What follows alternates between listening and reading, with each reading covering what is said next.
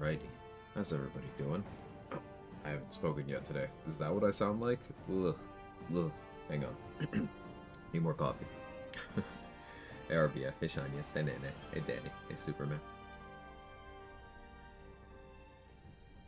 And predictably, as soon as I start talking, Kevin comes over. He's like, oh, you're talking to me? Like, yes, cat, I am talking to you. Come over here and let me pet you. You're fucking adorable.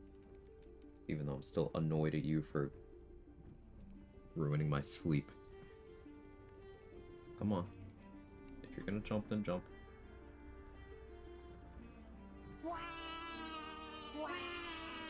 Hey, Manatee. Look at this guy.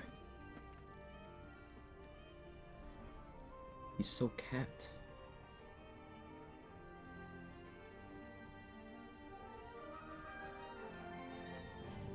Little ears, and he's a cat.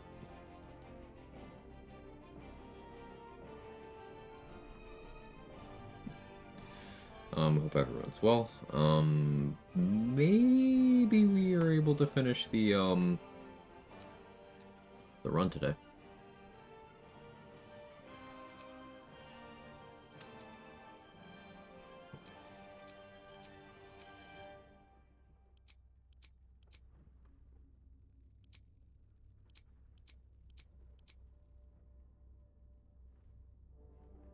And everything. Oh. How can cat be real if Quag isn't real? Oh, I'm not real? Hooray! You're finally awake. It picks it up. How are you?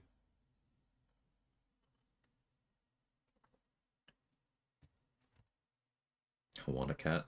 I was not aware that I'm a cat person until I got a cat. A fun discovery.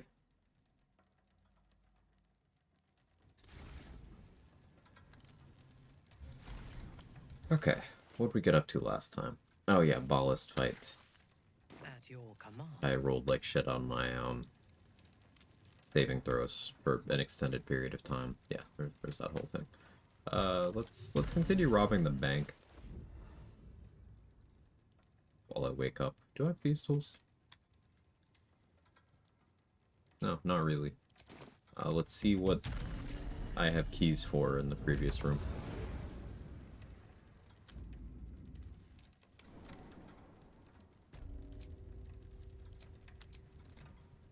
Ferrets are also great. A friend of mine had ferrets for a long time. Let us see.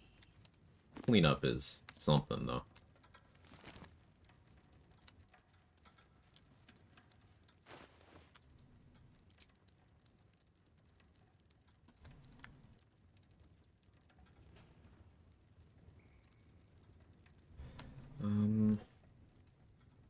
B27 with concentration.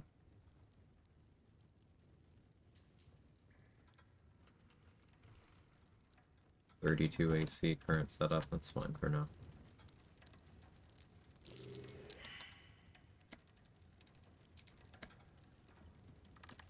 Doing my dirt run, trying to be evil all the way. How's that going for you, Nene?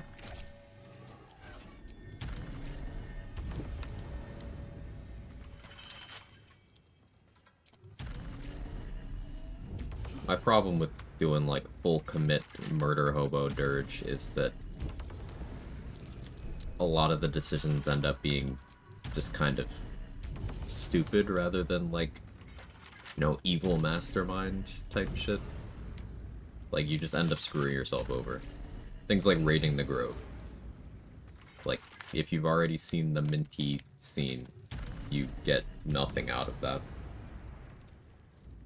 You're just kind of deleting a bunch of XP and money and items from the game. So I don't do it often. But maybe I should think of a rule set that gets me more interested in doing that.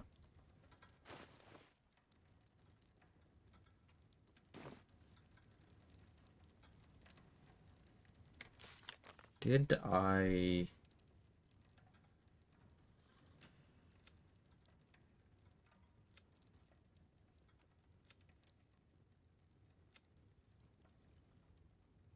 Okay.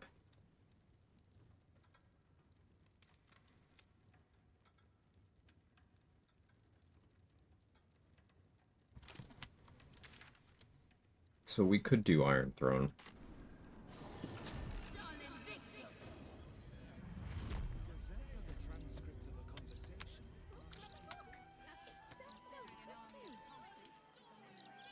Bonkin.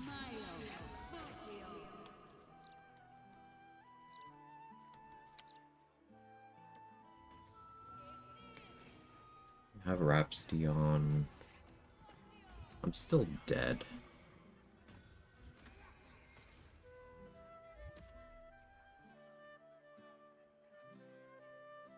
I guess I don't want to be dead right now.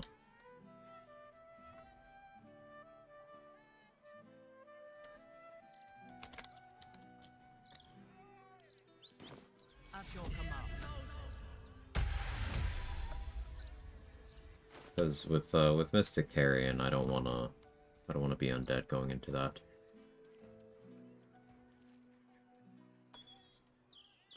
Vortash's clothes would be ideal for fighting Carrion, though. I guess I could concentrate on Peg and it'd be fine, though that denies me Wall of Fire. Still dead? Good luck, brother. That's my quota for the day. Hey, Machete, how are you? Not to mention the parchment quality of the Gazette.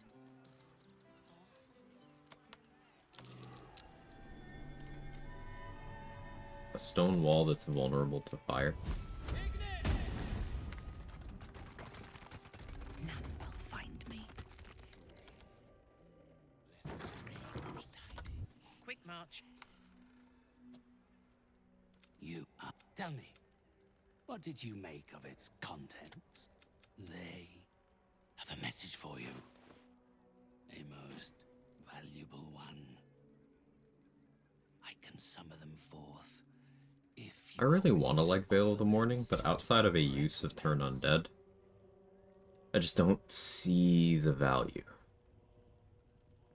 And even a use of Turn Undead is like, eh.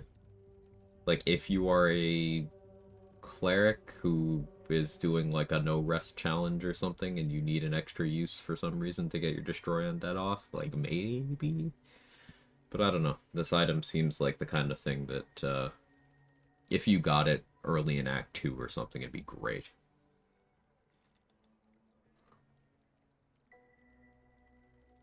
But at this point there's very few undead left in the game. You have the Murder Tribunal, you have Carrion's questline, you have like a couple in the High Hall. Cazador, but like nothing meaningful.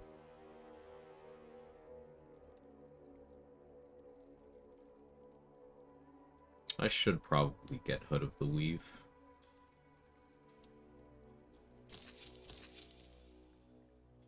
Greek Graveyard, that's always fun.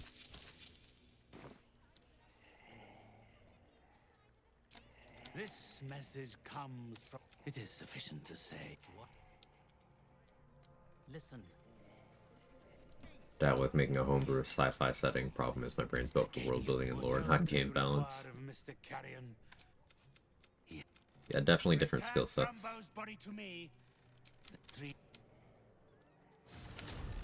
The broadsheet's gone to pot ever since I left.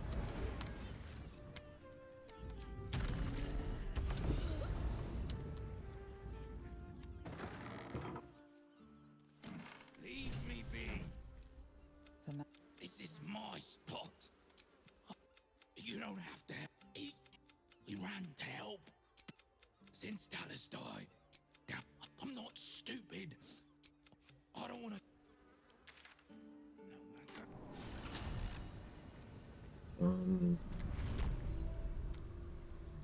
So another thing I really should have Vortash's clothes for, so that would let me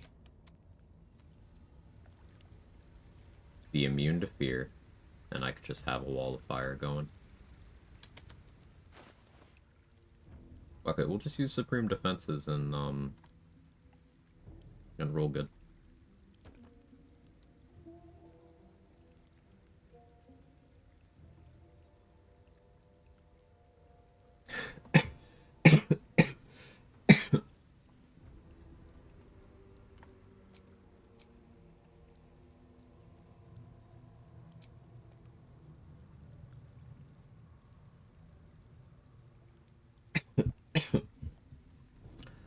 Not a Marco situation, I don't think.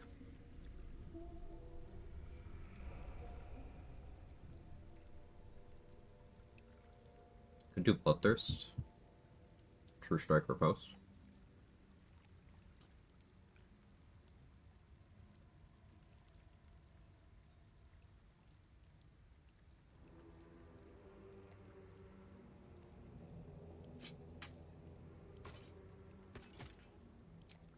I think a main hand Rhapsody, offhand Defender Flail, because then that frees up this slot. Or I can do Eldust Gloves. Easier Oil of Combustion. Access.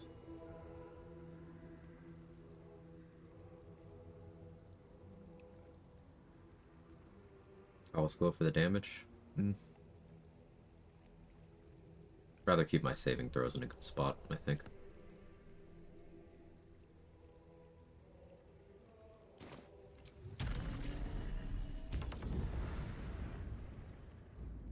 Or it's tricky when I've DM'd, finding the balance is off. I'll subtly adjust on the fly. The only way you know sometimes by plan.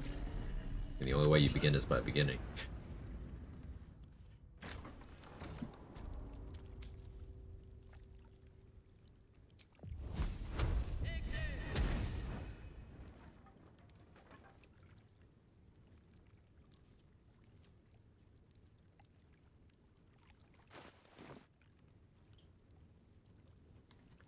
Where are you from?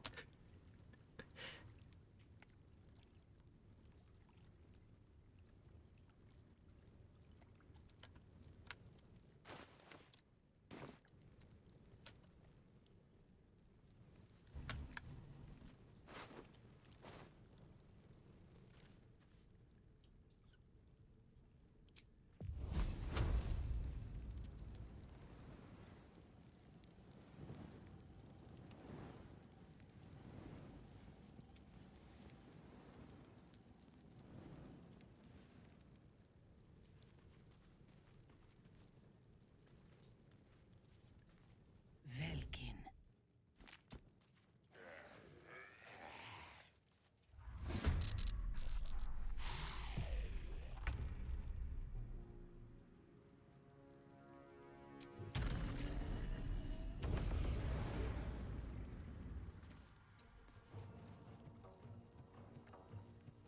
What if I just did this anyway?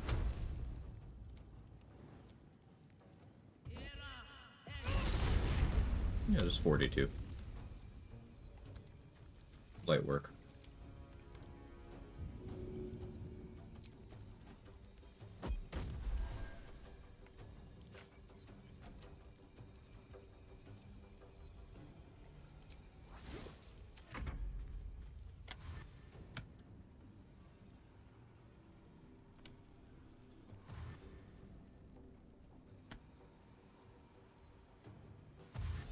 Don't see anything too crazy. A hasted greater zombie is mildly scary.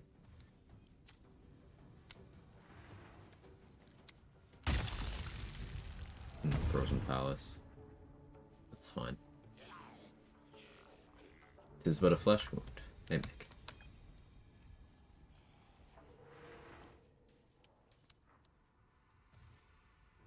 Noise canceling crawling claw. Okay. Variable element. Thank you so much for the prime in the 3 months. I'm green now. Congrats on being green. It ain't easy, but you can do it. She's just a girl and she's on fire. There you go, Quag. I am green now. Text-to-speech sounded so proud of itself.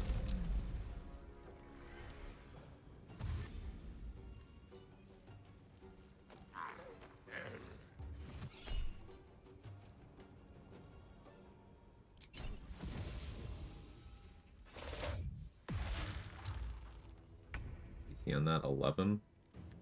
I succeeded on a 1.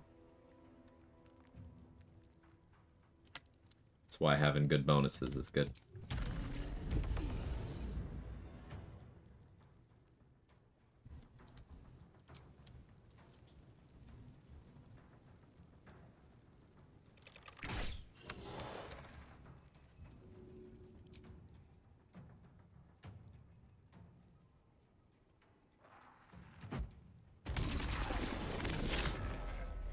saved? Unbelievable. I should blade sing here.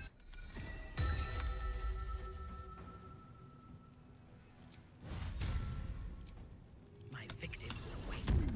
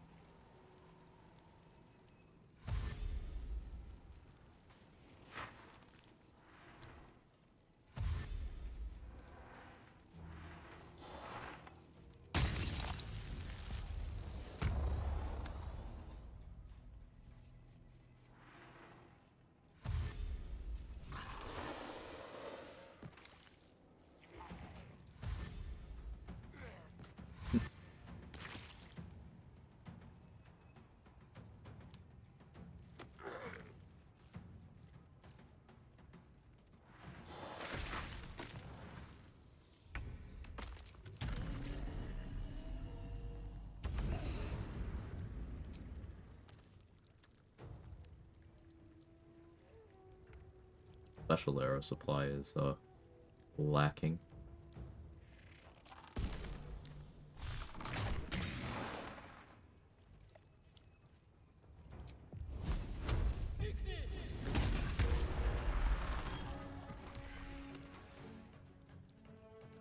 Frozen Palace, so you can't be pruned.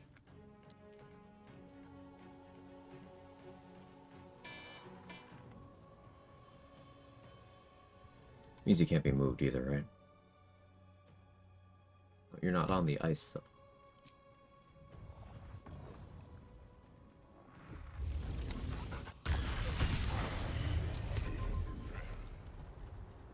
Still can't be moved. That's okay.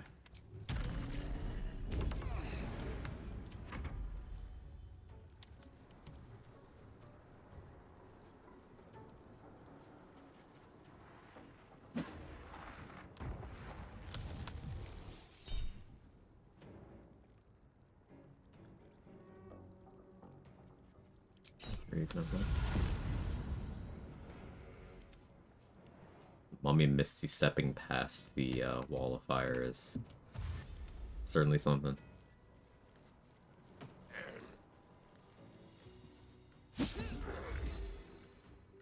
Haven't had one of those in a while.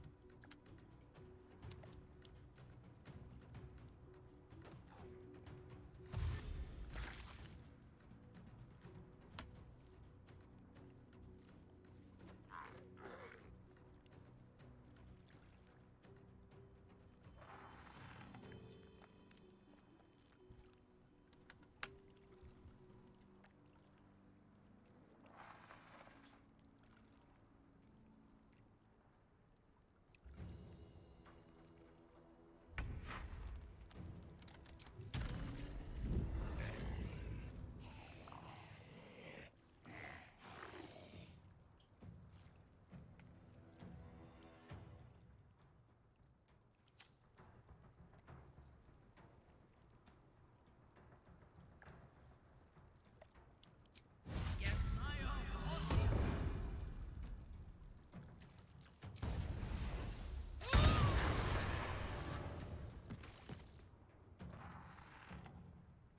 Found it.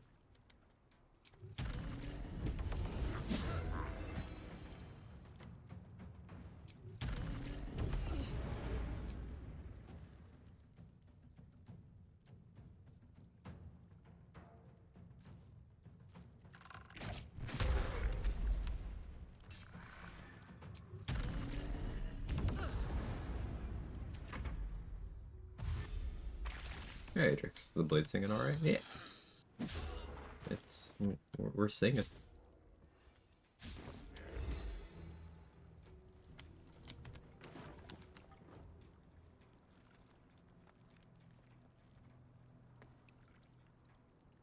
What do you think you have Minthara corner and she just mollywops you? Should have been me.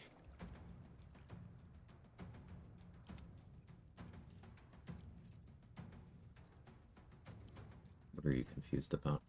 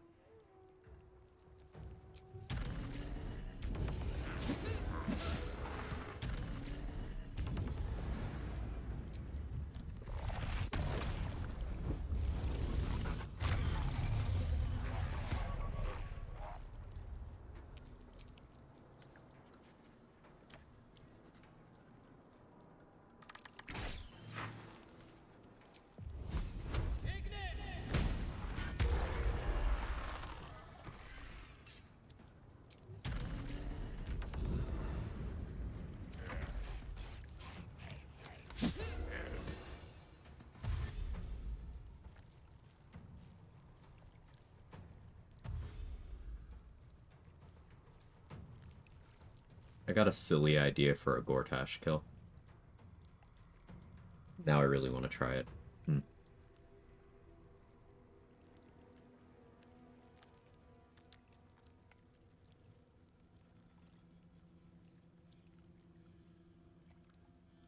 So, like, he's immune to fire in his transformed state. But what if, without pissing him off, I just, like, hang out in his office with him, right?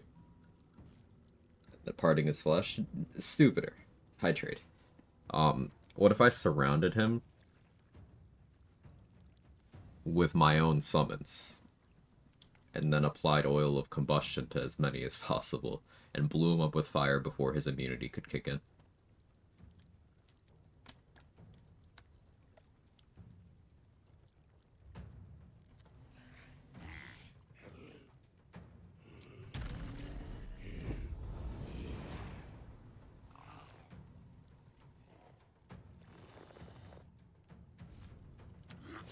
That was like a heated exchange. Quick howdy to you gamers. Hey Kara, how are you?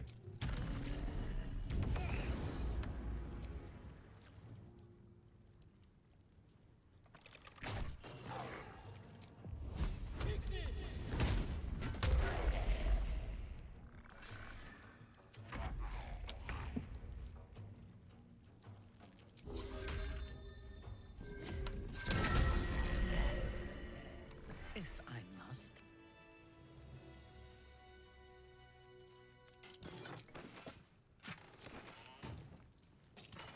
I want to send a pipe on just like day deliver. No, I would be personally delivering just a mild disruption. Mild.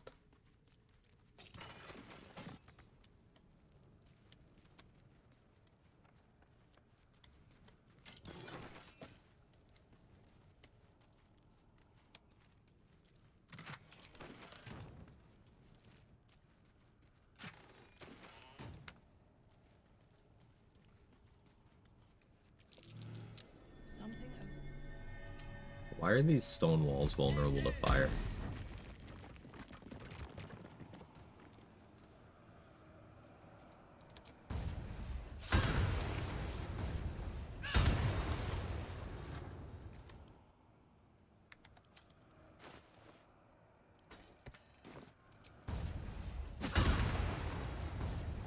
Love the smell of bussy oil in the morning. Oh. No notes.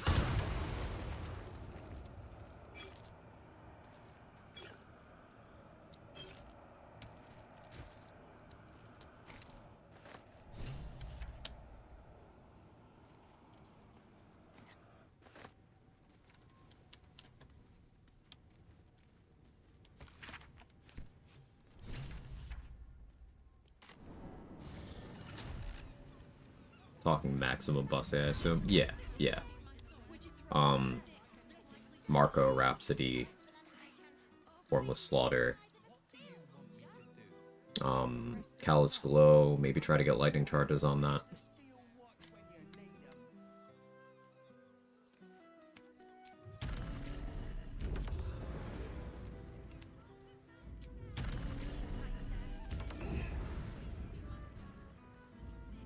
Can you finesse Gape and Arse too? The thing about getting Arse oil onto Gort is it requires turns passing while he's already in combat. Or I would have to do like a greater invis angle. Then like sick it to him before finally starting the combat, and that would be difficult if I'm having summons hang out there. Technically possible, feasible, I don't think so. But Gape is reasonable. Not an Eldritch Knight, so I'd have to be somewhat lucky, but reasonable.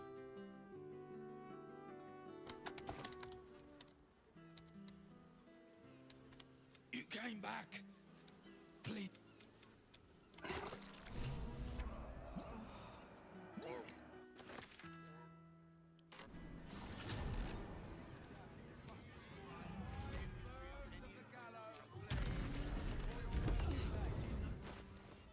Do I have an Elixir on right now? heroism.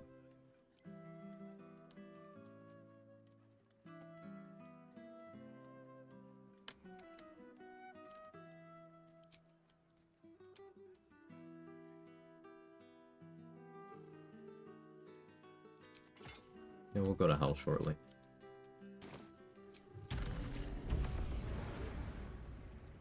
We are all going to die. Some of us Even dumber idea, dominate person, perilous takes. I thought Gort was immune to dominate person, but I'm not super confident on that.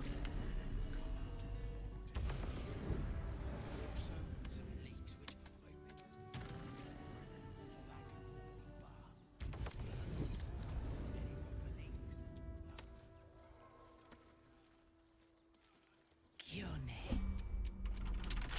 A delicate process. Can you roll good, please?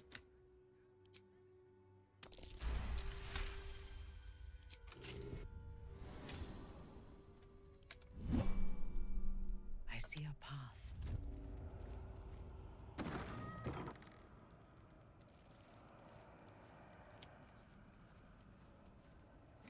What have we here?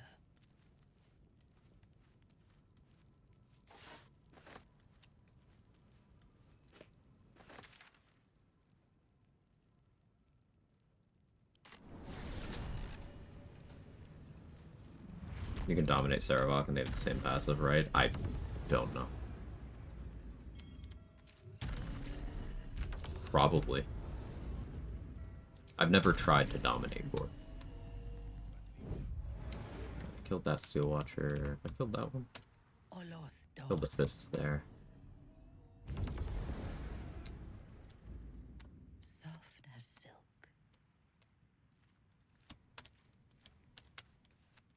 Oh. Drow Corsair. Okay, there's just some Drow here. Okay.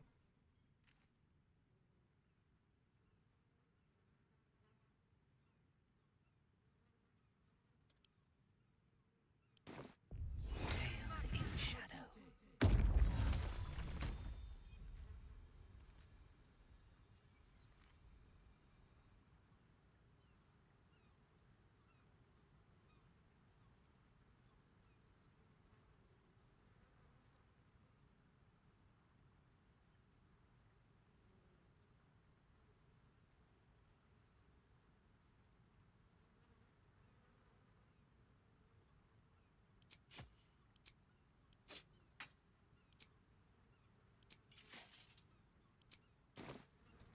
Brawn.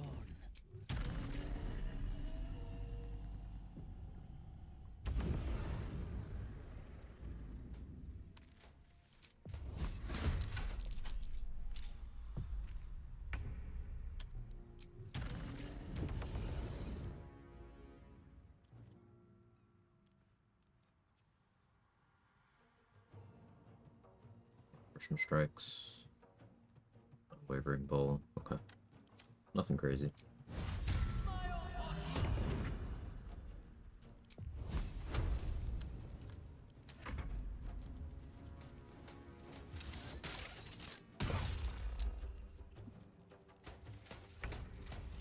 Do I not have immunity to that right now? But maybe I forgot to do that. No, I need to actually kill you.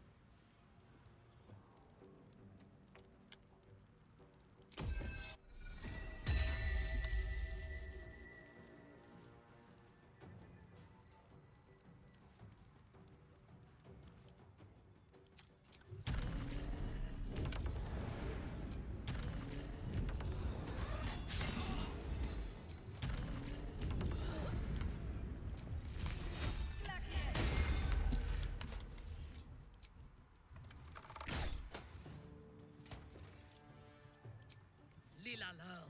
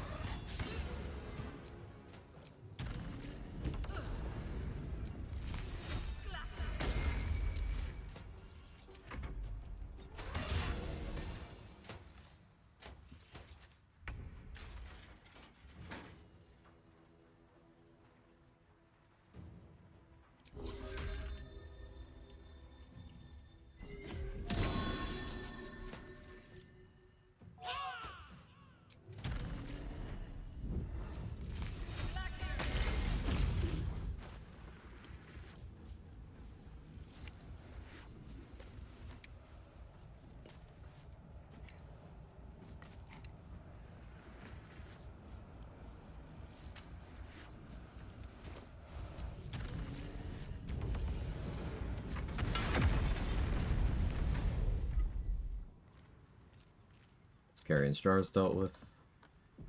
Agreed. Death comes quietly. I still have 7 turns of Blades on. May as well take advantage. Hey Sal, how goes this run? It's going well. How are you? Hey Baneblade.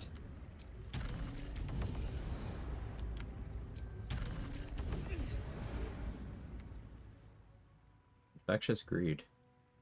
Okay, you have the Hellsick passive. So they have a lot of bonus piercing damage. This dude's cowering from the Brainquake. That appears to be a Moonrise Paladin.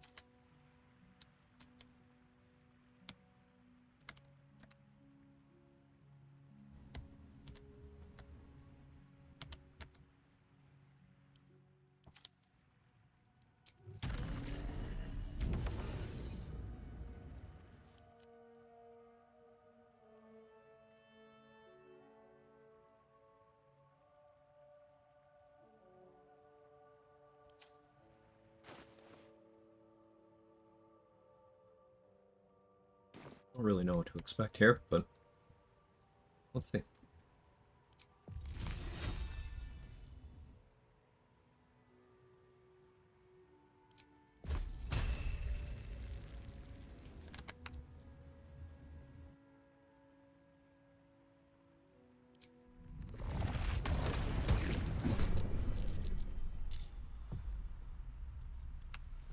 He's got a bomb. Use yourself. Red Ambusher. 2 DR. Alright, damaging you will be hard.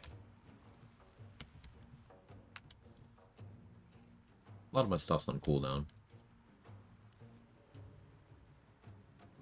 I can make this work. I don't have Resonance Stone on me. That's annoying.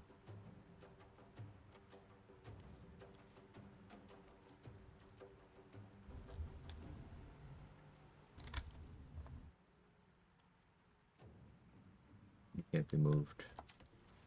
Alright, I think I'm most worried about the bodyguard there.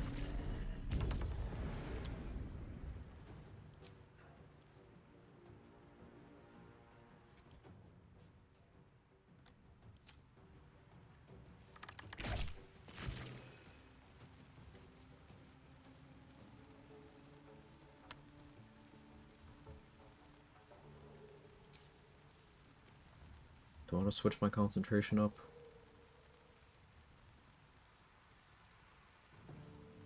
Would probably be fine.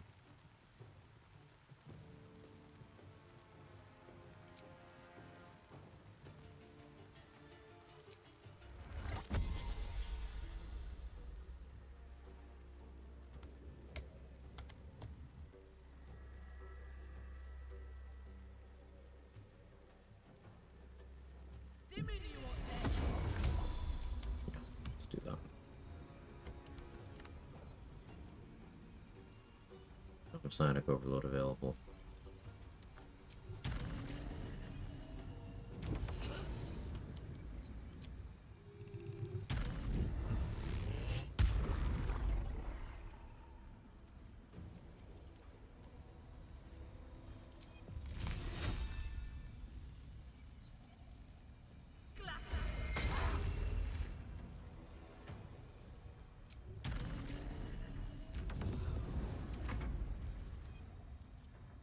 Morning, Andy. How are you?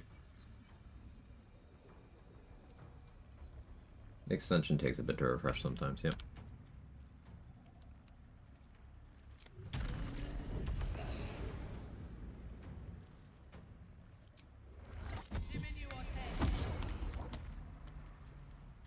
Good old eye bite.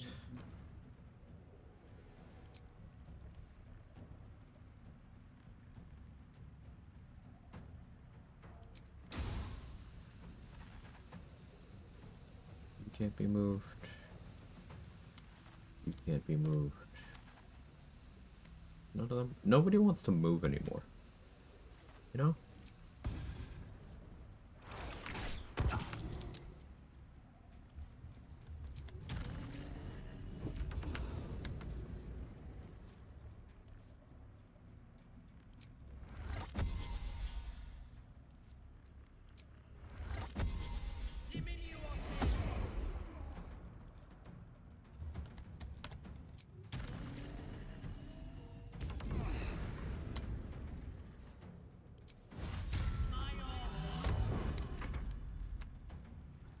Doing well, just got my coffee ready to attempt a few tasks. Let's go.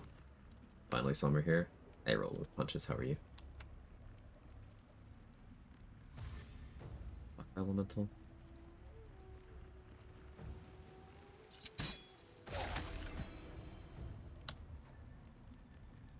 You have uncanny dodge.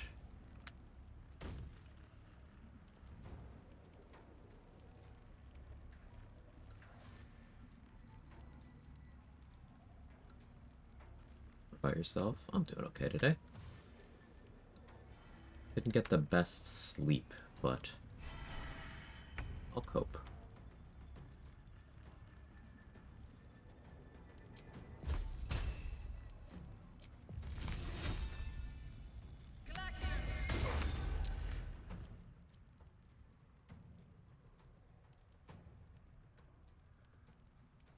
Oh, uncanny dodge, yeah.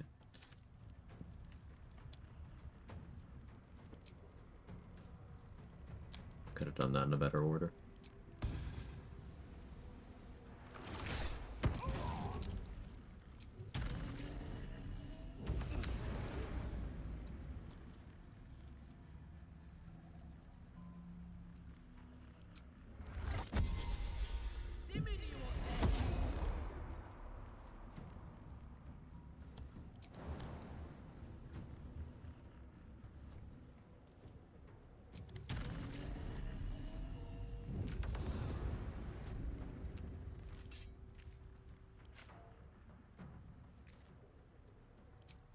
I thirst for combat.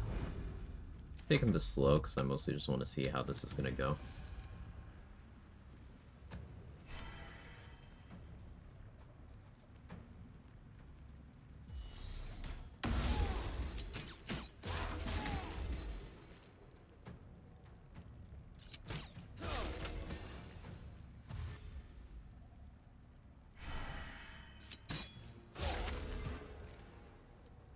Cold Snap lies to you. It always chills if someone misses you. It claims it's just a chance, but no, it always chills. It's fantastic.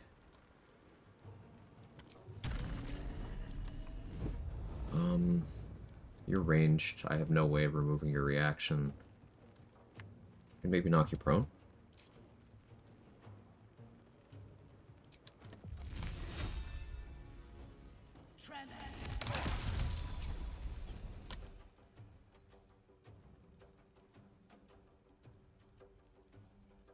Can't be moved does not necessarily mean can't be knocked prone, but I guess... Yeah, no, that one went prone. Okay. Did you uncanny dodge, though? You saved. You used your dodge. Resistance.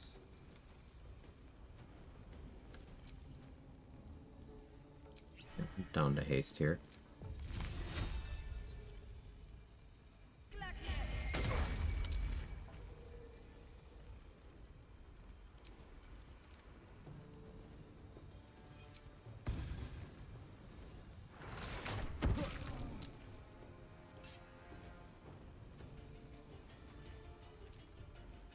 Three turns of blades on. Hey, Zach. Apologize, gonna buy you. Nothing to apologize for. You're fine. You're all good.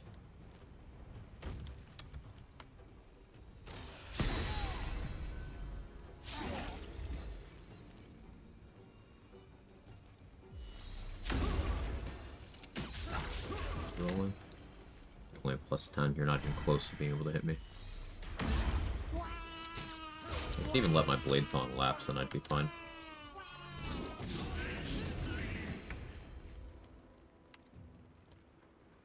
Hey, Mark.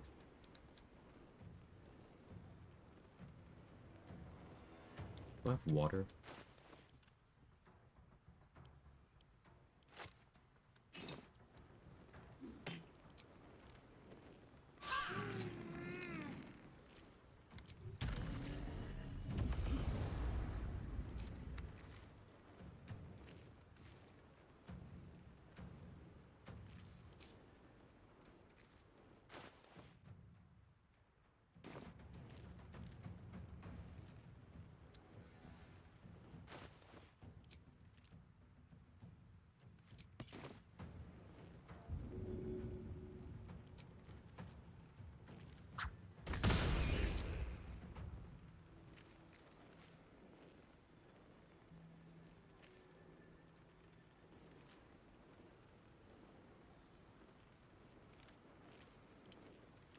42 damage on a smoke powder bomb.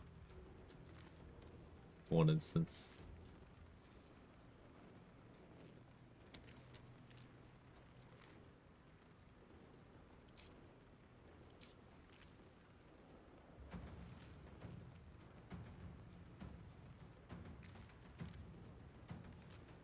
I don't have great plays here.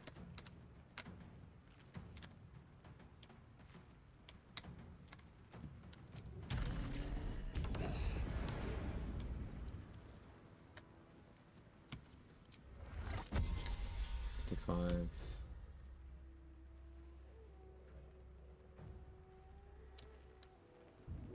Repeat to play.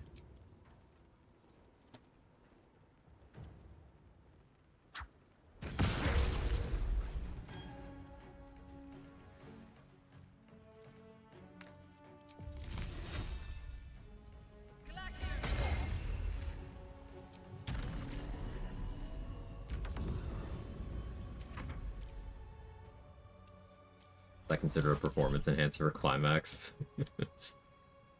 Promise of wealth.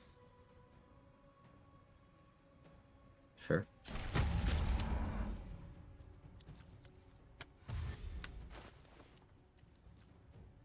Yeah, if they have advantage against me. Doesn't really mean anything.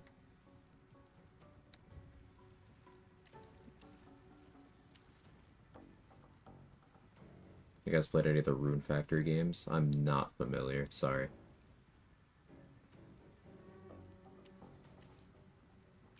It was not the run. Misplaced Cloud of Daggers. Had no way to LOS Space Fighter Matriarch. Ooh. Yeah, Matriarch can be rough. It's... Unless I'm like region locked, I don't prioritize doing it early because there's very little gain. Especially for the threat level. But hey, you get to clean up the XP the way you wanted to, huh, Rathana? Okay, they're all in their melee weapons now.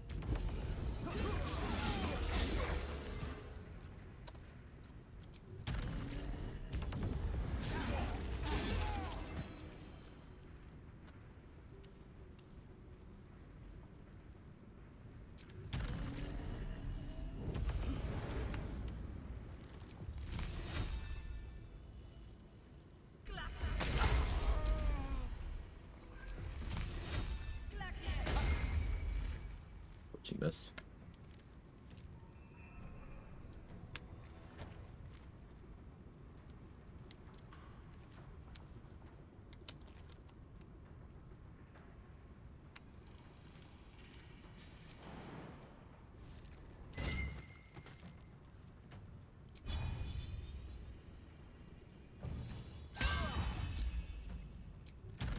Escape for the road.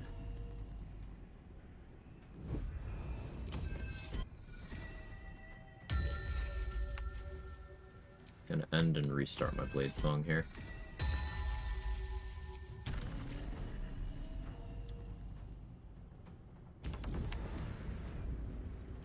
Lethargic turn incoming. Hashtag ally.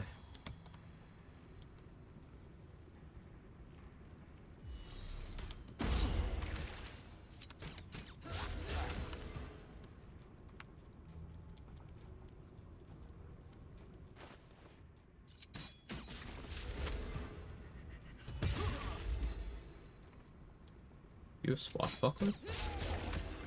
This one's a swashbuckler. Because otherwise, how were you just able to sneak attack me? Oh, no, you have advantage from, Promise of Wealth. Never mind. Gotta head out. We managed to bust the Overload Gort. Please don't make sure to clip that. Later, May. Hey, Dave. Disintegrate, huh? I'm backline, huh? Good for you.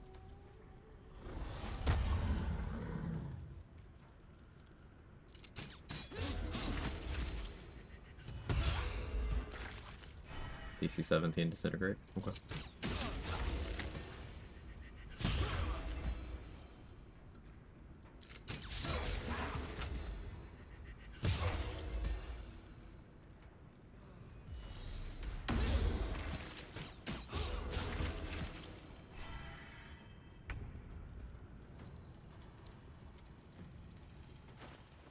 34 AC, which is enough for this. I have 3 turns of eye bite left.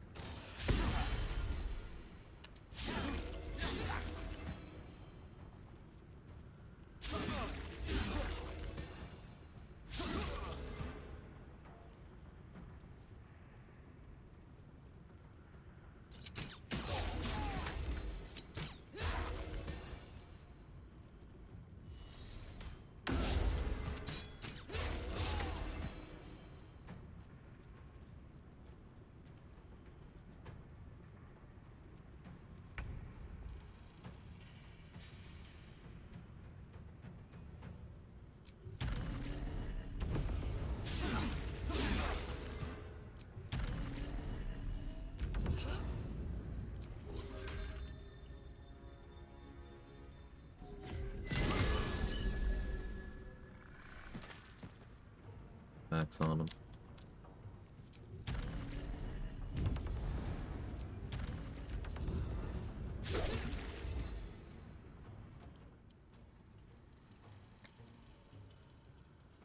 Neutral on cold.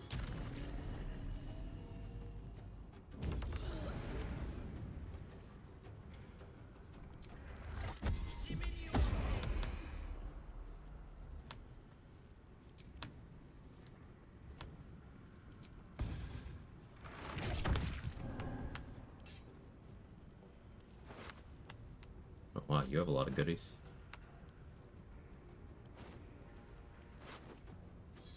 I guess maybe they were planning to raid the foundry. But then why were they not aggro with that Steel Watcher?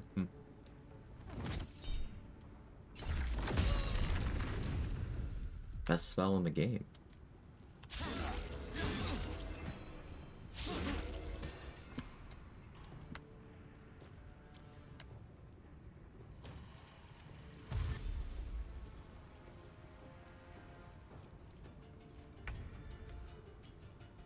Last turn of eye bite.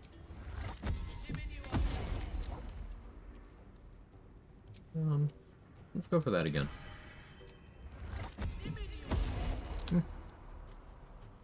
18, 18. Needed them to roll a 16. That's fine.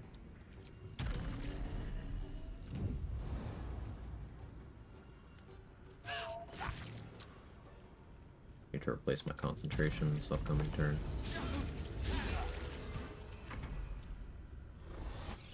Part of why we hasted. Yeah, the warding bond's from you.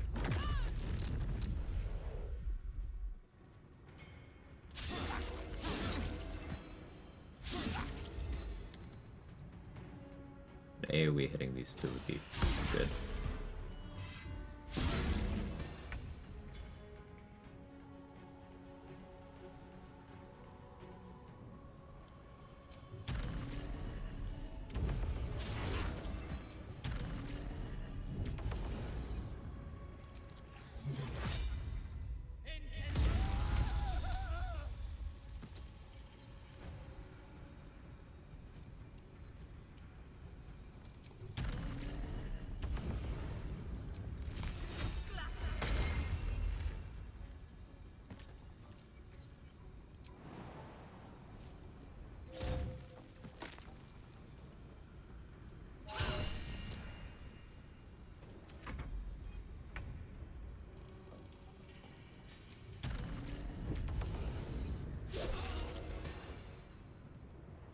Two turns left of Fire Shield. Once that's over, I can start going for Ray of Frost properly.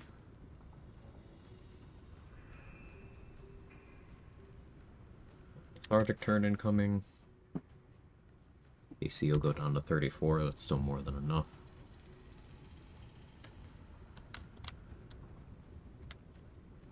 It's your last turn of Fearful.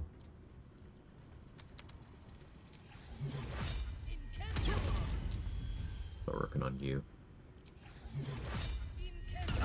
Oh, you're already dead? Okay. Ooh, money.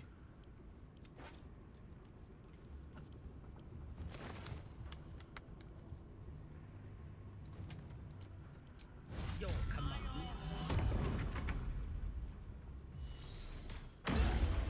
Diagnose tennis elbow. Oof. Still climaxing, I see. Hey, Exile. Yeah.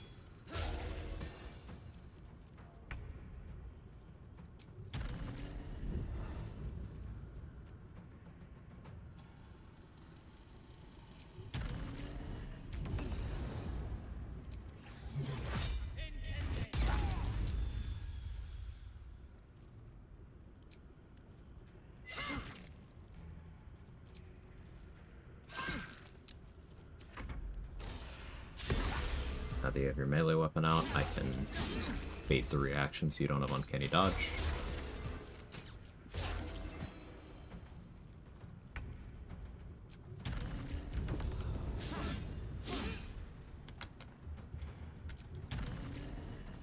Blade Song ended, but I don't think I need it for these guys, and I only have one charge left. Save that. Oh no, I needed to... Okay. So, I baited the reaction there, but their uncanny dodge still used my reaction. Because I did things in the wrong order. That's okay. Deal with you. So fearful. So soon follow this.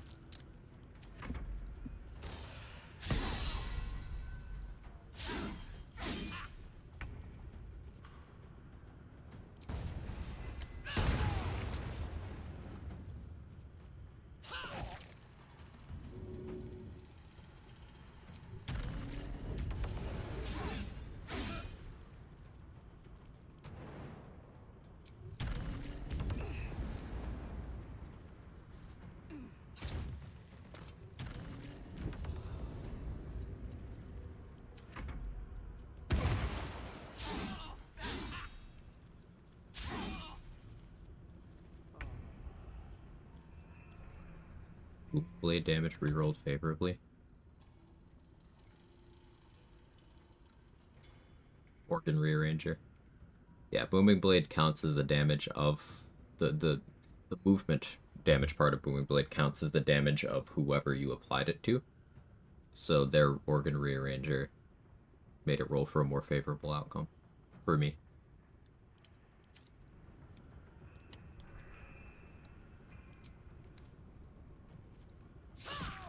What would the correct order be? I needed to use a weak hit to bait out Uncanny Dodge while I still had a reaction, and then attack.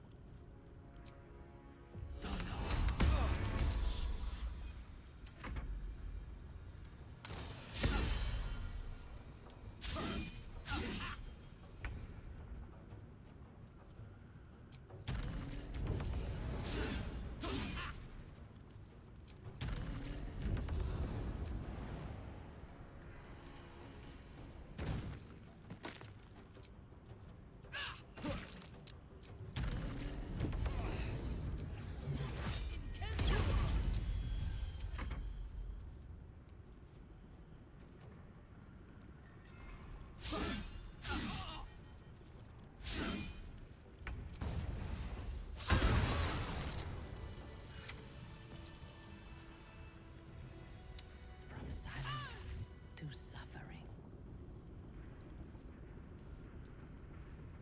Okay. Neat.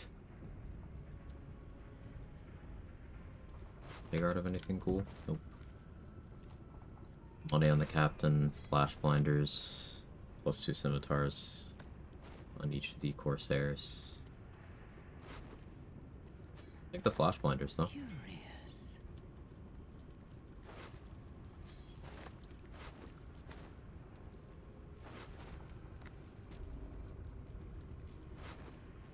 If you are sure.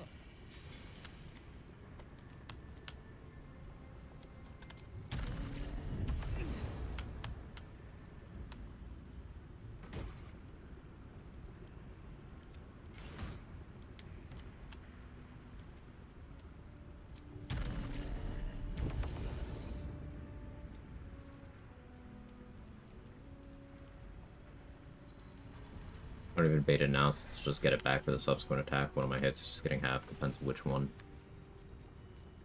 Yeah, it's easier to just sink a weak hit than it is to deal with the rest of it.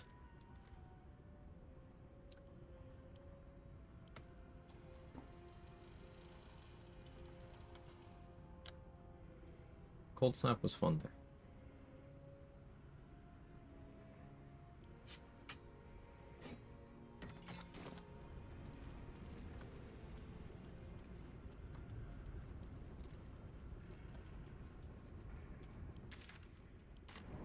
Let's go to hell. I don't get why Uncanny Dodge works differently than other reaction mechanics. Why not make a pop-up instead of a passive?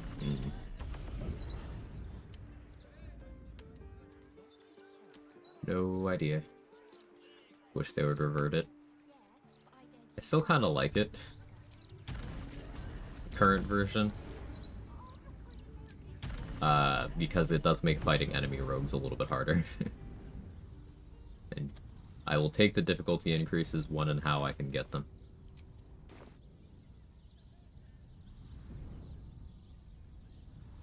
Uncanny Dodge this. Oh, okay.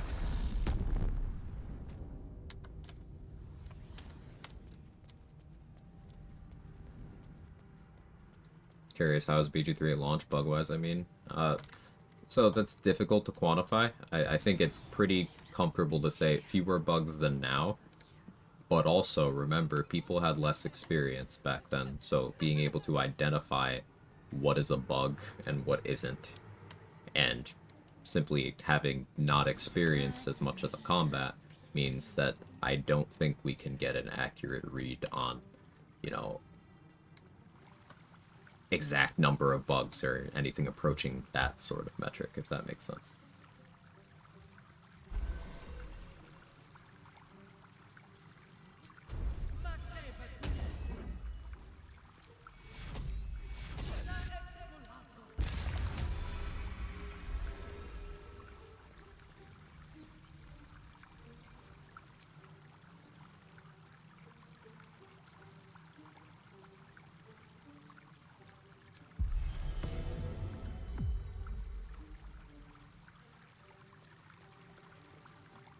My game didn't just randomly crash or anything. Yeah, stability was definitely better.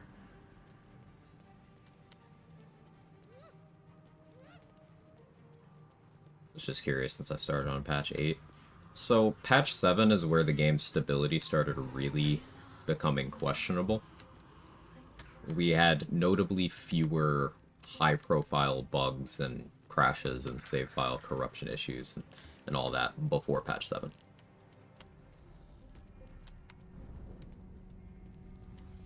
Patch 5 is when honor mode was first added. So in many ways I do consider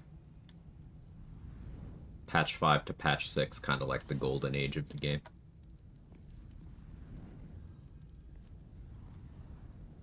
It's my subjective opinion.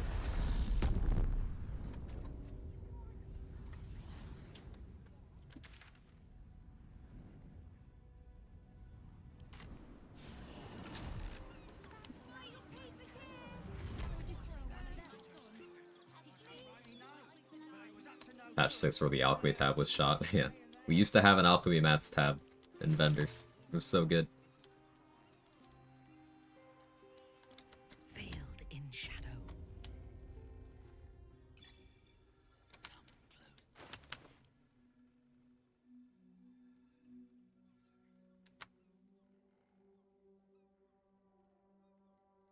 I want to make him prone. I'm just not sure how I want to go about it.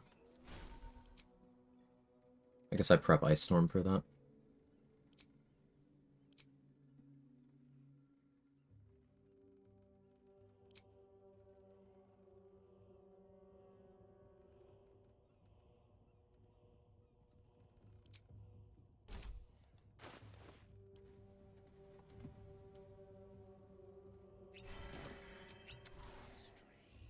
Poison resist elixir. Forward.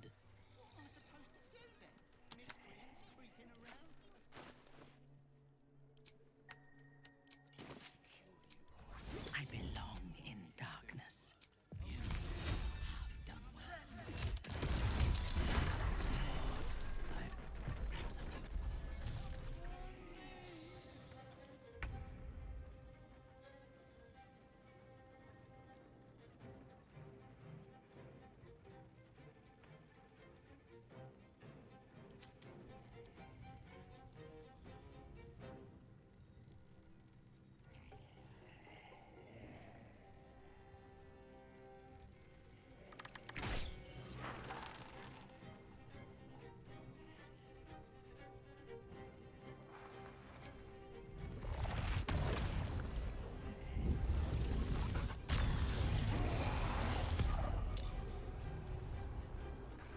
Oh, that brought in the gas from upstairs. I always forget that that's a thing.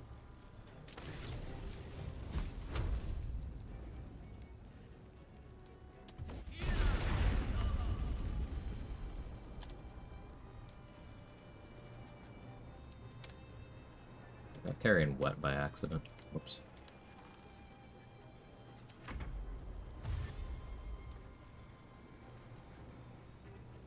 Uncanny Dodge is two entries, interestingly enough. One is an interrupt entry, which behaves like a pop-up, and there's a passive, which I assume is actually used, behaves like Monk's Fall damage. It's just a toggle that automatically consumes a reaction point when X event happens. Yeah, in patch 8, they changed it to where now it accounts for the opponent's reaction instead of just yours. Where did you just skeleport, Carrion? Okay. Oh, skeleported Carrion upstairs, so I can't deal with him now until he gets back. That's crazy, actually.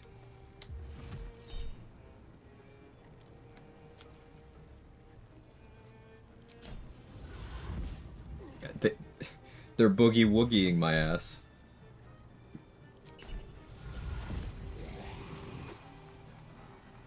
Alright.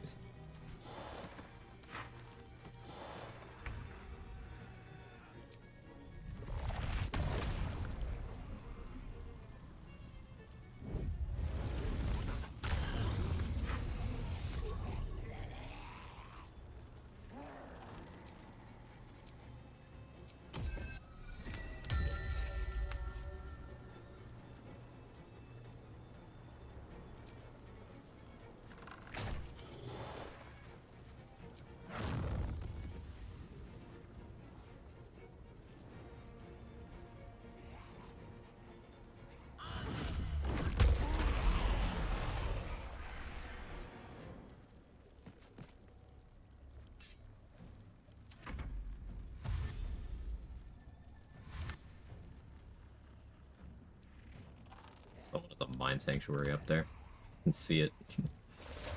This is why I'm doing Robo Supreme Defenses, so it's only DC 11 on the Fear from You. Alright, it's the Fear from Carrion I have to worry about. Oh, interestingly, that Mine Sanctuary is positioned where people down here can benefit. I should step into it. Seems they destroyed the door.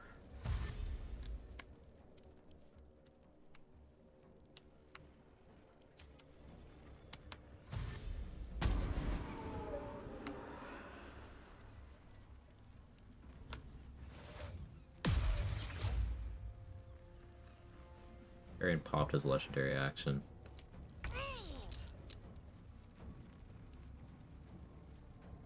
I wonder.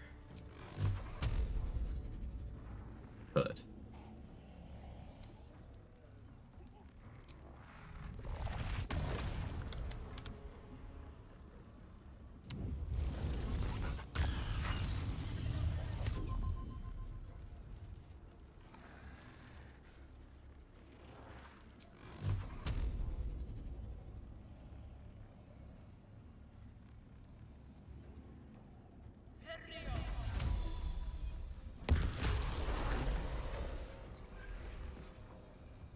Later, nerd.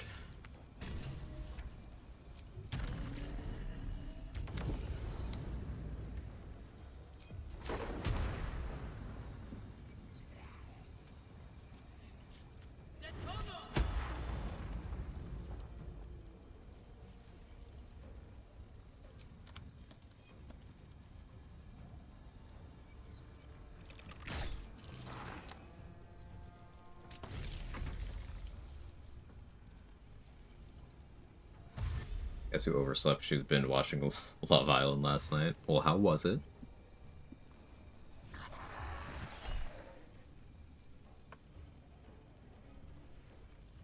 Necrotic could be in fuck. I'll just make him drop his shit, I guess. Yeah, no, he's permanently unarmed. Or permanently armed, rather.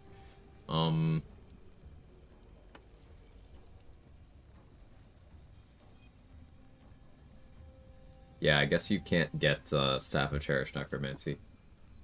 You can still get, as Trade is mentioning, Lucretius's Staff, which doesn't have the life essence part, but it does have the part where it imposes disadvantage on necromancy spells. Still has that, at least. Even gives you a cast of Arms of Hadar, which normally, like, who gives a shit? But it is an AoE. Necrotic AoE.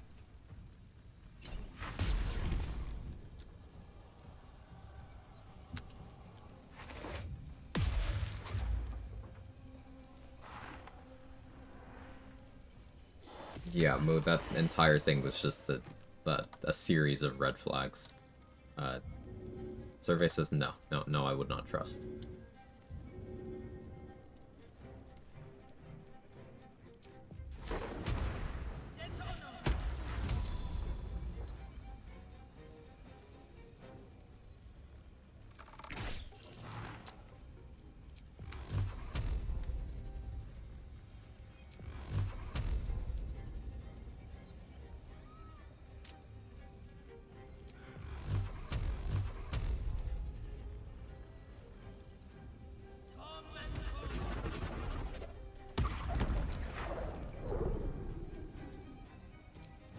Ready for battle.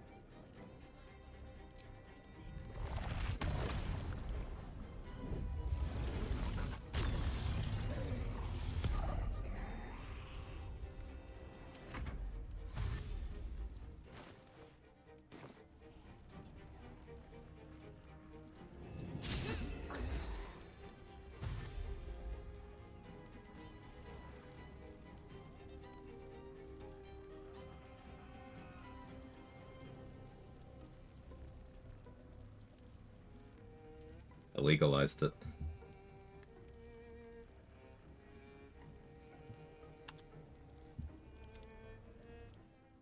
This one seems confused.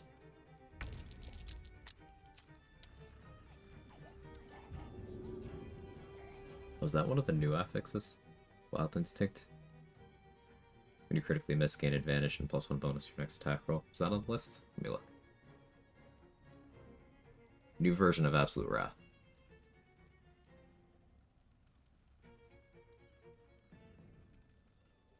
No. It's a different one. Oh, it is? Okay. I can read.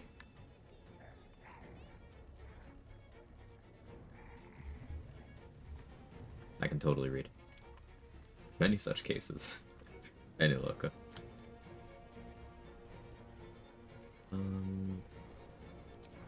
Fresh orders? On your command. I still have soul rating? When did I soul rating myself? Okay. Good job past me.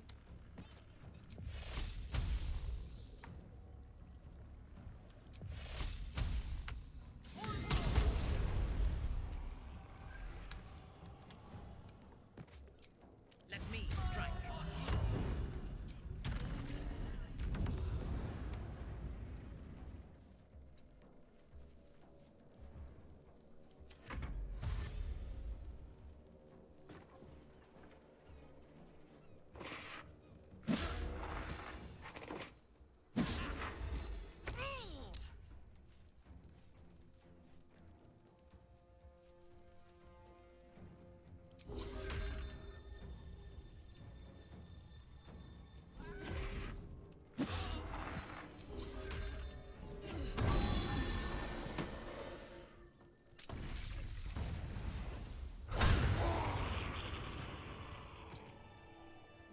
Neat.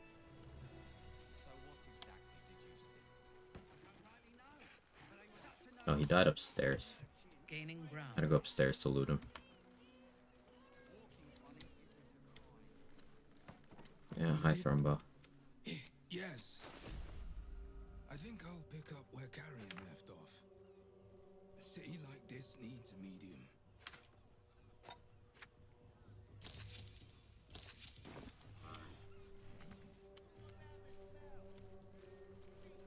Docking poke still feels wrong.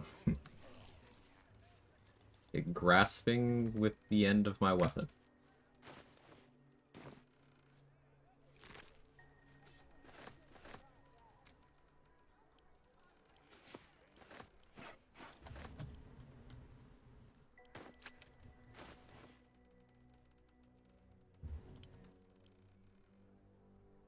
Yeah, I could go more into the spell save DC. Get up to 24 with Hood of the Weave. Not really super interested in that. Staff of Cherished Necromancy could be cool though.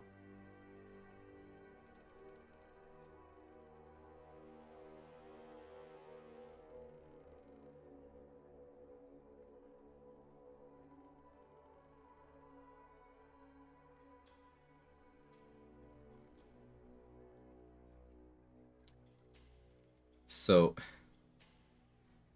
did she go to tase someone, Moo, and... Hey Julius, will I ever play with a full party again? I've never played with a full party on stream, so... no. I have no real reason to. I don't find it interesting. I find it more annoying than, like... Why would I? What are we, chop deliver? Those are other players, different from full party. I interpreted the question as like full party, me controlling them. In which case, no.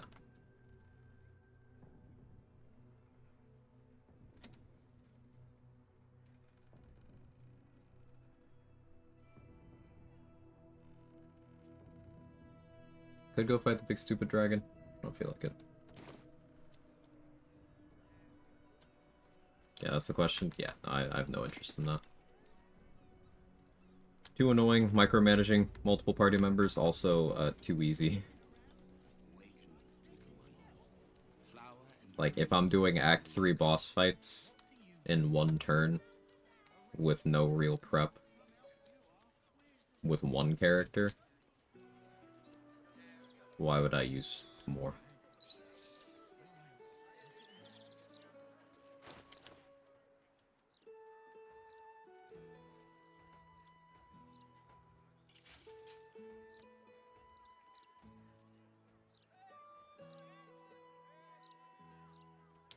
Just trying to figure out what I want to use Staff of Cherished Necromancy on. Have I fought Ethel yet? No? Oh, I could do Dethrone.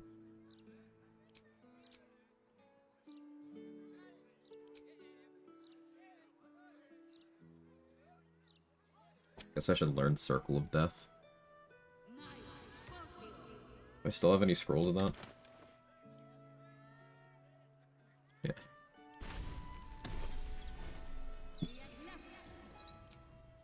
Cool, we'll do that. And gearing 4 characters? Yeah, fuck that. But having to play a different character for each act. So there was a run that that Mark and I we theory crafted a while ago.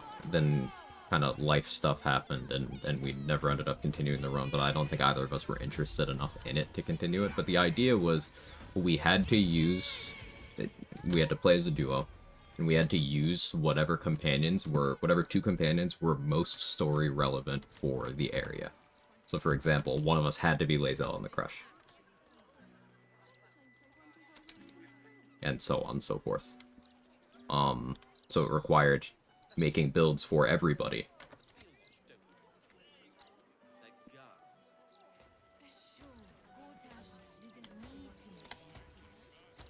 It's an interesting idea, but ultimately, like, the problem with that's so much micromanagement, that's still there. I'm not really interested in doing that.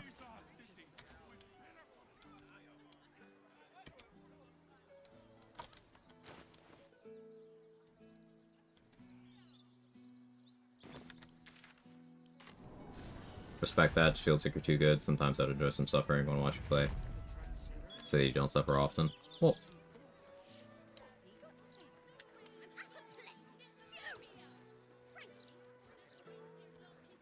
I just, like, I plan for things. Anyway, take your pick. I make plans. That's all it is. There's people who are way better at this than me. I just plan a lot.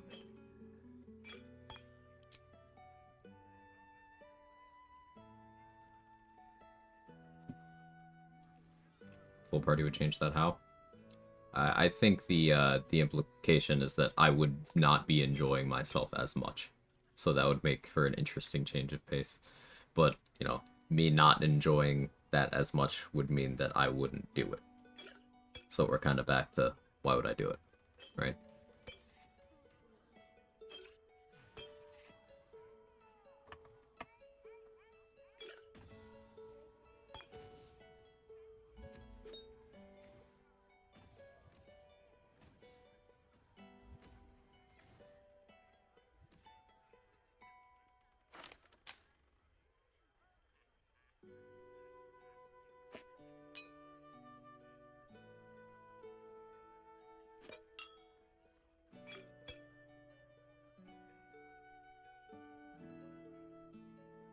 I did the House of Grief, right? Yeah, I just clicked Chain Lightning until everybody was no longer alive. I remember that.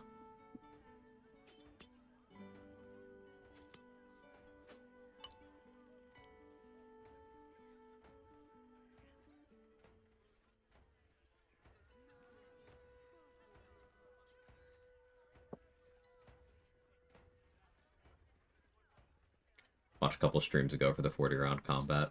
Oh yeah, the Elindris fight. I appreciate the good vibes and the kind words, as always, Julius. Seriously, it does mean a lot.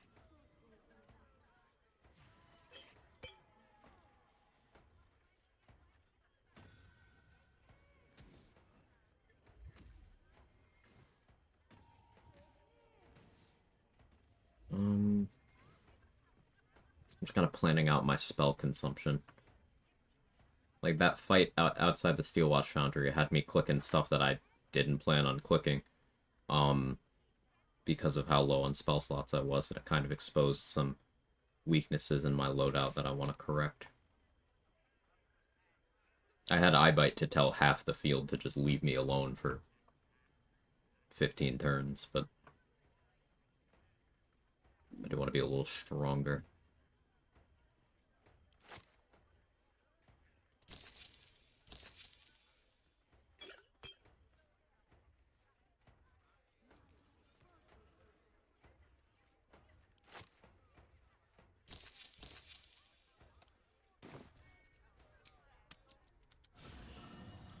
English as bad as always? No, it's fine. You're fine. You did nothing wrong.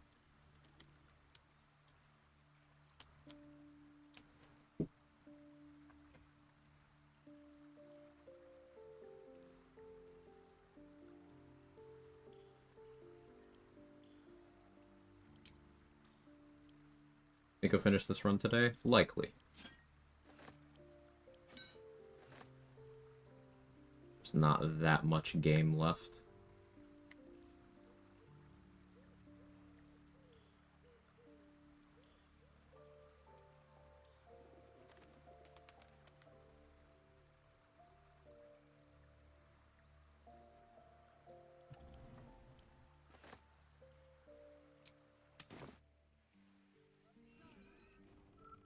Seems to get a lot of joy from actually playing the game, putting builds through their paces. Yeah, that's where my enjoyment comes from. Weavy. Anyway, take your pick.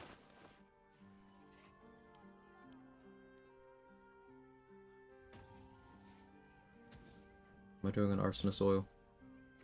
4. Let's have 6. It's a comfy number.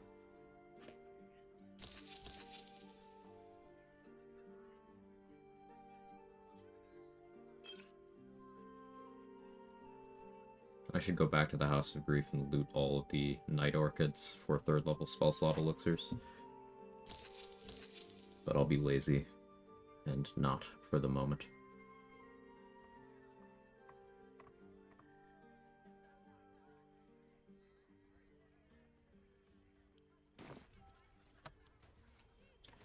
I want to do House of Hope, but I want to keep access to the boudoir for after Iron Throne and all that. The Rowan's not a fight, that's a slaughter. So I don't want to give up Roland's mage armor yet. I haven't bought everything I want from a Bazigal yet. I could start clearing out the foundry. Meh. Big stupid dragon. This may as well be now, huh?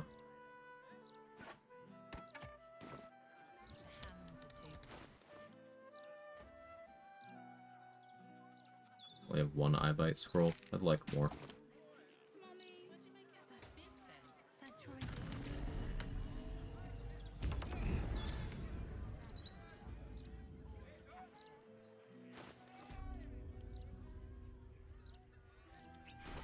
The shadows are my friend.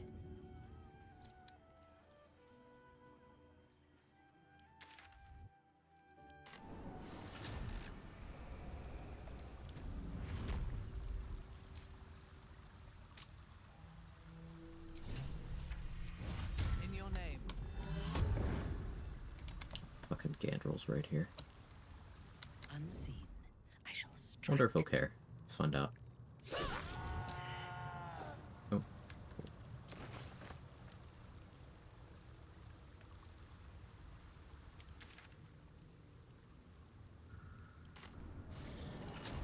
Would you consider a 1-day run? Just watching Morgana walk through. It was about 8 hours. Got curious what a Quag 8-hour Eldritch Knight playthrough would look like. If I was going for a 1-day run, it wouldn't be 8 hours long. Proceeding. Because then I would just switch to minimum combats.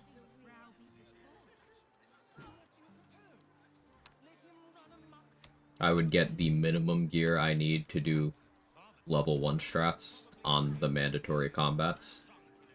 And then I would be like level 8 for the Act 3 parts of the mandatory combats. So it would be so far from interesting.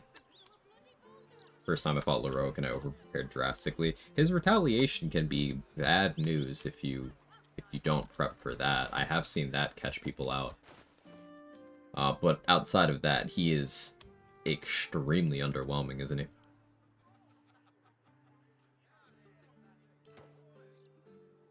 He just doesn't really do anything.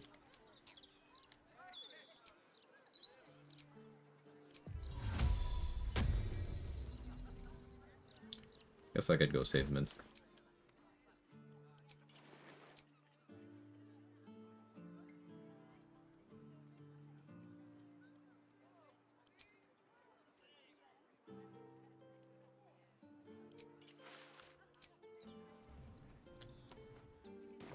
Lord Gortash is the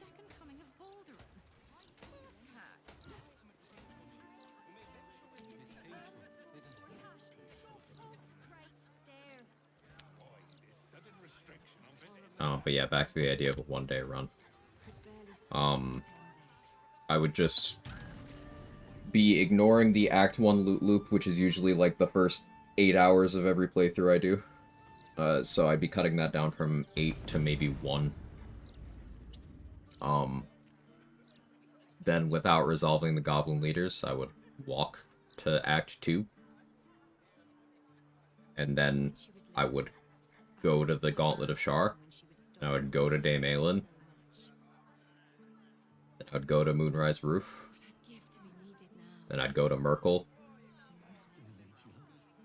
Throw the monks off the edge, as usual. Then I'd go to Orin. From Orin off the edge. Then I'd go to the Brain, and I'd Fierce Perilous Stakes. It's like a 3-hour playthrough. I'm not a speedrunner, so like 3 hours. And then what are we doing with the rest of our day?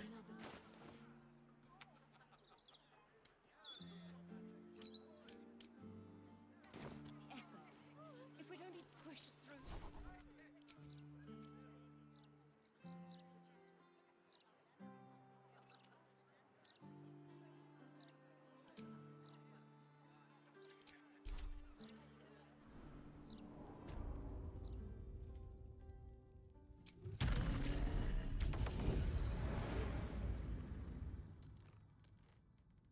Closer to a speedrun? It would be closer to a speedrun. Again, I'm not a speedrunner, so it wouldn't be nearly as fast. But, it also wouldn't be challenging, nor would it be interesting to me. Specifically because I have done multiple level 1 runs, and I've been present for the routing and execution of multiple other people's level 1 runs. So it's like doing a shorter, like, real-time length playthrough would just be an easier level 1.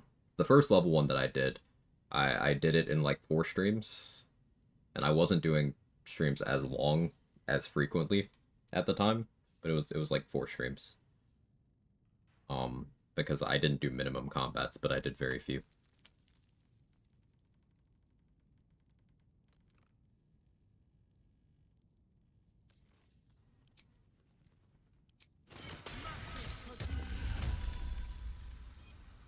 Without warning. All up and enough. And sub. I can taste.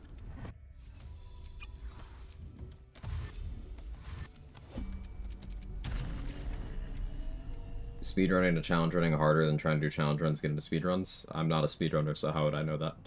Different skill sets.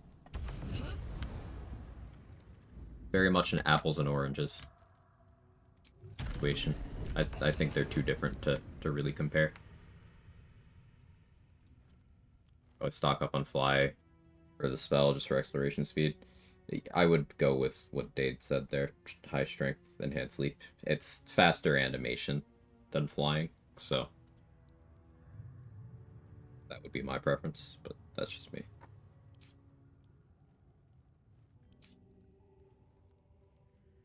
Fastest speedrun's like 3 minutes and 40 seconds. There's different categories, Christina Ann. That's the one where they allow shadow boxing. So you are essentially warping your character to the end of Act 2 and then getting that game over with blowing up Gale. That is a game over. You don't get credit for beating the game, but the credits roll.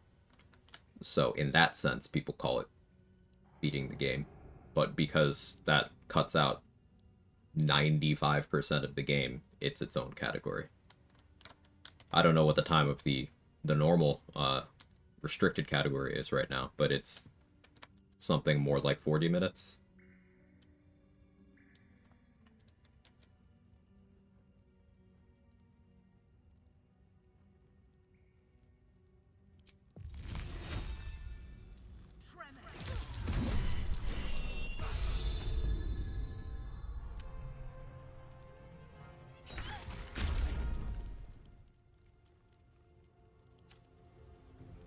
You got the bed warmer buff, nice.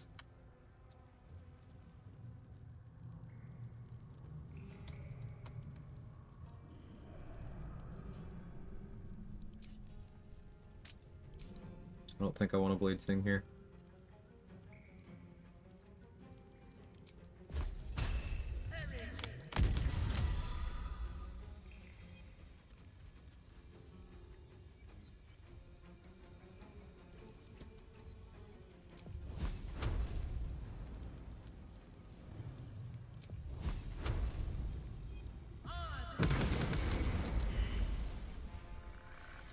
Also serves to melt the ice.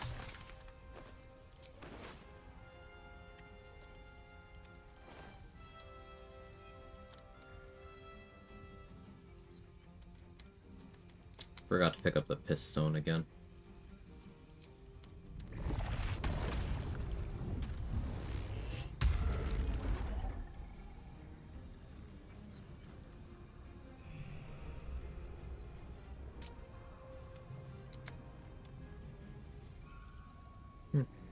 I guess life essence, false life is cool. Never thought about that.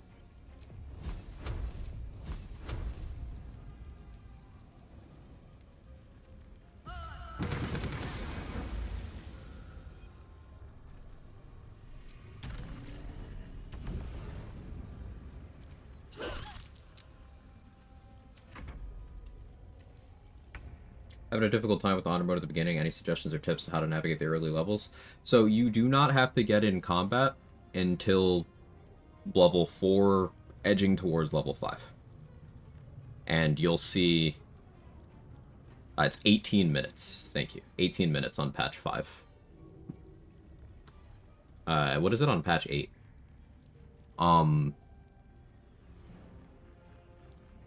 But you don't have to pick fights. You don't have to do content as it pops up. And in particular, delaying until level 4 is impactful because that allows you to take your first feat. And for most runs, picking up alert is the most impactful thing you can do at that point in the game for most builds. Not all, but for most, because that puts you in a position where you can start a combat and you are, in almost all cases, up through certain Act 2 bosses, you are guaranteed to go first, provided you don't have garbage dexterity. And at that point, you have so much flexibility. In particular, in your situation with full party, you have 4 characters worth of stuff, and that's without even accounting for. You could have all 4 of those characters spamming summons as well. You could have those summons on Elixirs of Vigilance, and then all of you are going ahead of the entire enemy team.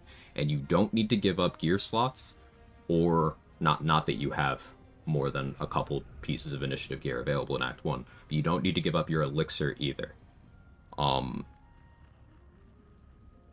But then you just have control. And having control and having consistency is how you get honor mode runs done, especially early on when you're learning. I would prioritize safety above all else. For example, you'll see people pick certain fights that you absolutely have no business picking early. Like if you're fighting Anders, the fake paladin, you don't need to be doing that. You don't even need to get in combat with him ever. You can minor illusion him up to the roof and then throw him off to where Karlach hangs out, and there's enough fall damage to kill him. Failed throws don't put you in combat, so it's completely safe. If you're fighting the Flint and those gnolls there without having your critical hit immunity from having done the Grimforge, then that's presenting a risk, because every one of those gnoll archers individually can send you back to the Nautiloid. Each of them can kill a player. And that's without crits? You don't like the leaderboard? Yeah, please do. Things like fighting Ethel. You don't need to do that until you are prepared. Now, there's level 1 strats for it, and in something like a level 1 run, Ethel usually gets done earlier, for the hair being one of the ways you can increase your character's power. But one of the things that trips people up with Ethel is hold person management. Going into an encounter where something is capable of using hold person without being immune to that thing, that's often a death sentence.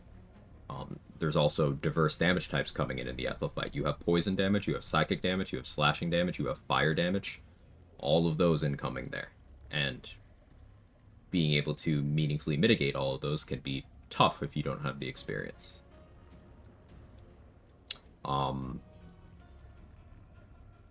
So yeah, I would say get your critical hit immunity but avoid combats until level 4 would be my most vague tip for early honor mode stuff. I would also encourage inspect everything. Use that inspect button. Read fucking everything.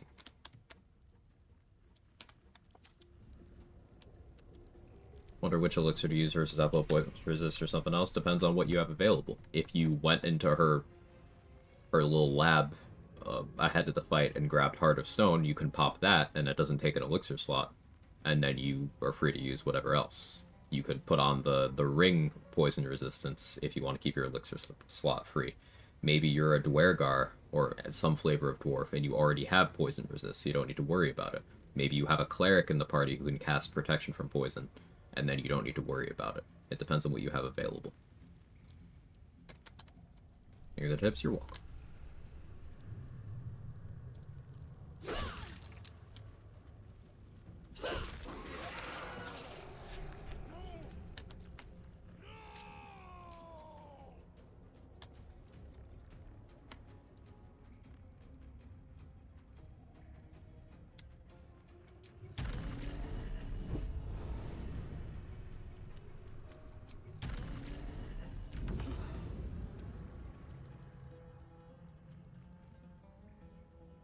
Should have learned eye bite.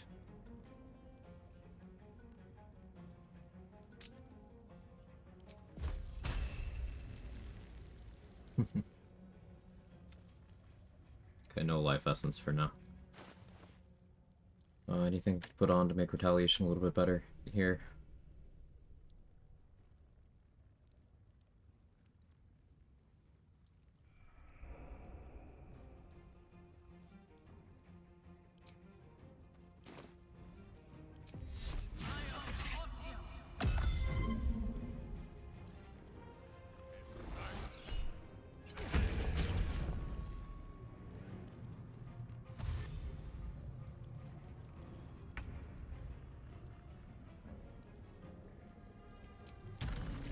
Oh, I gave Minsk Bladesinger.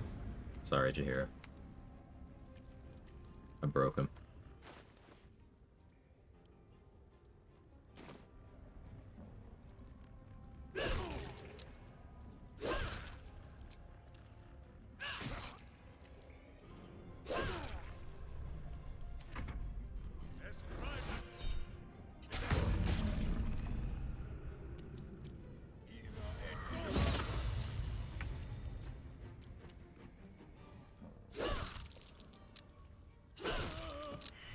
Against the Get rid of him. Don't be foolish. He is too unpredictable. He will only be a hindrance to us. Do I have inspo? Yeah.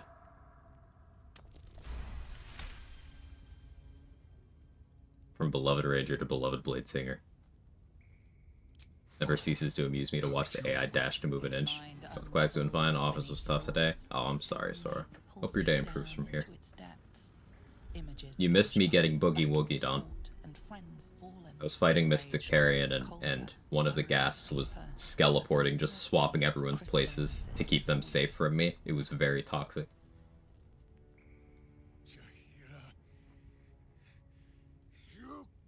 I was even using the furnace.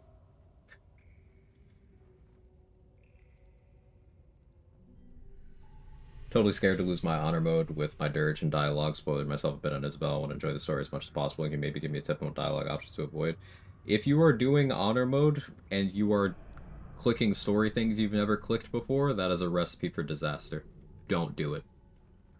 So I would encourage, if you care about the safety of your run, don't click anything risky at all. Don't do anything you haven't seen before. Because those two things are going to clash. So, I would say pick one. Either you care about seeing dirge stuff, or you care about keeping your run completely safe.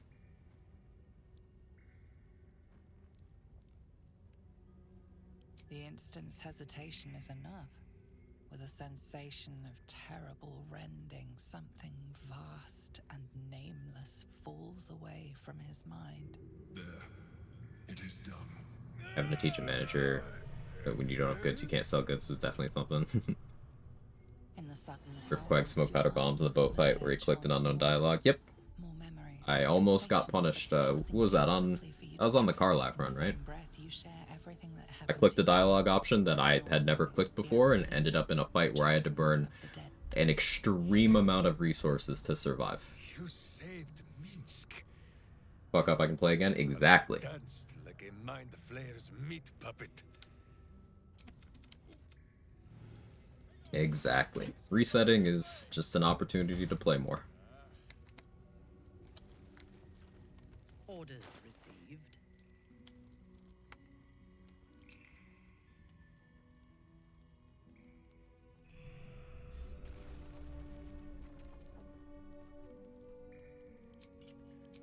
Back to Carapace for damage, I think.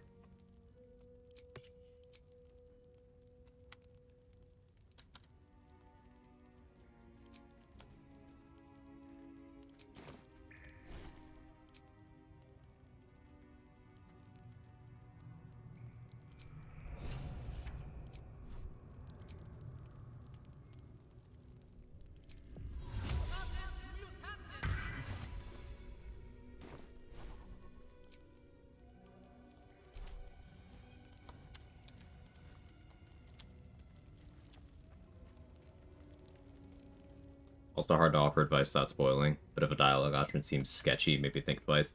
Yeah, just in general, if you see a dirge option that's to imagine something or to outright threaten someone, those will almost always result in a fight or someone dying. Because imagining means doing for dirge. And if you're threatening someone with, like, I don't know, literally eating them, they might aggro. Lend me your ear. But none like this.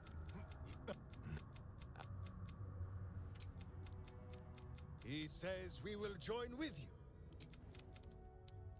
Good advice for IRL too. Yeah, true. Reminds me of the time I took a long break, came back to a solo honor, Lazel, just throw it in the bin, but not helping the Emperor against the honor guard. Completely forgot, game over.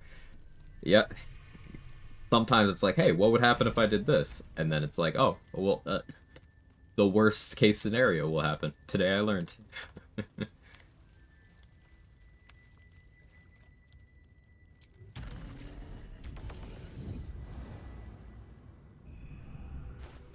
So we have money now as well. That's cool, I guess.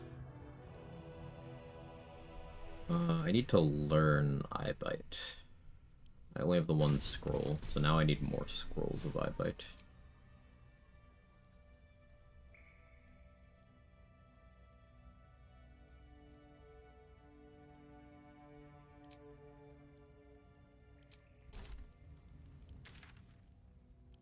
Let's see if Roland's selling any. Careful, Eyebite. See, you said that, and now Danny is frantically rolling an Astarian Necromancer Wizard.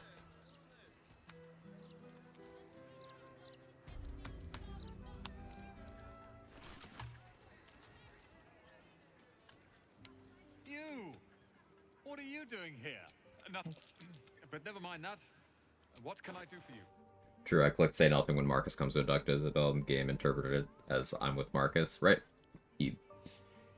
Clicking things you don't know the outcome of is a great way for the game to do, like, the least advantageous things for you.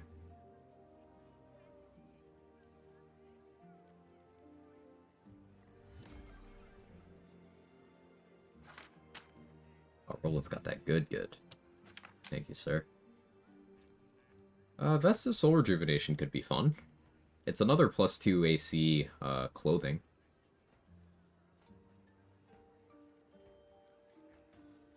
And get to kick someone when they miss me is cool, but unfortunately I don't have strength, nor do I have monk levels, nor do I have Tavern Brawler, so it would be a very weak kick. If I had taken a monk level though, that'd be interesting.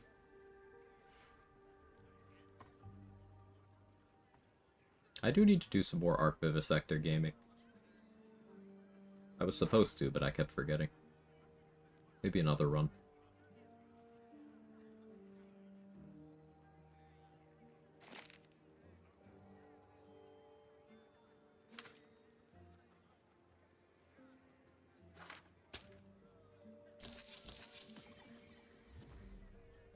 Need to reach Act 3 with my bard. All the people who play instruments get coin. Loving it.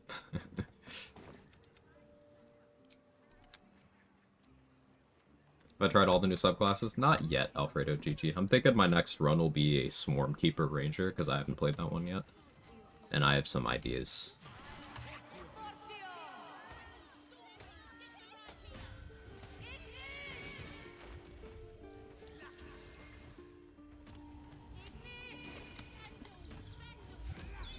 Bloody believe it. No more puzzles. A travesty.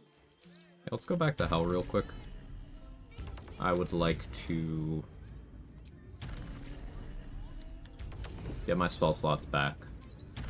Let's go do the guild fight.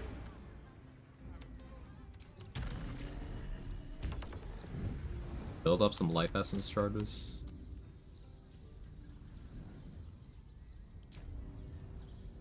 But first, I gotta go piss girl. I'll be back.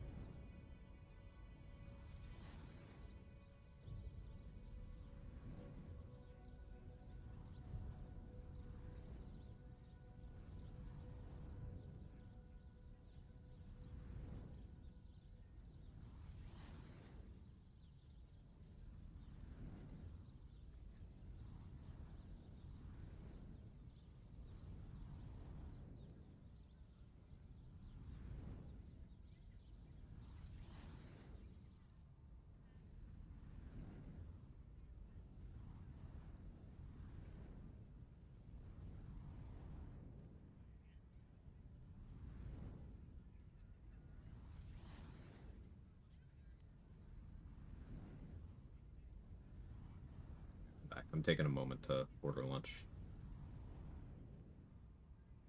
Almost done.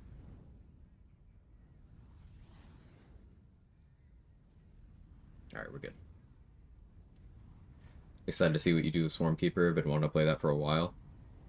My plan is Slayer form stuff.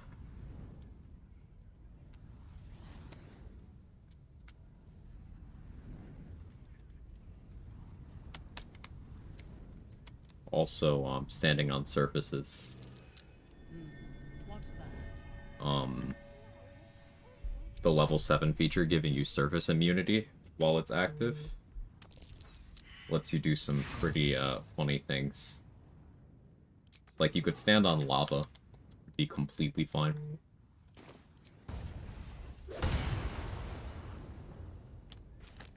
If you insist.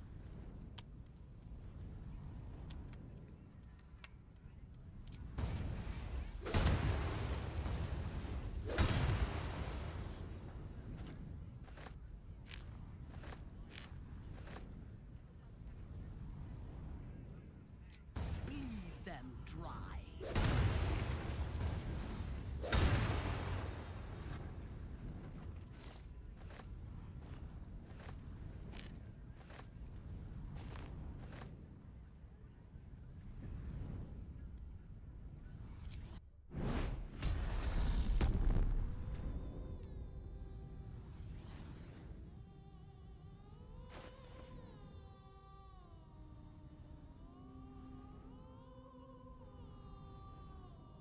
I had another idea for Stormkeeper Slayer stuff that might end up being more Tempest Cleric heavy.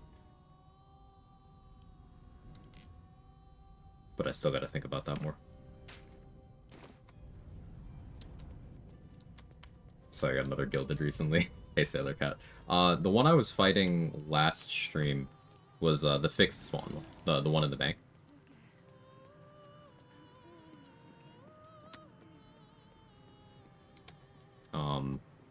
I went Robe of Supreme Defenses, so I couldn't turn to gold because my saves were too high. And I did Black Tentacles while I dealt with the other Skellies, and then I stun-locked it with Eye Bite and blew it up with a Scorching Ray machine gun.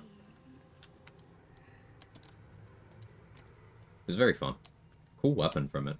Unfortunately not for this run, but cool weapon regardless. I just think level 6 Ranger, level 6 Arcane Archer would be a good combo. But, like, what are you gaining from the Ranger levels there? That's the thing. By multi-classing Fighter in a way where you aren't getting level 11, you are losing an attack. To be nothing, to be gone for good. So, like, the question becomes, what are you gaining? Odds are now 2 in 2,500. Okay, that should definitely keep them rare. Always fascinated by numbers in D&D after an encounter and how my own luck defies math, even just while testing things in BG3. I just ran the probability of the sequencing that occurred, and chances were 0.48%. Ugh. Traveling band, 4 bards. That's cool, Christina Ann. What, in your opinion, upgrading the spell save DC, is it strong as debuffing enemies? It's kind of related. Like, increasing your spell save DC lets you consistently debuff enemies more with most things. There are some things, though, that have a fixed DC, so raising yours won't raise it. So, like, my Wizard DC right now is at 20. But the DC on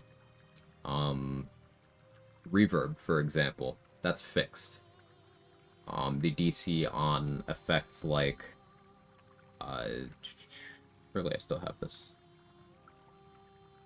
Where is it? Ah, here it is. Effects like this. The Poisoner's Ring gives you Virulent Venom. This is a fixed DC. It's not affected by your spell save DC. So the way to land this more consistently would be to debuff the enemies and make their saves worse. So it depends on what you're doing, but usually increasing yours is more efficient than decreasing theirs until you get into an effect like this. Ideally, you just do both. Like, currently, I have 20 spell save DC, and I'm imposing disadvantage on Necromancy spells with the Staff of Cherish Necromancy, so they have to roll a 20 through disadvantage, which a lot of things simply can't.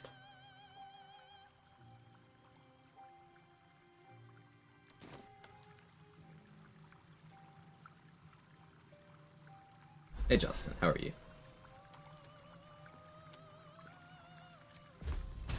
Oh, it was already that low for the run with me and Danny? That's crazy, Sailor Cat. We had 5. 5. And the last 2 were at the same time. It was like...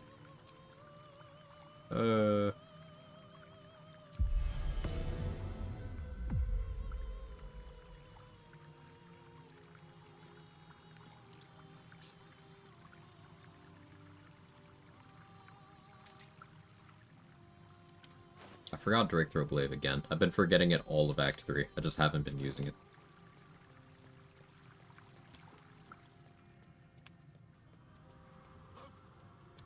I like to use Phantasmal Killer, getting resisted so often. Yeah, the problem with Phantasmal Killer is it's one of those spells where they have to fail 2 saving throws for it to do anything. They have to fail 2 saving throws, and you have to keep concentrating. And if they succeed either one of those saves, then nothing happens. They don't even take any damage. I really like spells that you still get something when they fail. Like, Dissonant Whispers here is my favorite spell in the game. Because it's cool, it's easy to scale the damage, and it's a save for half effect that is on not dexterity. So you're always getting some amount of damage out of this. This is my favorite spell in the entire game. You can upcast it up to 48 damage here before being boosted, but remember it's psychic damage, so if you have Resonance Stone, well, you could hit 96 damage on a Dissonant Whispers before buffs. I have buffs. Currently with Mutilated Carapace and Rhapsody, I'm adding an extra 4 damage to everything I do. So even my first level Dissonant Whispers is hitting for, assuming they... Let's assume they succeed the save, but they're Psychic Vuln. They're taking 7 divided by 2 times 2. They're taking at least 7 damage. And for a first level spell slot, 7 damage is not bad. But they're not gonna succeed because, again, my spell save DC on my Bard stuff, where that's coming from, is 14. But with Resonant Stone, I can impose disadvantage, so they're very likely to fail anyway.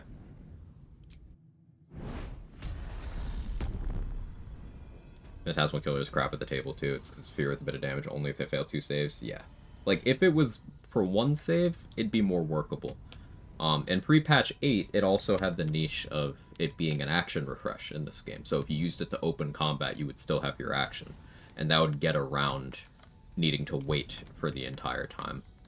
So that made it a bit better. But as of patch 8, I do think Phantasmal Killer is unfortunately just a bad spell. You can still make allowances for it if you're playing like an Enchantment Wizard, for example, with Band of the Mystic Scoundrel.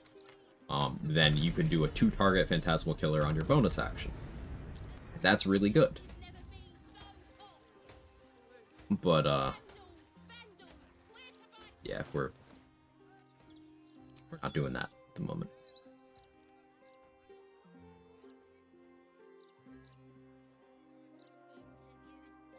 If I did this... I don't really want my HP to go that low.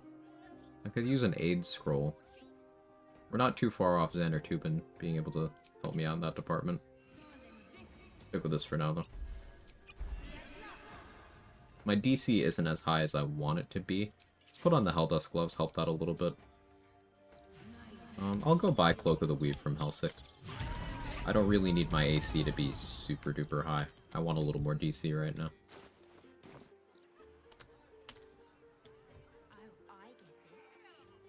See that staff?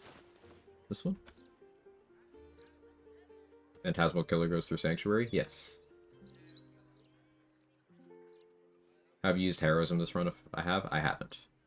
I picked it up because it's not available in scroll form, and I needed to fill out my Bard spell list, so I grabbed it, but I haven't used it.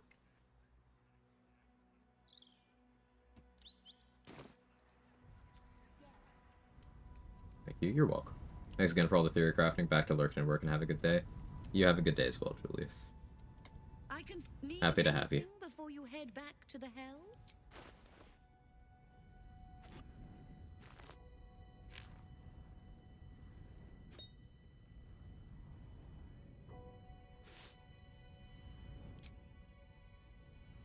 Should really put on some shopping gear before doing this.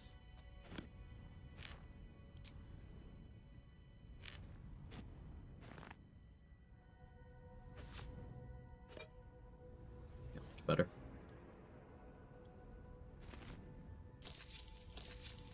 Now could go Hood of the Weave as well. I think I'd rather maintain my crit immunity right now.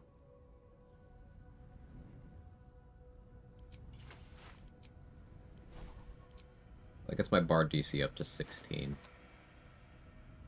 I have a lot of options to take it further. Maybe we fight Ethel, get Ring of Feywild Sparks.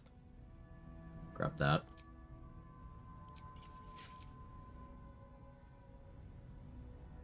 Kind of like this spread. This will be... If I Blade Sing, it's 32 AC.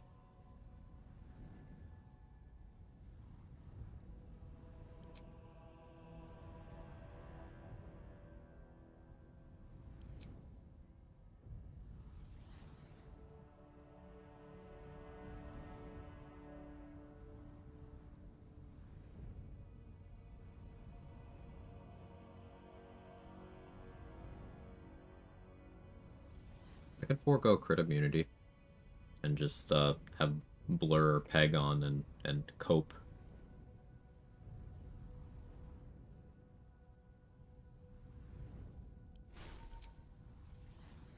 Get my Wizard DC to 23, my Bard DC to 17.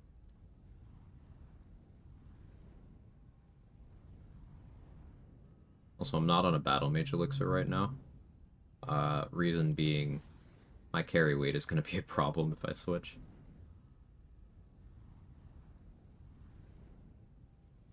I could drop 2 AC from there, use the Strength Gloves,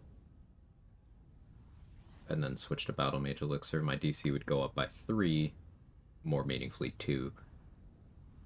I don't think I need it to be higher right now.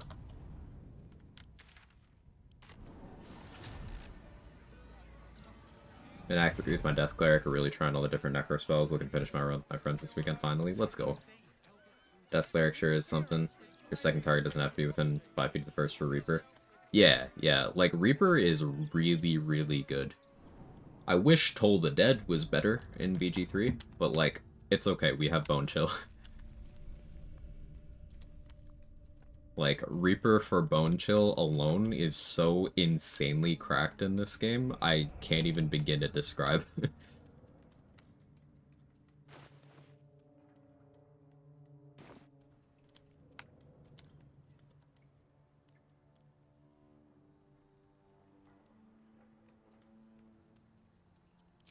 I am listening.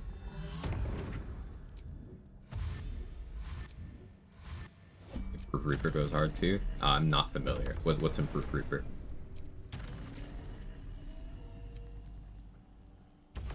I have not done too much 5e.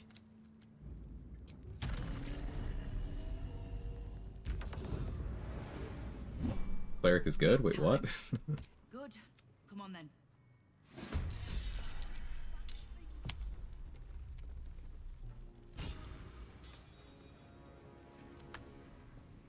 Could you imagine getting a boss here? That'd be crazy. Wow, 5 extra strength on face. That would be crazy if his stat spread was set up for that. Or if he had Tavern Brawler, I guess.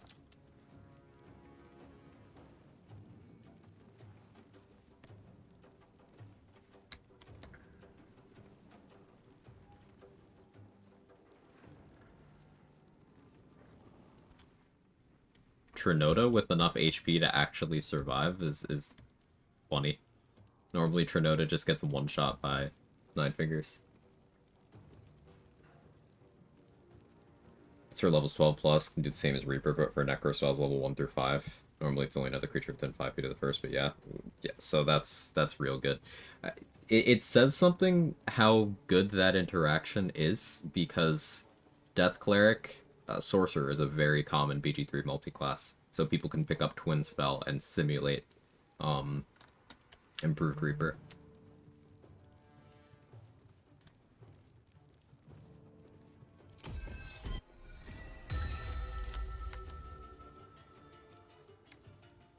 Okay, what's Blade Sing?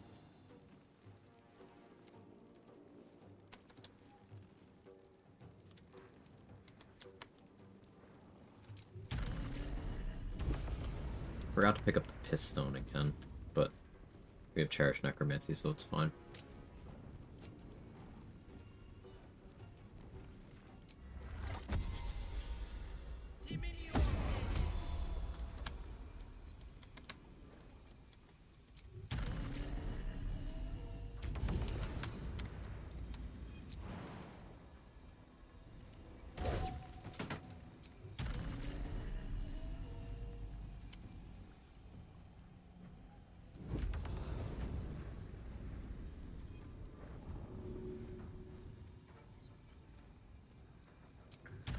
Actually, because I'm not 100% sure on what you'll even do. Let's get you down there.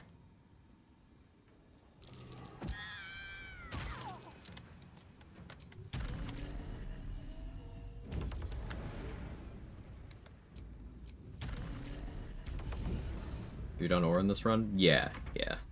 She's very dead. I'm using her clothes right now.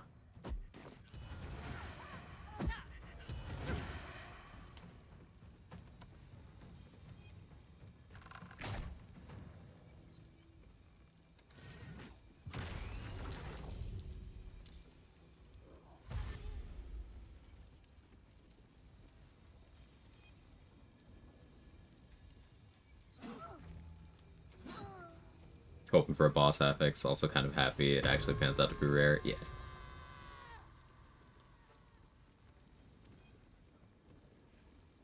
Somehow missed that slot. It's an item that I find a lot of people forget about, because a lot of people kind of use Orin as the actual final boss of their run because the brain doesn't count. So they don't have this for long. But then also this item didn't exist until patch 6. And then also, it gets weirdly downplayed on the internet. So people just kind of forget about it. But, like, +1 to attack and damage rolls is crazy. It's unethical.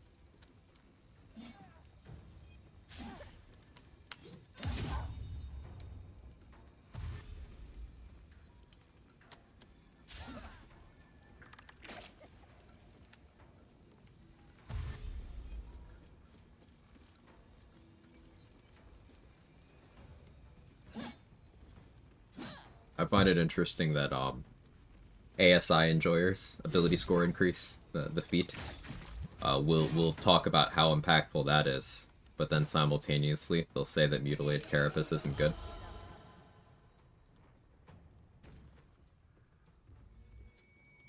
Is that as a damage rider? No, it's +1 damage to every instance of damage that's attributed to you. All of them. So this could be your melee attack. This could be a fire surface you made. This could be every individual magic missile or scorching ray. Like, if it's damage that came from you, +1.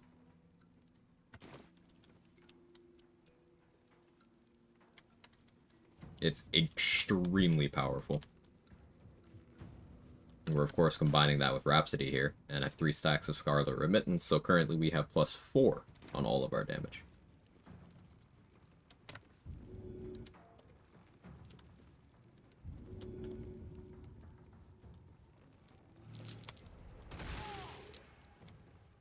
You down there. See? 4.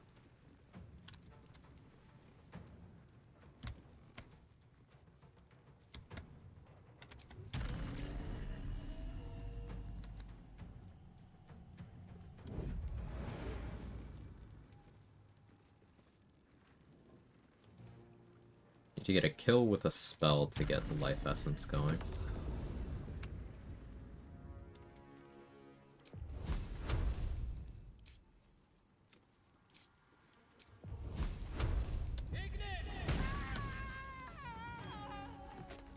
Go.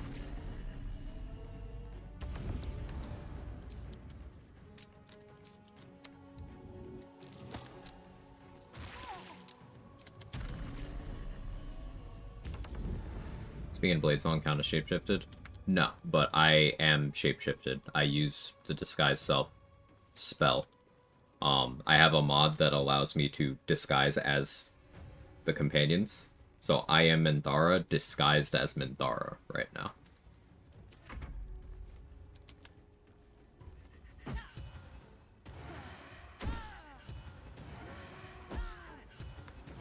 Yeah, I realize that's confusing. Good question. Does Staff of Cherished Necro now properly remove on use and be no longer work on items? Had to fix it during earlier patch, didn't feel like testing again. Yeah, it no longer works on items. It removes properly on use. I don't think it removes when you unequip the staff. Still. But it does properly remove the charges when you use them.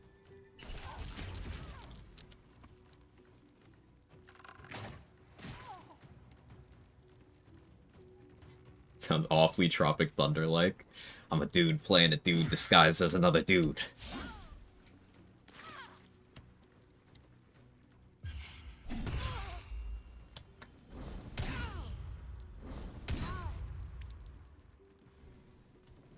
Great film. Incredible.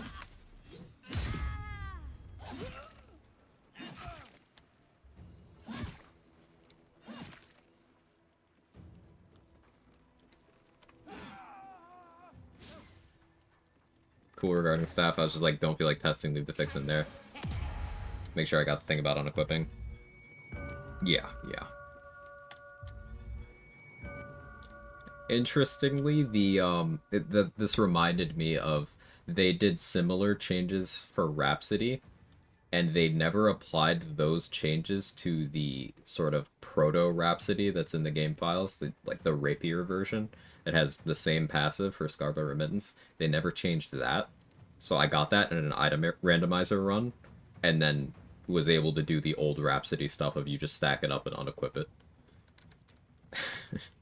It's earlier versions of some of the staple items that people still use in this game are crazy. You keep charges after it's gone? Yeah. Like, you used to be able to gear swap out of Falar Alluve, Rhapsody, and Staff of Cherished Necromancy and, like, keep all the benefits indefinitely. And, yeah.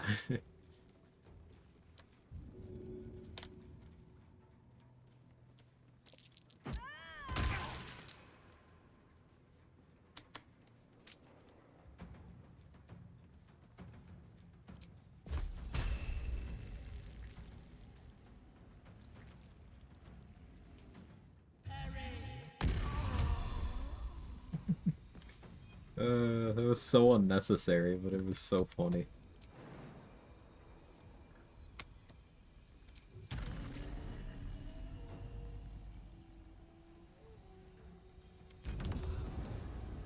See, Quag, +1 isn't that strong compared to ASI. With an ASI, you get +2 to a stat. That only gives +1 to your measly damage attack rolls. Also, anything involving that stat. +2 over 1. I rest my case. Sorry, Chief. I get confused sometimes. Thank you for fact-checking me on that. Keeping me honest.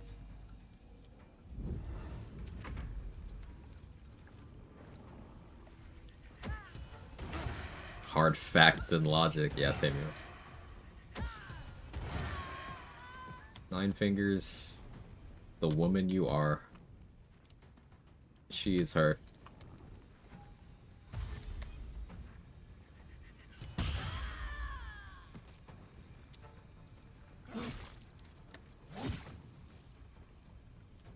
Fishbait Arno's tanky here with this rage. Good for him.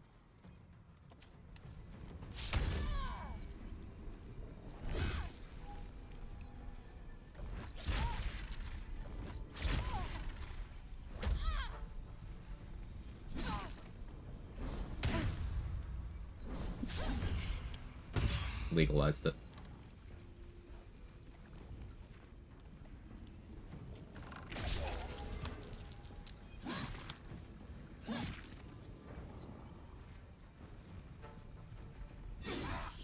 On actual serious note though, I've been trying Hordebreaker after watching you mess with it. Man, is it fun. Just the free attack debuff is crazy. Yeah, like, Hordebreaker is extremely powerful. Like, even in situations where someone might argue something like, oh, but what about in single target? Or, but what about when you get volley and whirlwind attack? It is still useful. Still. I'll wash my hands and brain. Proud of you, RBF.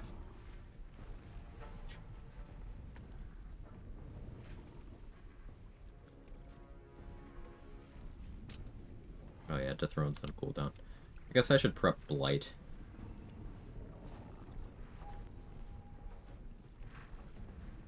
Don't have Inflict Wounds. That would have been a cleric use case. That's okay.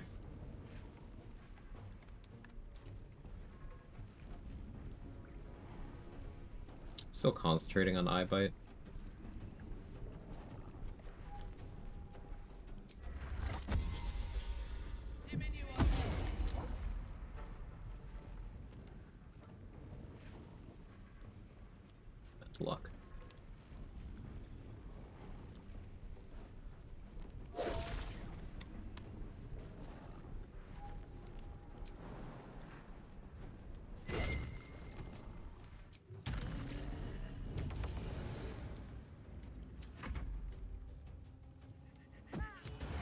Have you done Mao this time around?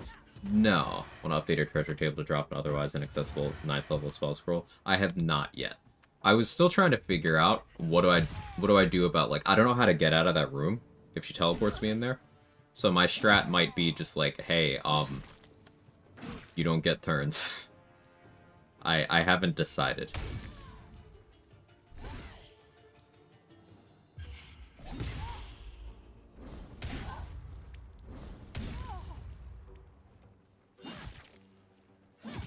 Because, like, I don't want to end up in a soft lock situation. You have another NPC outside the room, or a skeleton. Oh, skeleport out, you think? Yeah, skeleporting makes a lot of sense. I have a limited edition bone from the vaults. The fixed location gilded, so I could skeleport out. Just bring a corpse. Or have the skeleton touch the button. That didn't work in co-op, but maybe we were missing something. Yeah, we'll definitely do that fight.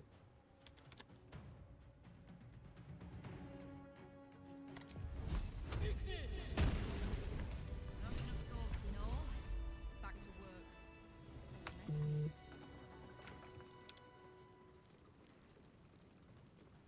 Hear me. Limited edition bone nickname in high school, something something. The applause. I too have original thoughts.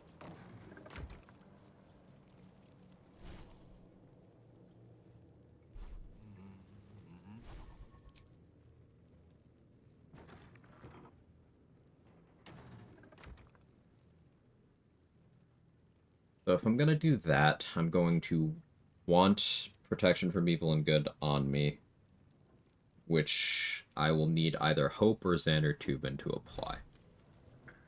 Having Tubin do that is going to require me saving him from Steelwatch Foundry. We have a few steps to go through.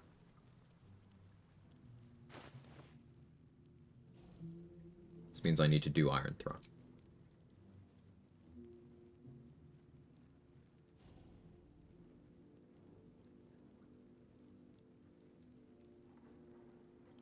Am I ready for that?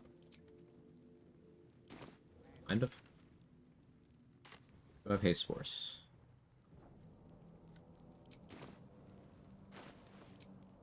Let's go back to Hell. I should have Nirolna for that. Be fine without it. Quick update then, even though I updated last night. Ooh, third update? I gotta get the update. Let me pull it up now so I don't forget.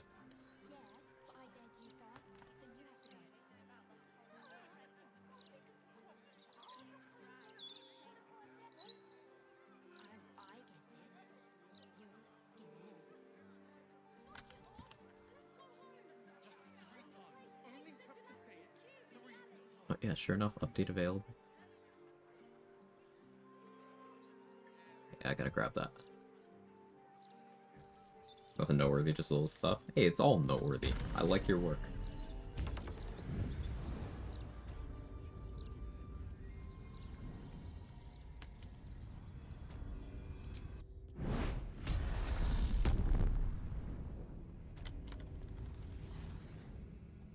Gotta push 1.0608. Okay. Wait for the green light.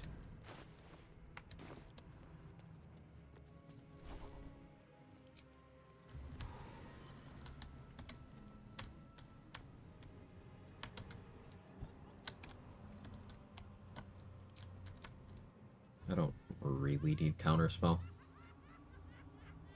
He says that now. That's exactly the kind of thing that's gonna bite me in the ass eventually. Wish I had Black Tentacle Scrolls, but keeping it prepared has been too good.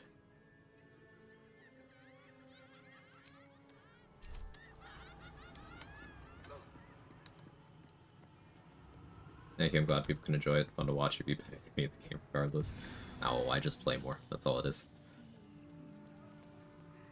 Any Hexblade interactions you found that might not be intuitive first time playing it?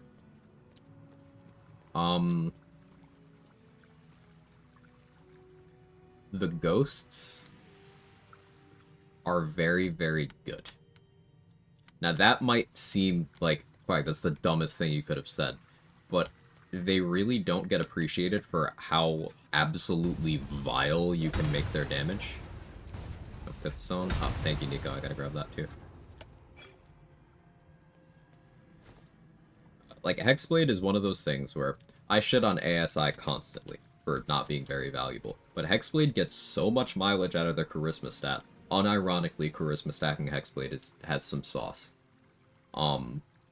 Because the ghosts will get your charisma modifier as extra damage on their attacks, and the biggest size ghost, the primordial one, has a multi-attack that hits 4 times. So 4 times your charisma modifier as extra damage.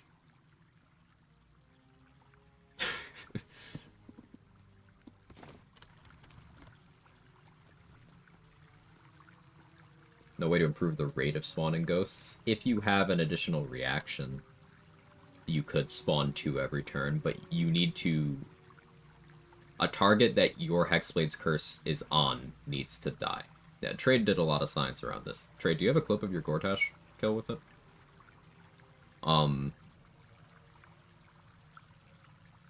You can...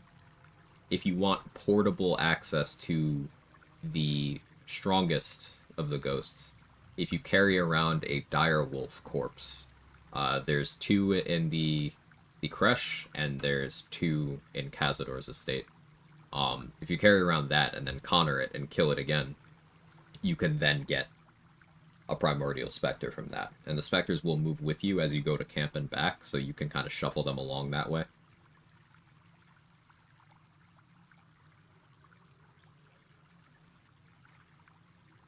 If you have Call to Wake, they don't always spawn either. Right, because you didn't technically kill them.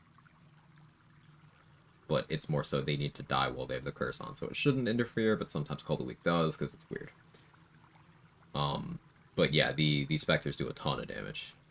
It's nuts that they added those on top of what a Hexblade already was. Yeah.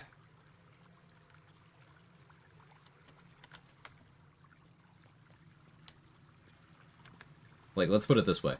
Hexblade Spectres are so powerful that people were spreading this idea that it's a bug that you got them more than once per long rest. And then that the following week, Larian removed the erroneous reference to it having a long rest cooldown, because it absolutely doesn't. You just do it. Meanwhile, Vanilla Bladesinger. Ugh. Yeah, I haven't seen this clip in a while. Let's watch it.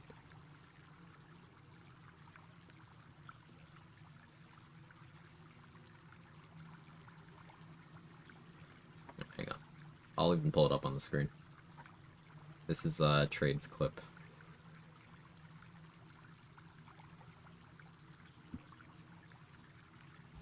Stop trying to devour that soul. Hell yeah. Oh. Juicy. That's some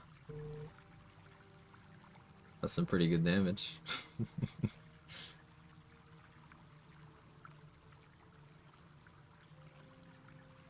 Yeah. So, you can make those ghosts real fucking strong. Thank you for taking it up, Trade.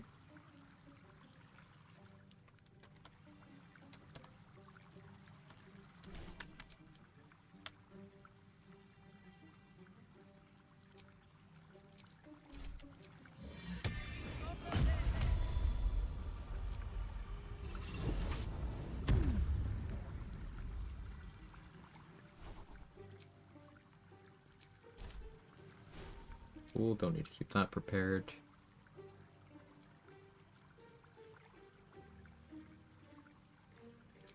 I wonder.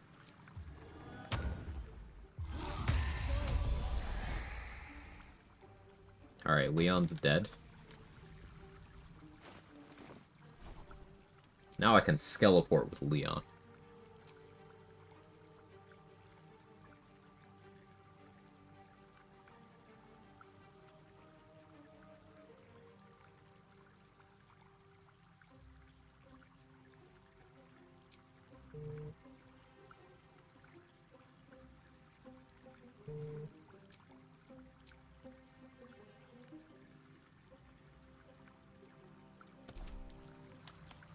Got multiple requests from people to buff Spectre. Like, it's absolutely insane to me. Like,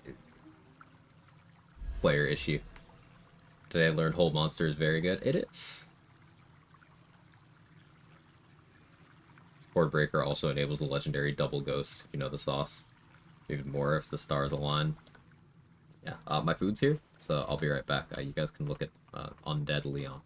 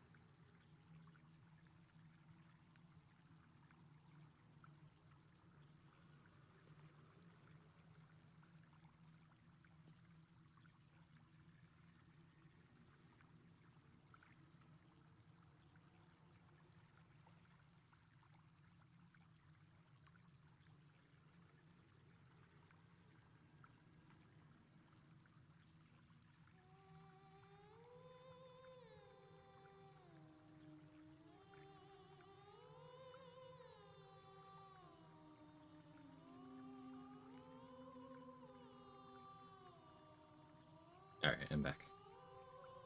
I'm gonna get the Leon thing at first, so I took a third look at his hair.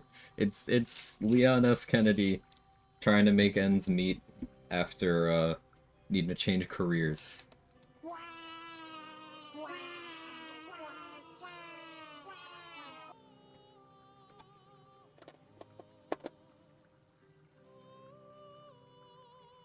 Welcome back, thank you. So unironically makes you think that it has to be a modded subclass. Like, that's not even the first, like, memorable clip I can think of that makes Hexblade look like, okay, there's no way this is vanilla. The first time Mark got access to that feature, we were in Grimforge. And he started spawning the ghost. And they just kept teleporting with him and attacking more Dwergar as we were making our way through Grimforge, and he was just cackling. He was howling. Because they're so strong. The man was in disbelief.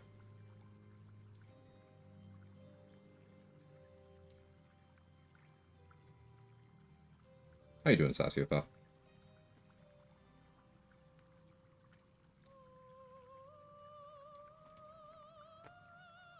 I'm eating enough bites of my food to where my soy sauce can fit in the container, and then we'll go back to playing.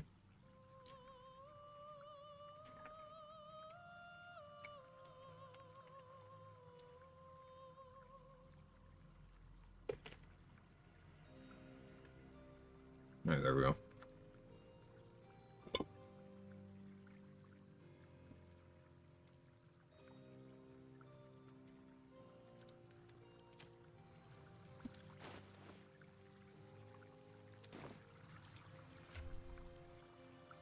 Okay,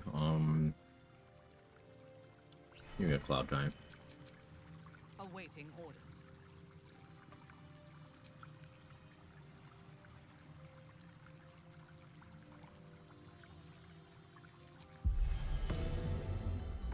When in doubt versus balance.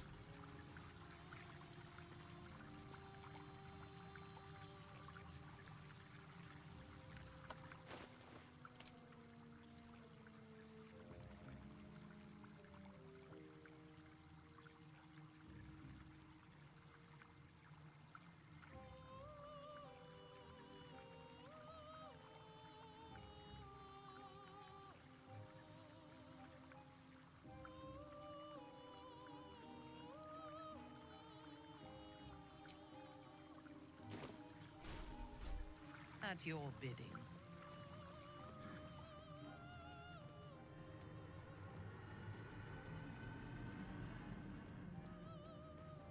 Essentially, if you have multiple cursed targets die in one attack instance, use your reaction to raise a specter or raise one for each cursed target that dies.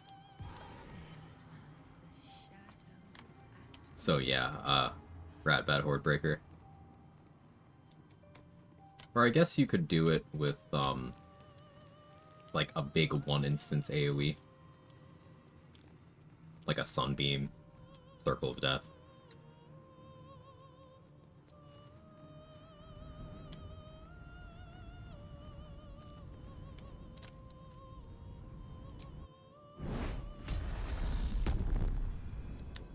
Gotta say I learned a lot. All you skilled players, Quag, Danny Date, Mark, GG, Say, and Naz for playing BD3 and myself. I'm sure there are even more ones. Yeah, a lot of cool people who put their own spin on things. All good theory crafting is collaborative. So I enjoy that aspect too.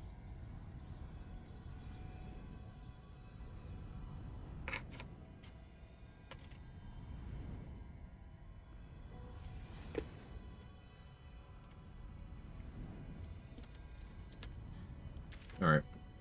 Iron Throne, let's do it. Hey, Sora, thank you so much for the 5 gifted. Very kind. Thank you very much. Must be blowing in land today, bringing in the stench of the foundry.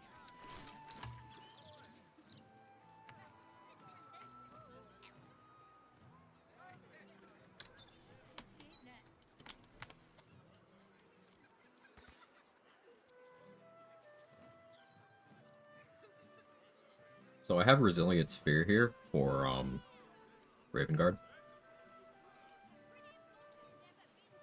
There is a stop I should make, though. That I forgot about. Doubling back. And thank you for gifting sub to Baneblade as well. And to Rolling with Punches. Making sure everybody's subbed. Thank you very much, Sora. She's just a girl and she's on fire. There you go, Quack.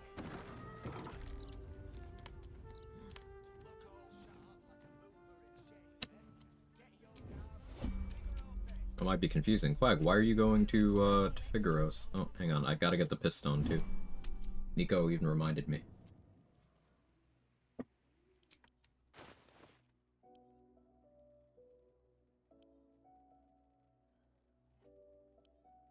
Where'd I send it? Who has it?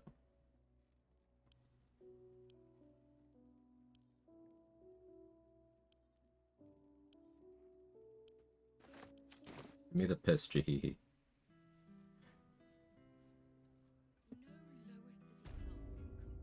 Oh, Sailor Cat, thank you for the 5 gifted as well. You guys are too generous. I really appreciate it. Goes a long way. Thank you very much. By the level 1 Bard, level 1 Bard, just curious, no backseating. No, questions are welcome. The level 1 in Barbarian was to get Barbarian Unarmored Defense to add my Constitution modifier to my armor class, as long as I'm unarmored. So that's +6 with greater health on. But with other loadouts that I'm capable of, with other gear that I have, I could get up to +7. She's just a girl and she's on fire. There you go, Quack.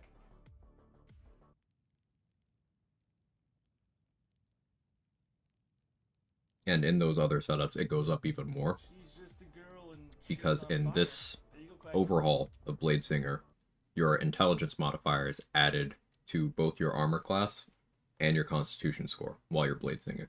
She's just a girl and she's on fire. There you go, Quack. So, my constitution currently is 14 without Amulet of Greater Health. If I equipped the specific armor I have, I could take it up to 19. And then while blade singing, it would go up to 24. So that's how I would have the +7. And that would mean that I would be adding that 7 AC thanks to the 1 Barbarian level. Whereas with Mage Armor, I would only be adding that 3. So functionally I'm getting 3 to 4 AC from the Barbarian level. I'm also getting better starting saving throw proficiencies. You see I have strength and con proficiency rather than the mental ones that Wizard gets.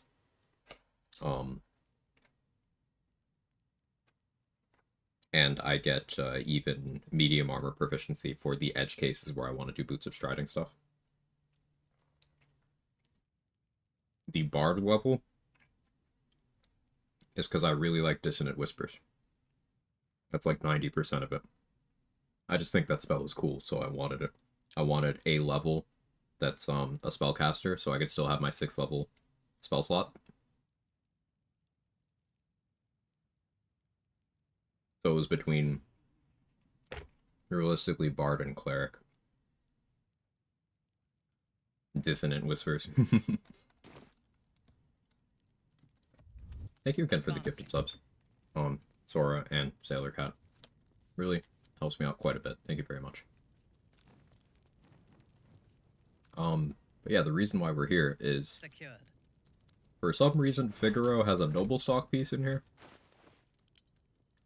And Larian missed this one when they made it so that temporary followers and summons can't use noble stock, which is something they did in patch 8. They didn't get this one. So we're going to have Raven Guard eat this.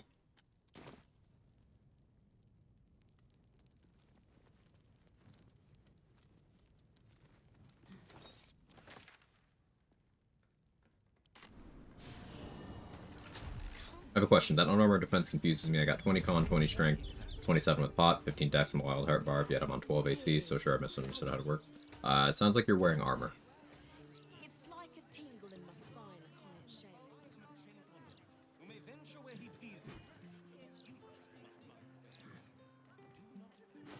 Something to note is I'm not wearing any armor at all right now. Every single bit of this is clothing. If I put on armor, my AC is going to drastically drop.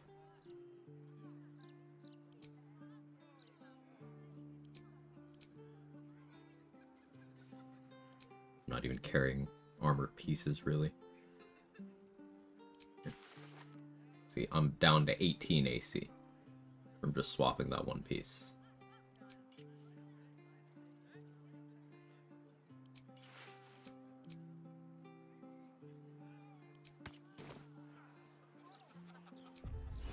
Make sure I have this effect active.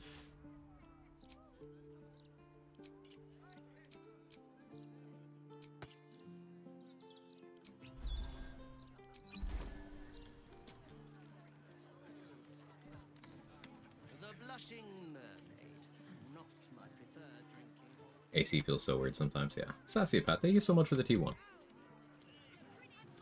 Hope you enjoy the emotes, the ad-free. Thank you very much. And Danny, thank you for the 5 gifted. What are you guys doing? What's the occasion? I guess there is that sale, huh? Just a blanket reminder, only give within your means, but it does help me out. Thank you very much. She's just a girl and she's on fire. There you go, Quag.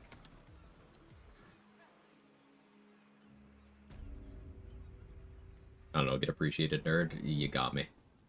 She's just a girl and she's on fire. I'm using armor, though? No, I'm not. What's armor here?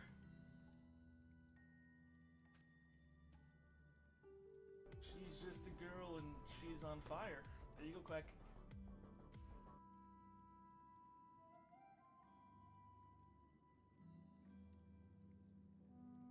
The gear itself is armor? Nope. Girl and she's on fire. There you go, Quack.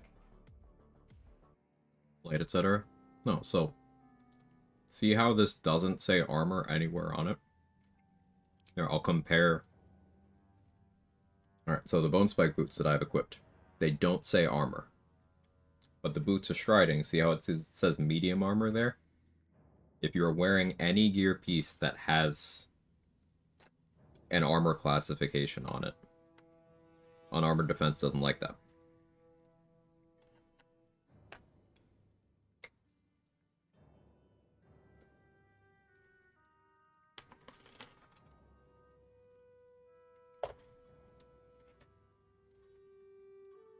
I'm dumb? No, you're not.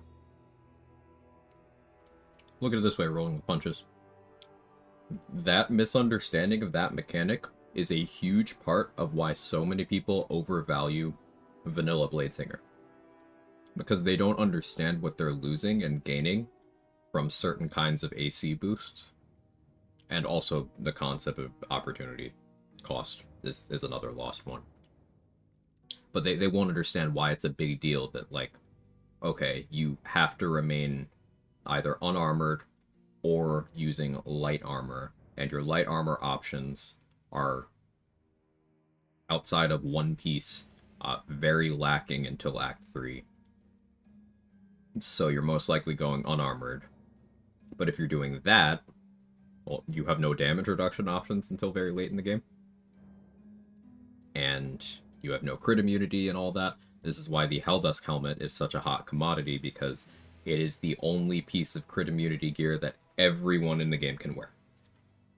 Because it's not armor. You don't need any proficiencies for it.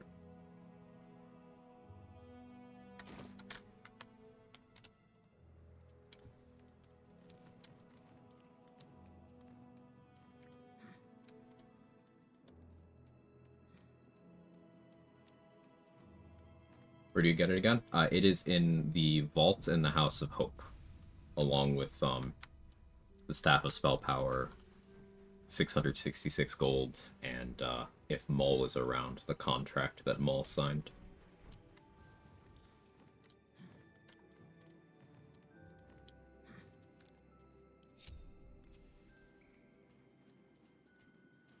You spot a curious metal contraption. I got turned around. Oloth doors.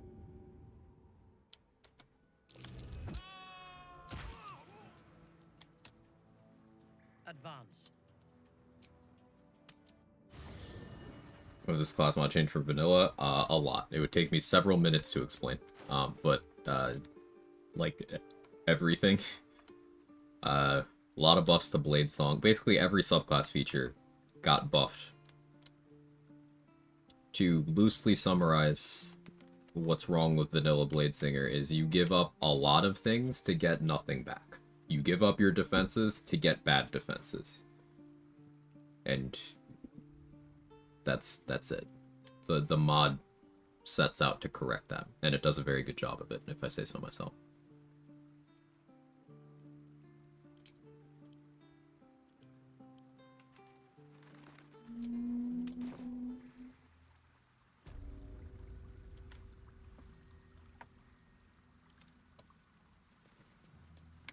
Our enemies are everywhere. Your flesh shall.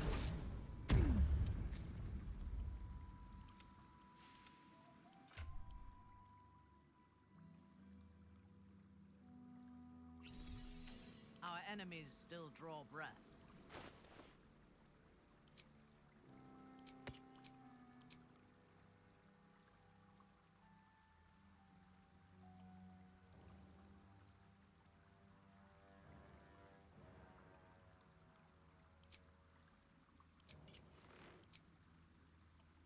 I'll do Boots of Speed.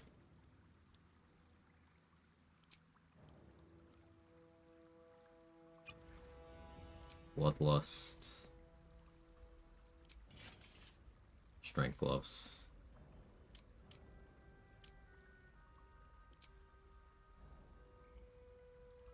Yeah.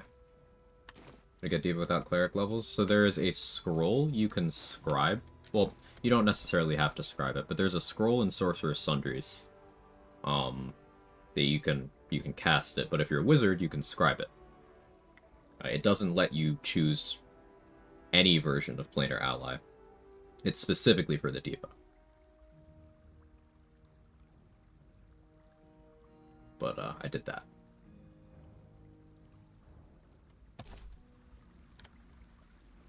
Could probably pay the salaries of 4 devs the next year. They'd dedicate them solely to bug fixes.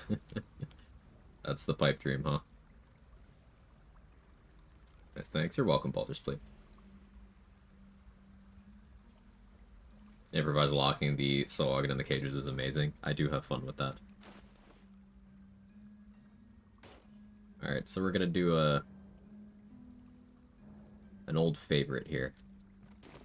Which does get a little complicated on Absolute Wrath, but hopefully I don't get screwed over. Without warning.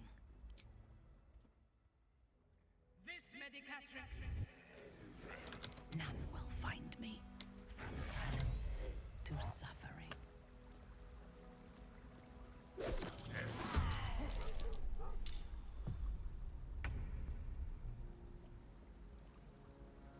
Unstoppable.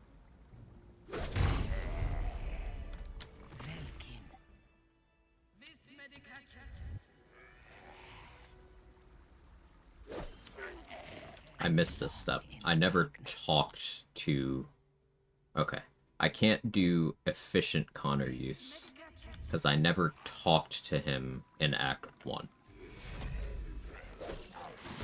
So I have to start combat like this. Death comes quietly. It still works, it's just scuffed.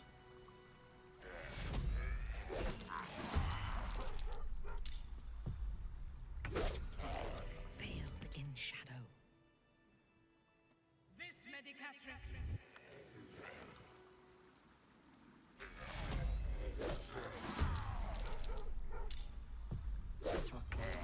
Unseen, I shall strike.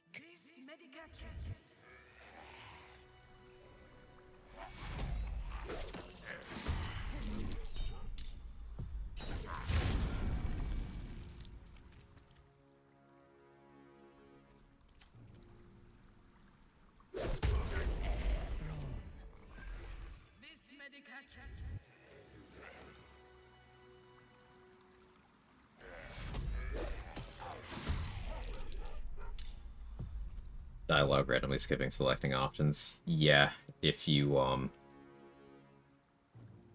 spacebar or dialogue skip at certain intervals, it'll automatically select dialogue for you. It's very annoying. Yes, Rolling Punches. Grimpreacher is the author of Bladesinger Reforged. Almost playing music. Kind of sad they're not going to do expansions for this game. I disagree. Part of what I love about this game is the artistic integrity in certain areas, especially the fact that when they wanted to stop making content for the game, they stopped making content for the game.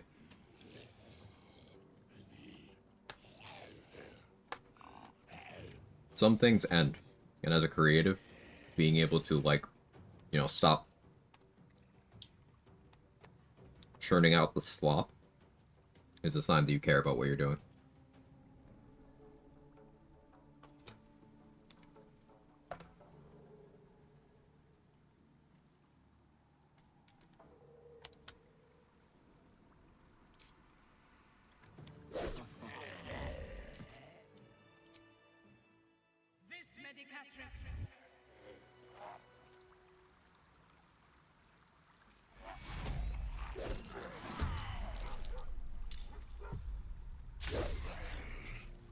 Damn it, Connor.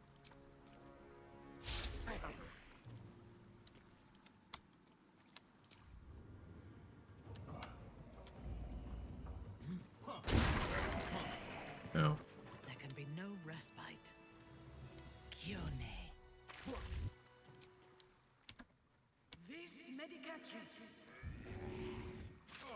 From silence to suffering. Yeah, so that error I made in Act 1 means that momentum stacking here is not efficient. Okay. I can live with that. Just do without that.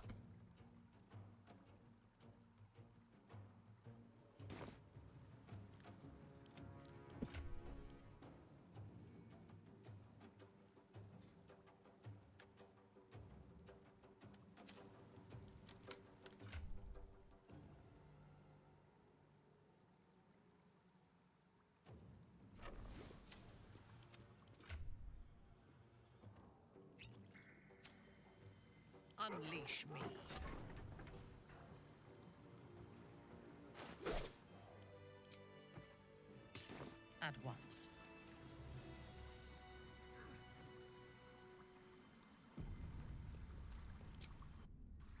Which Act 1 error? I didn't talk to Connor in Act 1.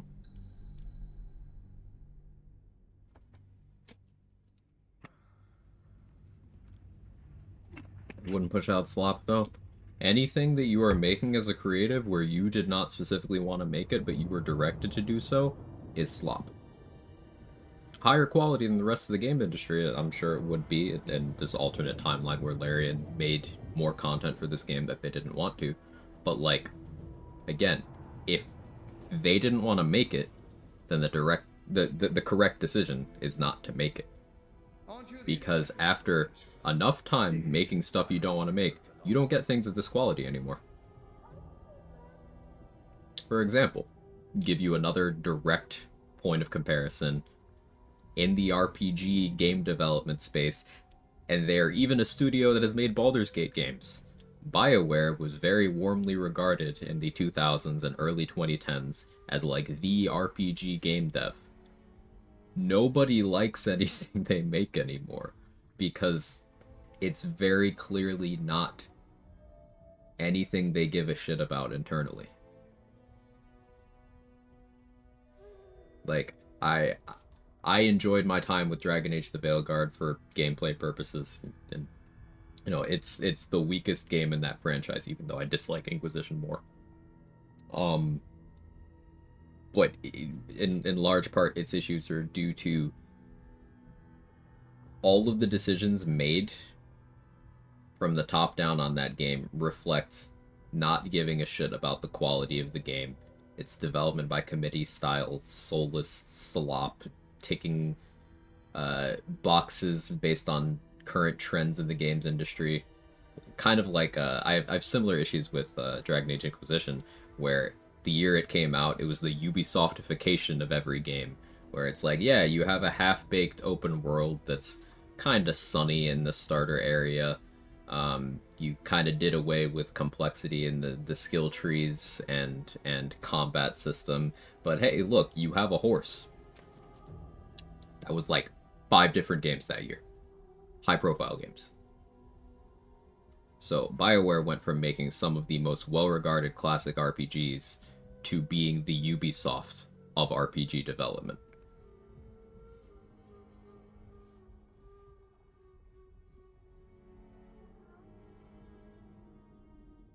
Except for Knights of the Old Republic, and it's really just Neverwinter Nights clone without modding. Really good story. BioWare's been making the same game since Neverwinter Nights. I'd push back on that, Rathano. Mass Effect was a meaningful shake-up of the genre. Dragon Age Origins was a spiritual successor to the original Baldur's Gate games that really carved out its own space, and I think it worked very well.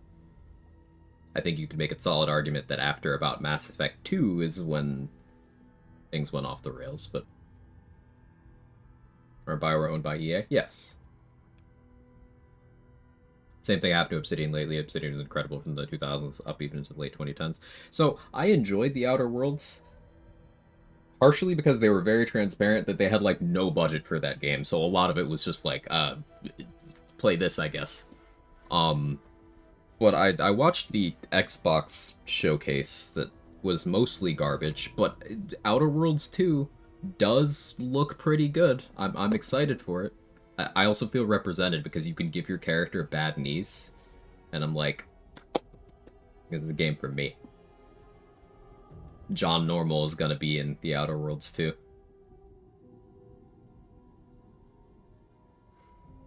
I think if BioWare wasn't with EA, they'd be goated. Kind of hard to say. EA has had BioWare longer than this has been true of their game development. For example, Mass Effect 2 is my favorite BioWare game. That was under the EA umbrella. Mass Effect 3 was received less positively than 1 and 2, but it had an extremely popular, just surprise breakout multiplayer, cooperative multiplayer mode that everyone was like, wait, this is fucking awesome. You had no right to do this.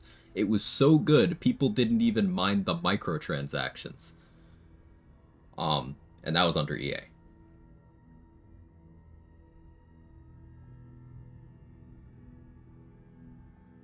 I played the shit out of Mass Effect 3 multiplayer. It was so good. It had no reason to go so hard. Hey, Irish, thank you for the 100 bits.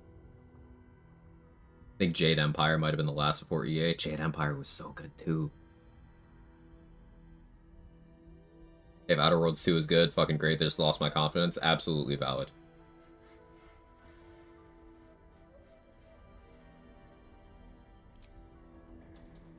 You've been spending too much time with young Karlach. It's affecting Hey your Becca. manners. Mithara looks hot in this outfit. She does. Your presence here is a threat to the survival of the hostages inside the Iron Throne. What's going on with Lord Hash's head? What do you mean? He looks normal. They're no use to me, so I keep them safe, after a fashion. His hair? Yeah, he looks normal. This eventuality, and if you interfere, I will destroy the Iron Throne. Return to the docks. All the deaths of everyone I don't think they're bad games, but prologue, 3 major plot arcs, conclusions, the basic Bioware template. Yeah, but that's just a storytelling vehicle. I mean, you could argue that all media has, you know, not all, obviously I'm generalizing here, but a lot of media has the same tendency to follow certain structures. The hero's journey, it is like the most ubiquitous storytelling structure, and I don't think anyone has a problem with a well-executed hero's journey storyline. That was a mistake. When the corpses start to wash up on the shore, remember, you could have prevented all this. Same time, yeah.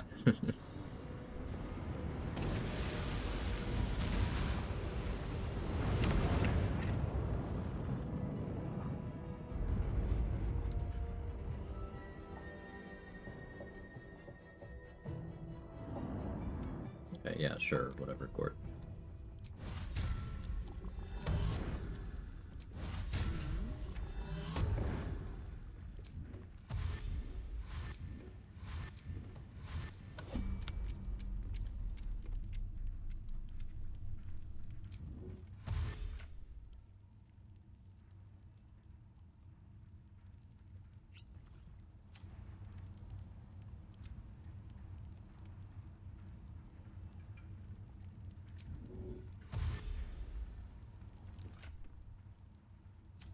Fresh orders?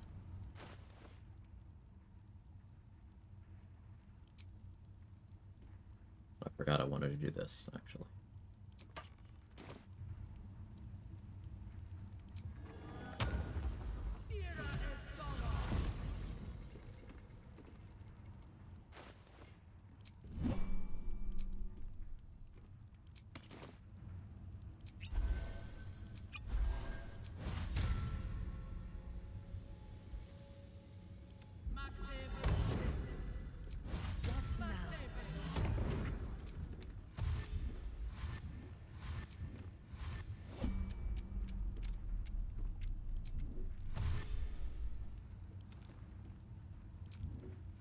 Who's next? Now we're good. Halt. You must act with haste. Duke Ravengard is...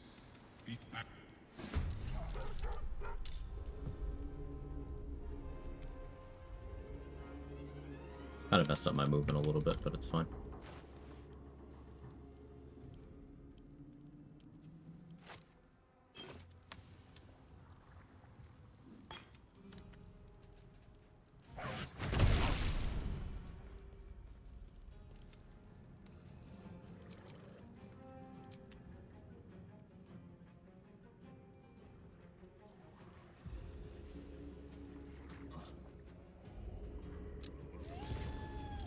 Free heal stacks with free dash, yes. KOTOR, Dragon Age Origins, the next expanded content, Star Wars: The Old Republic, the expansions, free to play. Some of my favorite games of all time. Neverwinter Nights, perhaps the greatest D&D of all time before PG3 arrived. Greatest D&D game of all time, excuse me, before PG3 arrived. That said, Obsidian's sequel to Bioware games are generally better than Bioware games. Yes. Like, to the point where here in 2025, Obsidian has joked about they're the sequel studio. Like, one of their teaser trailers for The Outer Worlds 2 was from the studio that brought you Knights of the Old Republic 2 and Fallout 3 2.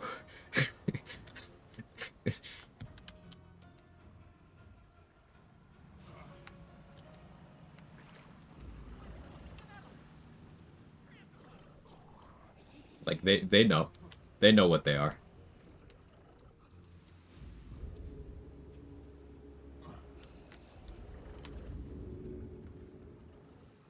Obsidian's Pillars of Eternity was an incredible modern CRPG, better than most. I've heard good things. I've still not gone out of my way to play it yet.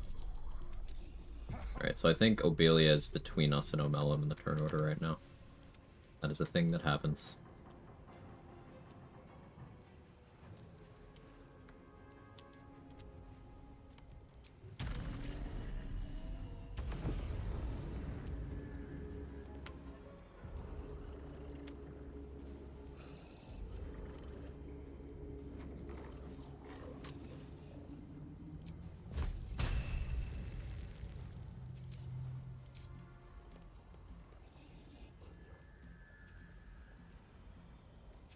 Hopefully this kills.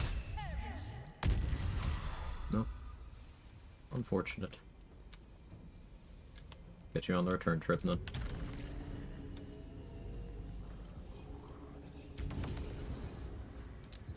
Hello there. Of course you got protection from energy lightning. You suck.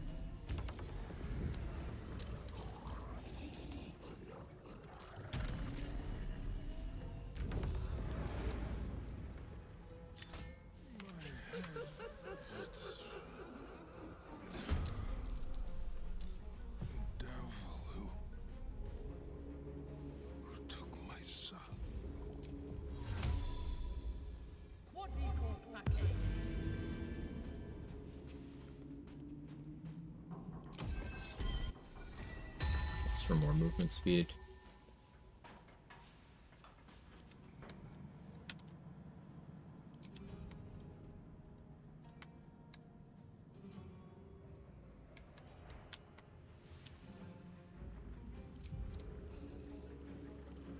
Don't want to get this Sawagan in combat yet. Actually, I do. What? Get you in combat right here. Good.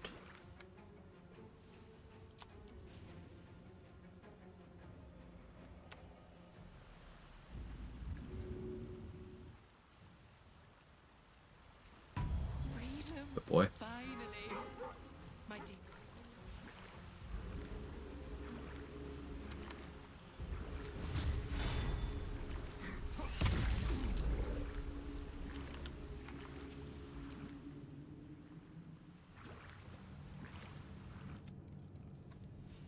I have an attack.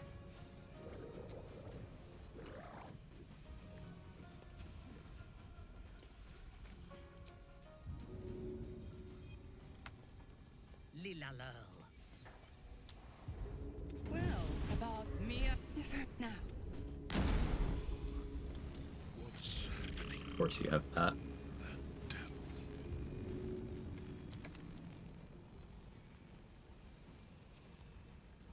Makes me a commenter.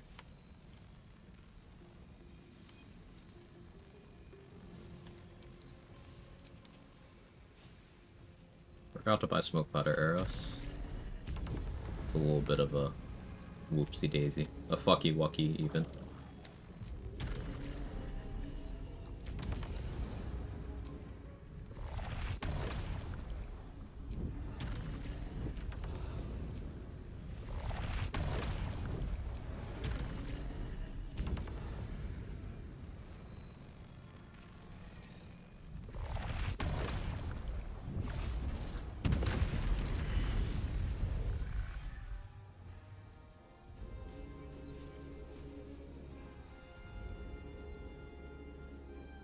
Got out of the grocery store, good luck. Thanks, Ilika.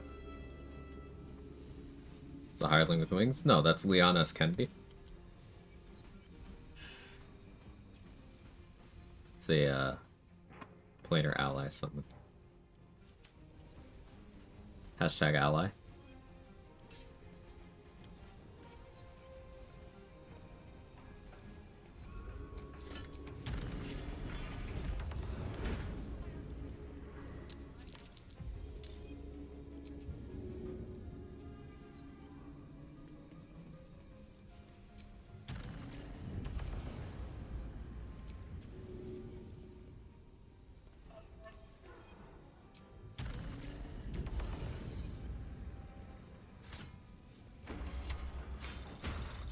I'm just gonna lock the spiders in Raven Guard's cell.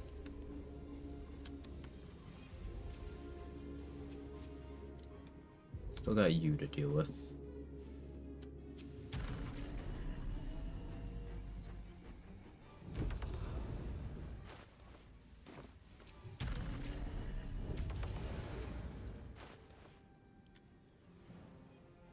I do have 5 Terrazol. That's enough.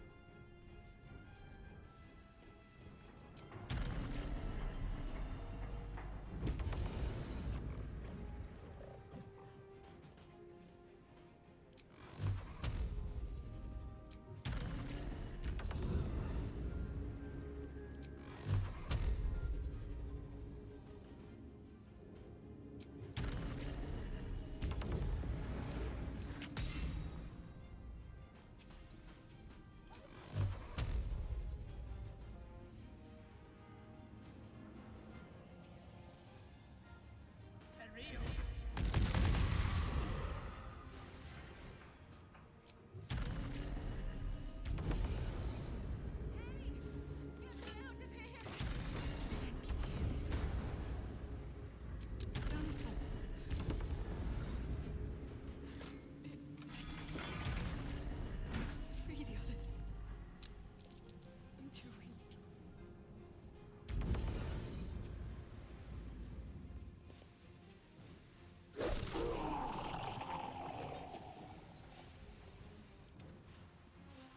It was you who was interfering in the turn order there. Let's see. Raven Guard can act now. I don't really need him in Resilient Sphere anymore.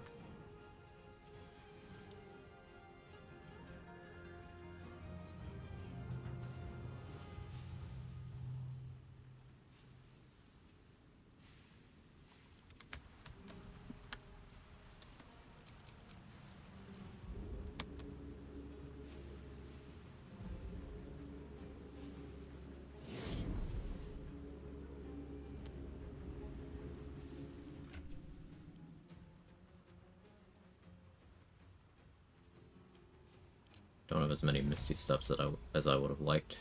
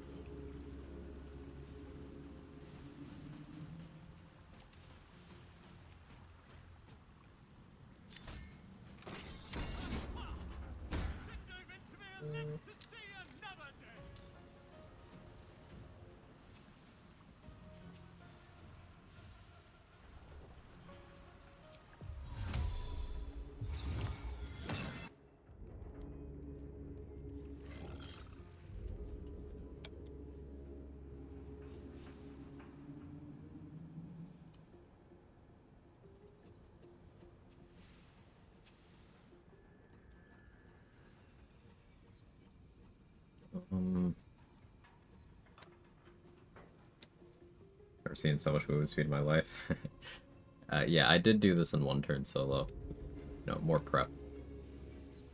How worried am I about Raven Guard's health right now? I don't think I really am, realistically.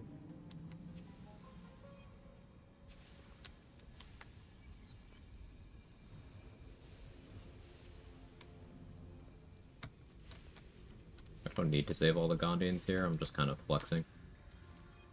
There's still this wing that I haven't been down. That's gonna have to be next turn. Annoyingly. I didn't budget enough movement speed.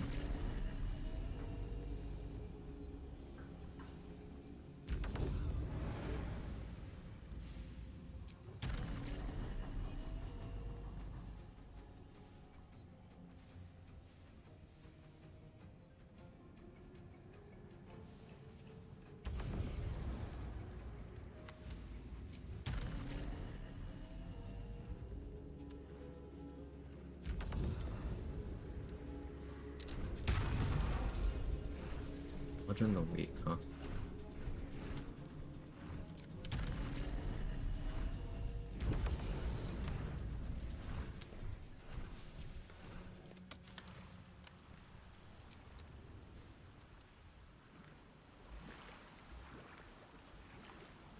Ready for battle.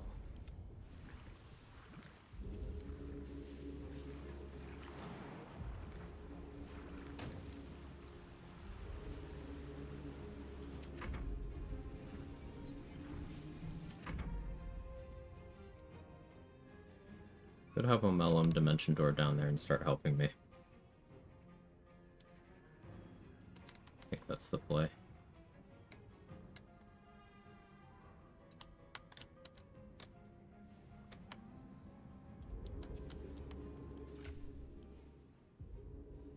I have Dimension Door scrolls, right? Not enough, but I do.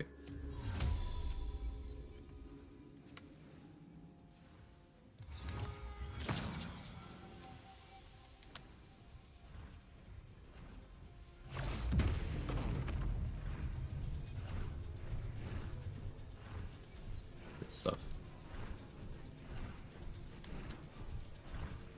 My victims await.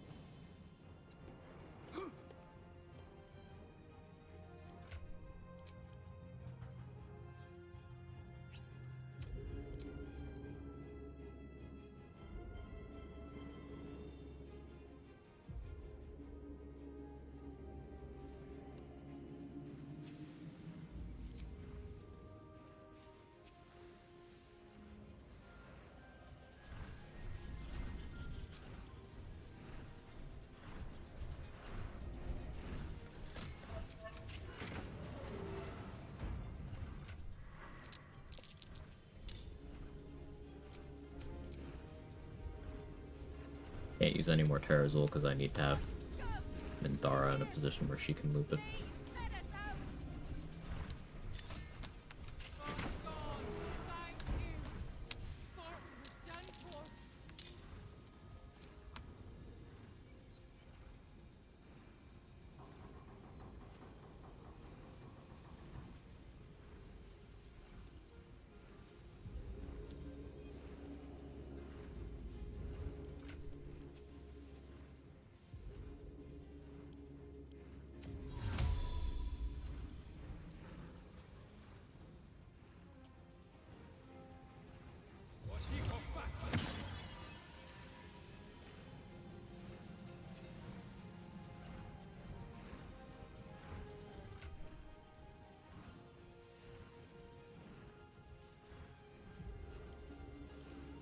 More?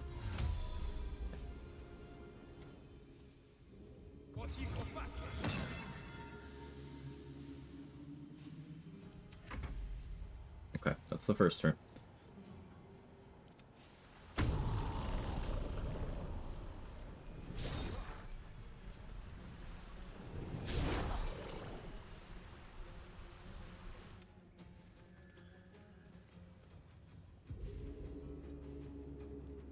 I came into this with less Terrazul than I should have, less movement speed than I should have, fewer Dimension Doors and Misty Steps than I should have.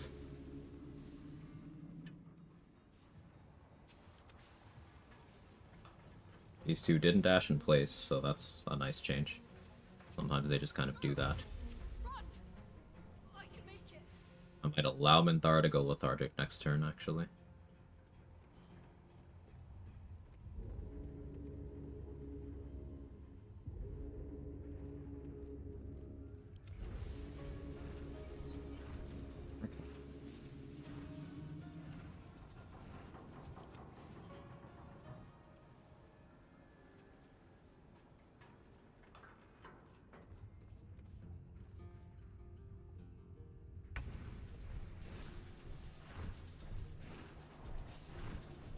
No longer have shared initiative with Omelum.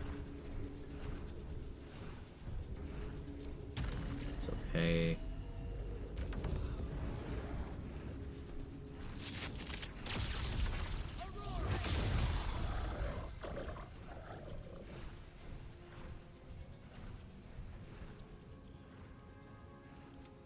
You guys know about Peru?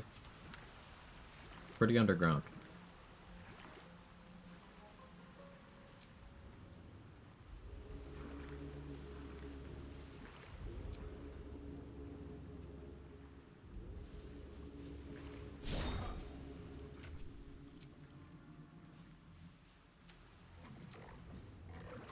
I thirst for combat. Need to close that door. Have time.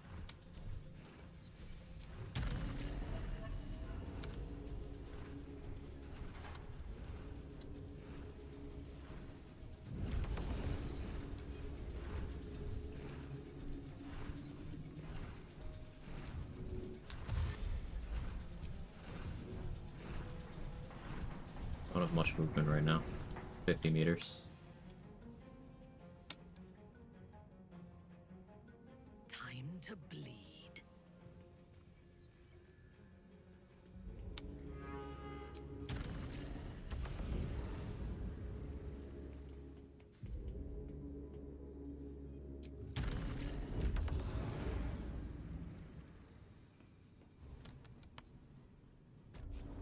I go up here and down, that teleports my summons to me. So that brought Scratch and the Diva here.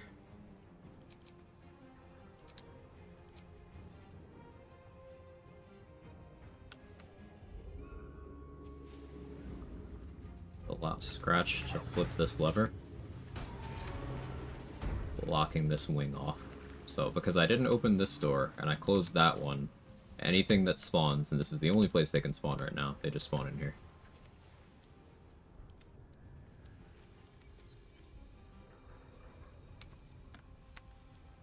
So there are no enemies that are a factor at the moment. On your command. I focus on rescue.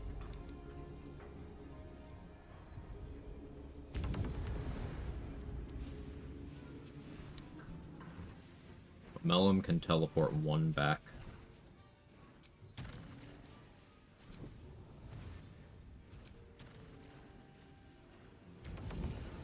Dash.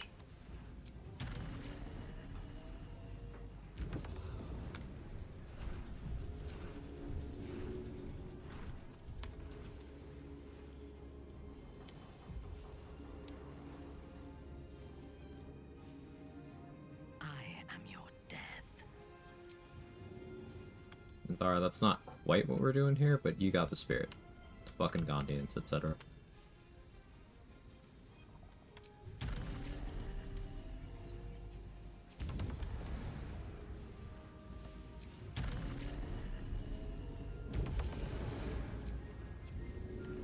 I may have Omelum use telekinesis on the other straggler to yeet them forward. Maybe.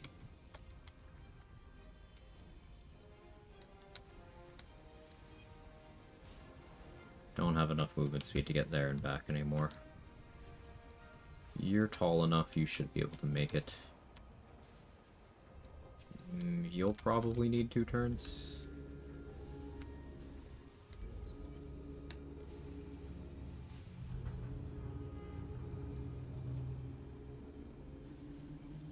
I didn't long strider my summons, I could have done that. Whoops.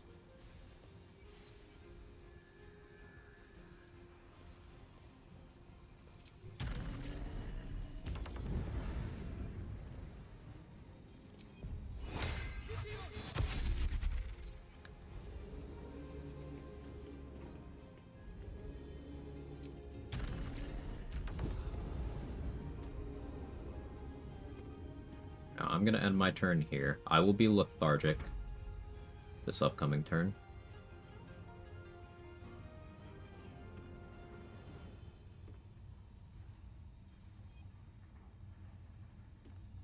Which is fine.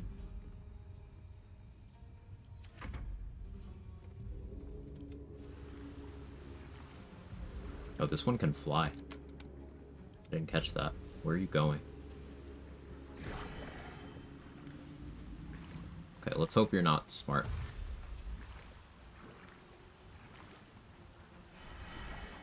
hope it's not smart enough to fly around the door. Normally they can't fly. But I guess they fly now. Or whatever.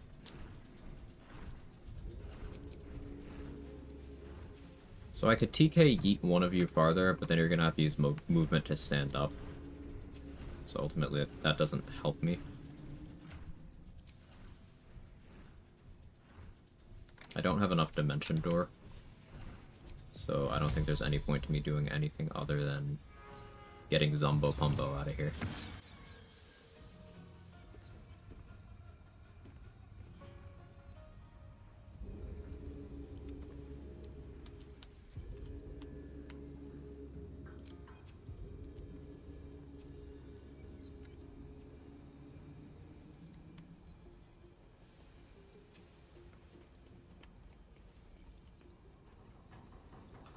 Another detail about a Melon, their Mind Blasts per turn, unlike something else. Why couldn't we have endgame ally Omelum?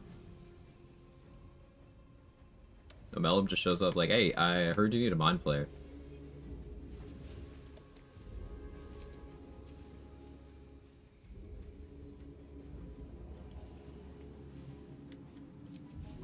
So, Duke Ravengard is a Chad and has 20 strength, unbuffed. So,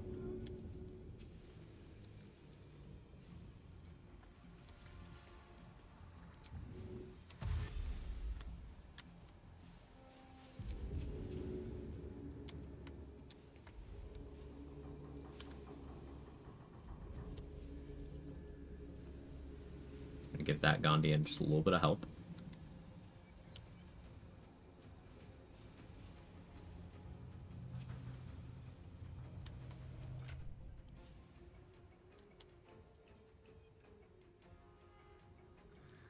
We're gonna have meet the Noble Stock piece just for safety. He's gonna be lethargic in a moment here. Get him up here first.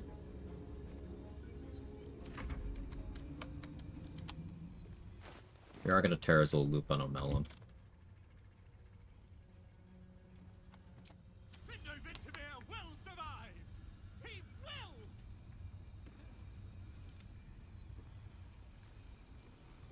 Satoria made it.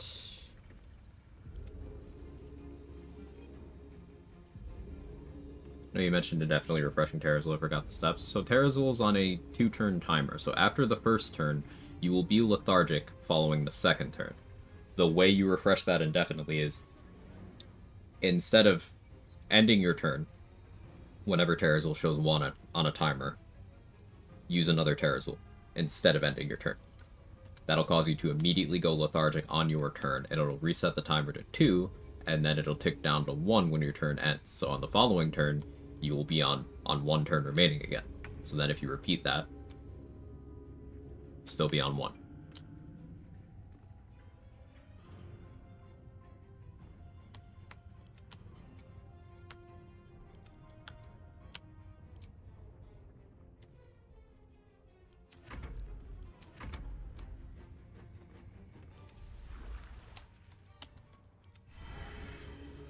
Okay, not smart enough to use the flight. This is good.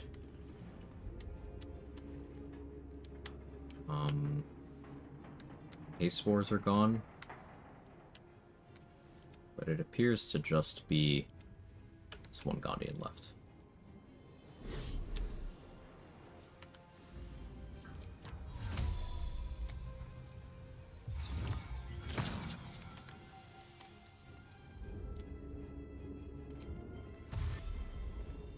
Can Amelum use this? No. Guess we have to wait for my turn.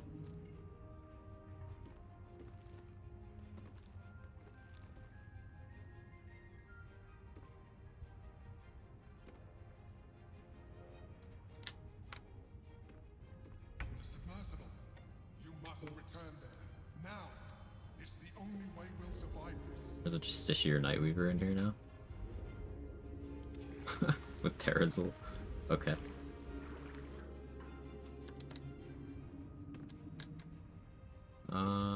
Yeah, that's that.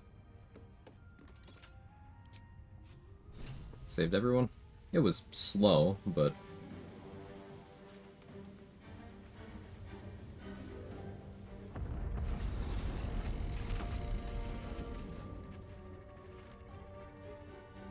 Return's a little slow.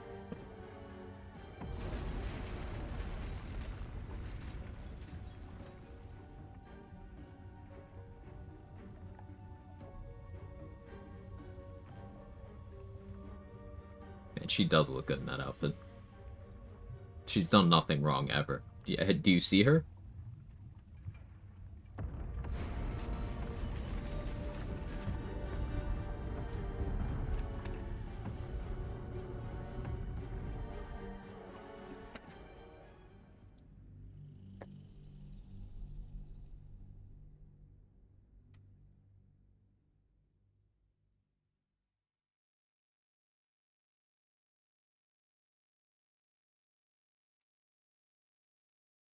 So getting through the Steel Watch Foundry with no Gaudian casualties is going to be a lot harder.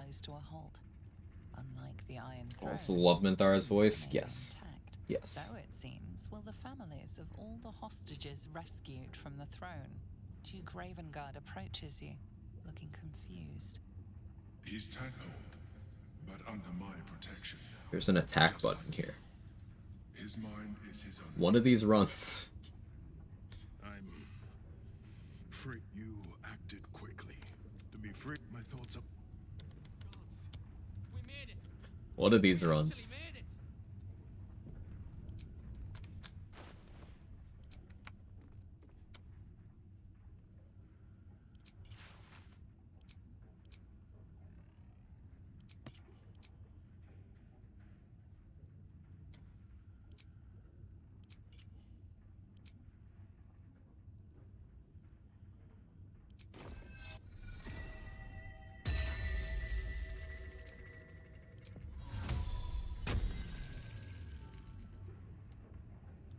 I'll get you.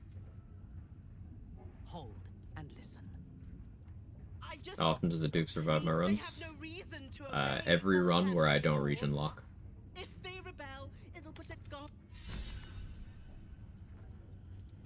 Your pack will...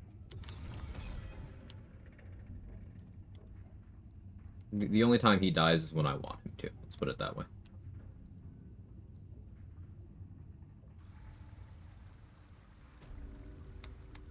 It's over.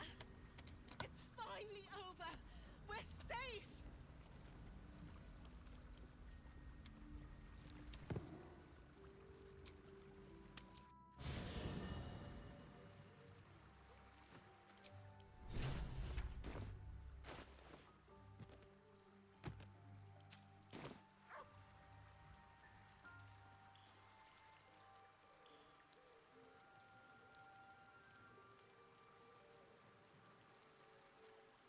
Oh yeah. Lae'zel died. I forgot.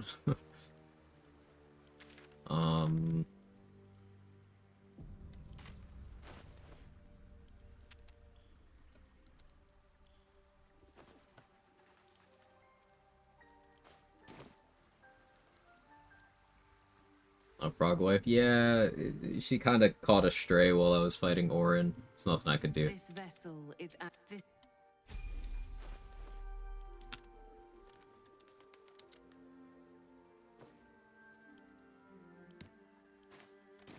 Still breathing, despite everything.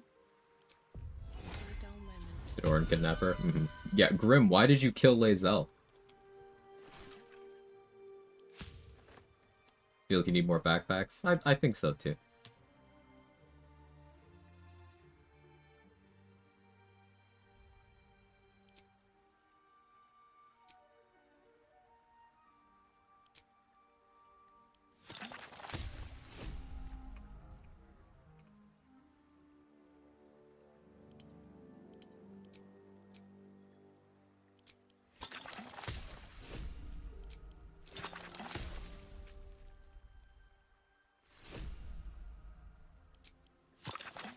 Would have gotten away with it too.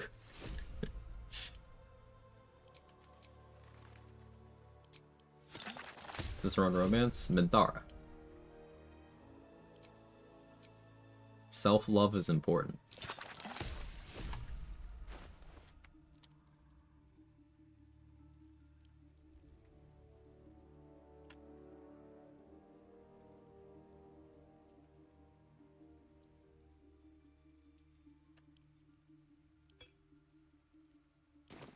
Yes.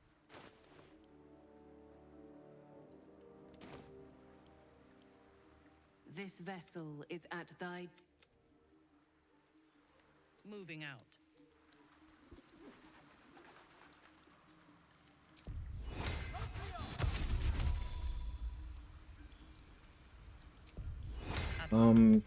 I want to switch to Marco, but I do think overall Staff of Cherished Necromancy eye bites are gonna serve me quite well.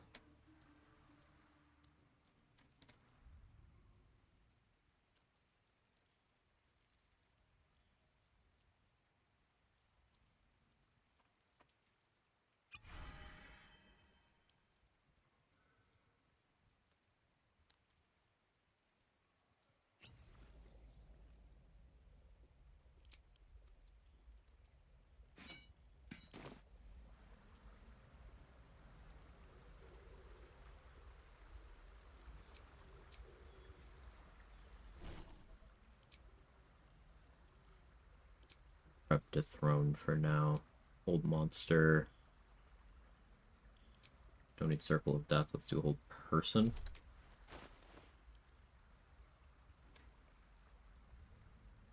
And I'll use a short rest potion to get Archstry of War back.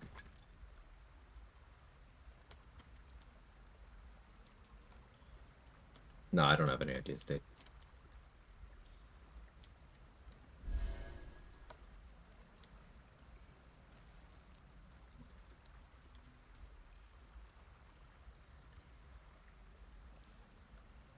I have -2 life essence. Oh, that happens when you kill Honor. Yeah. Right, that's a thing.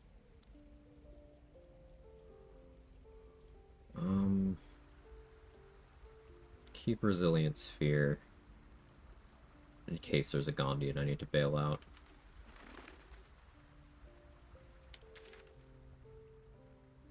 Should go get Rapture for this. I cannot be bothered.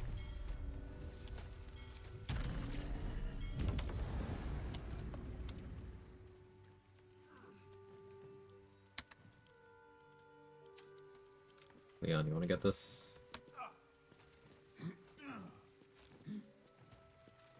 Thank you. Need my expertise.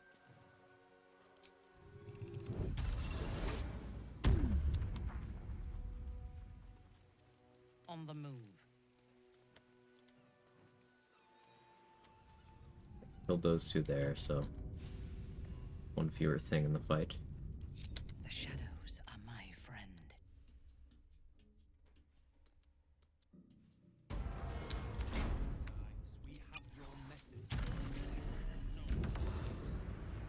I prefer to take lives.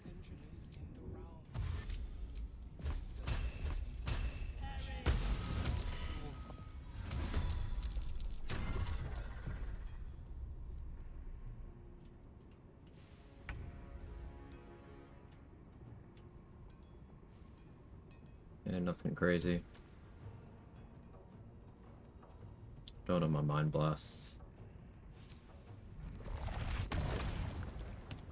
That's okay. I don't even really need a black hole here.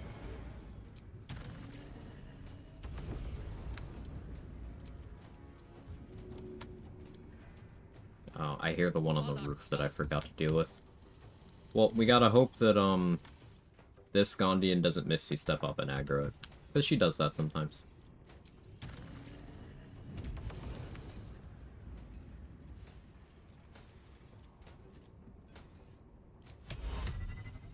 Let's see. 1, 2, 3, 4, 5.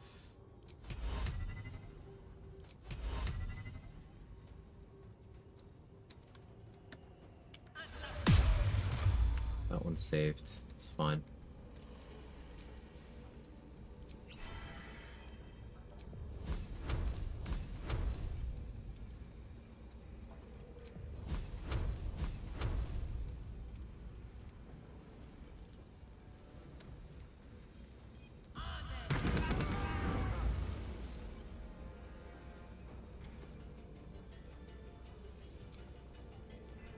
of humanoid slaying. Kinda cringe that I don't.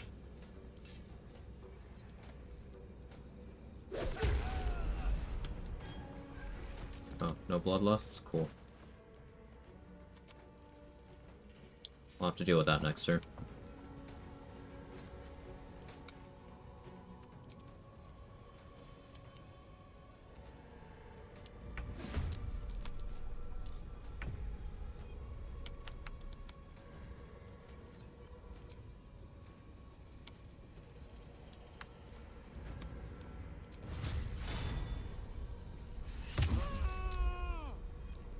Your command. Fresh orders?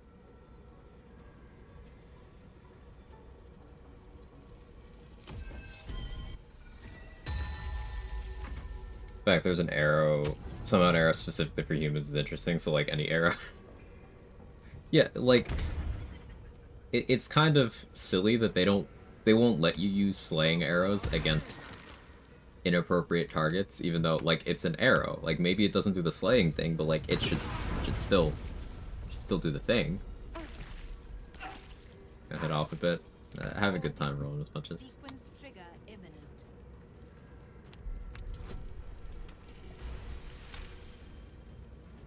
Possible to have Helsix buff in the final fight? Yes. Very indirect, but yes, it is possible.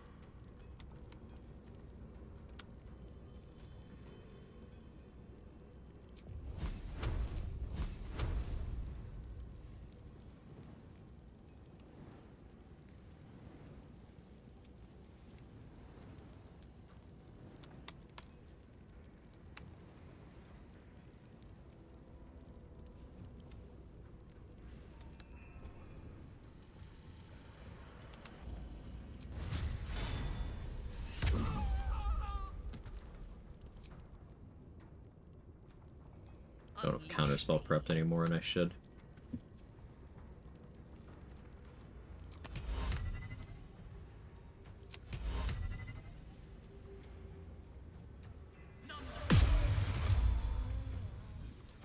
Okay, now you're free.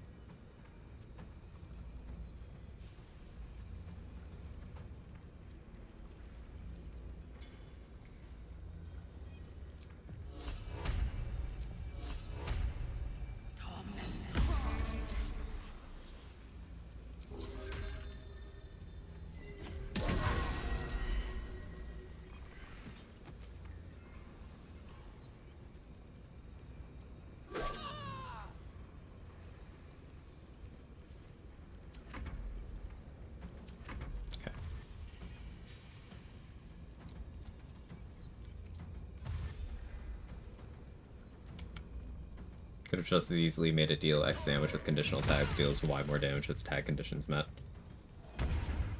Yeah. Do the thing. Hey, Captain, thank you for the tier 2 and the 59 months. How you doing, little bro?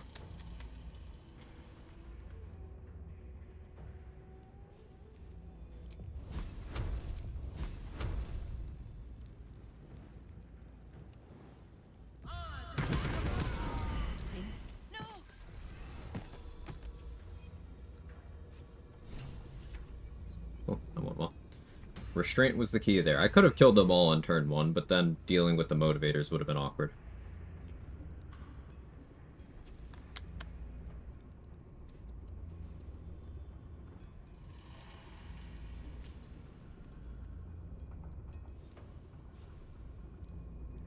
We are not actually going to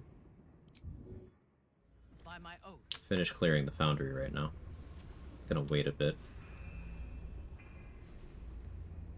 Did you see what happened? Albert did.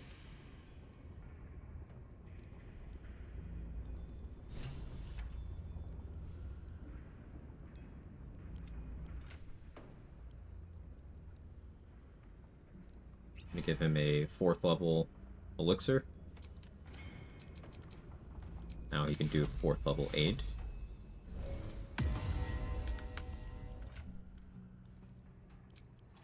And then I'm also gonna have him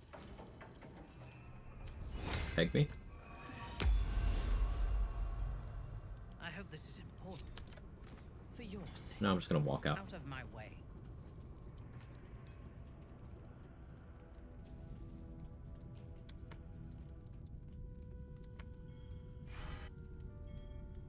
He stopped following me. I still have the condition. And now I have even more HP because he gave me another 15 to my max.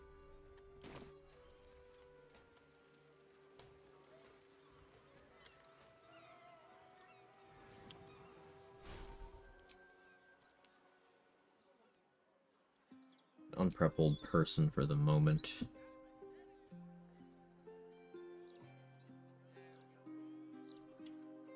I should just make a 6th level Shadow Blade. Carry it around. Yeah, let's go to hell.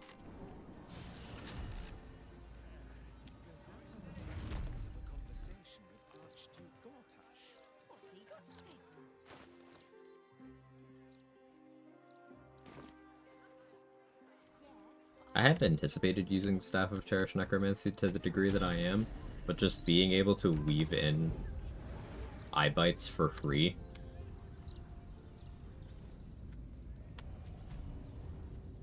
Quite nice.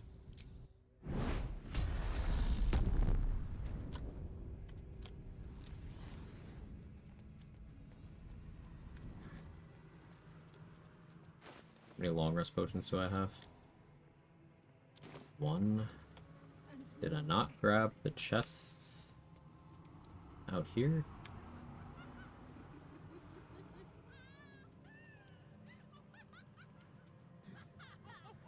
Should have more. No, I didn't. Okay. Interesting. How'd you rate the power level of subclass compared to others in vanilla currently? I'd say once you get to level 6, it's one of the stronger ones.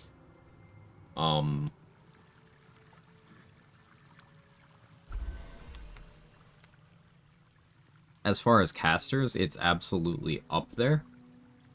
Like, you always have the option of doing the same thing that I advocate for Vanilla Bladesinger, and that is ignoring Blade Song and wearing, you know, more sensible gearing choices, and then still benefiting from the subclass features that do work. So, in vanilla, that's just your extra attack. But in this mod, it's a lot more than that. Harmonic Guard, quite big. So this version of Bladesinger, I think as a, you know, multi-class, you take 6 levels and then you do other stuff. I think that's extremely powerful. It's like one of the most powerful level 6s, but I do think you still have a lot of ramp time up to that level 6. And I do think you are still comfortably weaker than Abjuration, Evocation, Transmutation, Divination. I think you're comfortably weaker than those until level 6. At that point, it's up there competing with Evocation and Abjuration, in my opinion. Necromancy also is good, starting at level 6. But I don't think it gets to the same level as the other 3.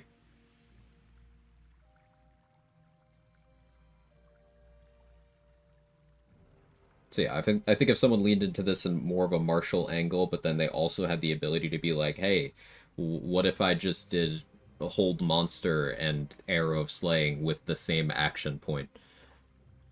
I think if I was focusing on that, it'd be very busted. But that's still making trade-offs. And that is still coming at the cost of, because that's 6 levels, you're still losing access to higher level martial support stuff.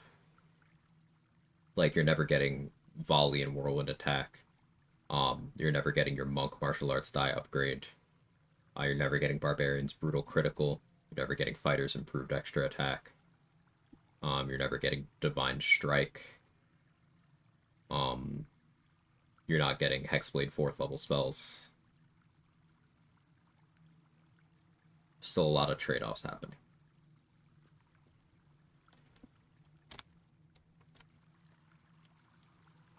What was I doing?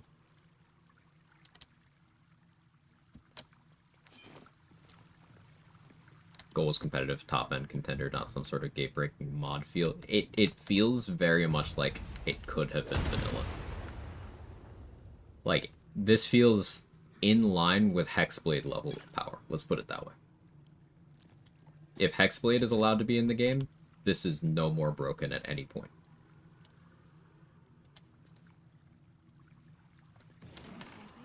There is less of me.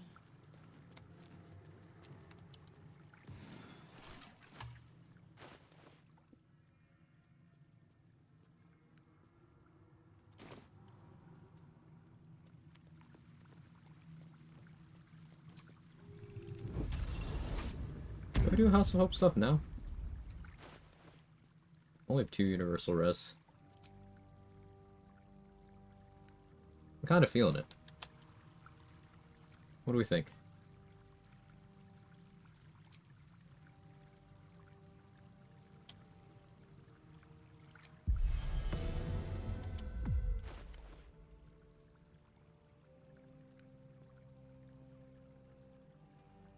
Do I want to be dead? If I put this on, I made Leon dead, so he would benefit.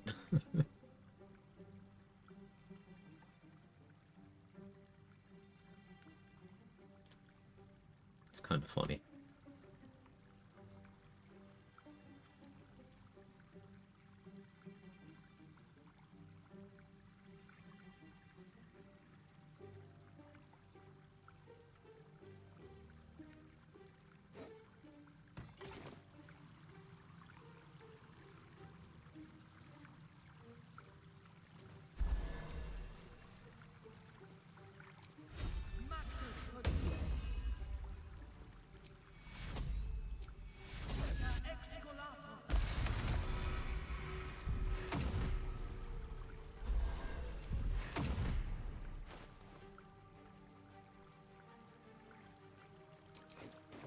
Extra steps.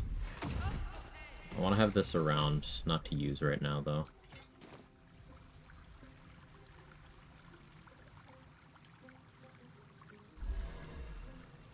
Do that. Do this. Go back to this. Still forgot Drake Throw Glaive. Yeah, it's just funny at this point.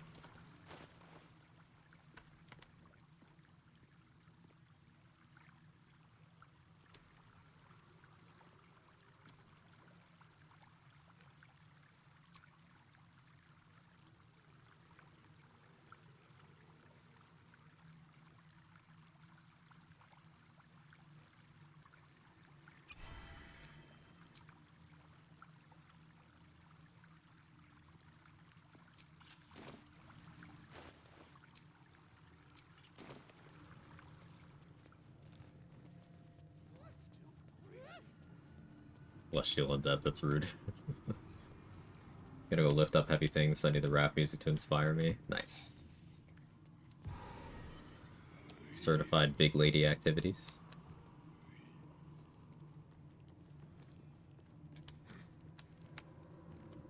Raphael has reserved this pedestal for the prize of his collection. A magical field surrounds the magical. I have the Orph camera, right? Yeah. This piece of humble parchment. Just rang Raphael's dinner bell.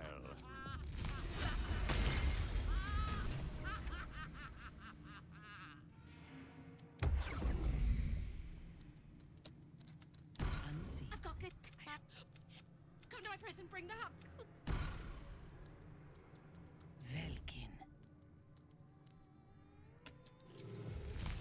What's yours?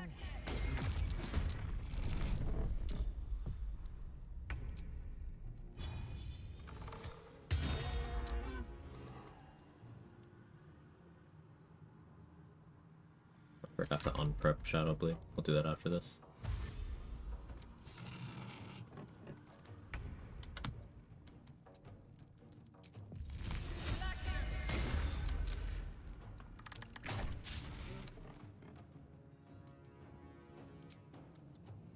I will enjoy this.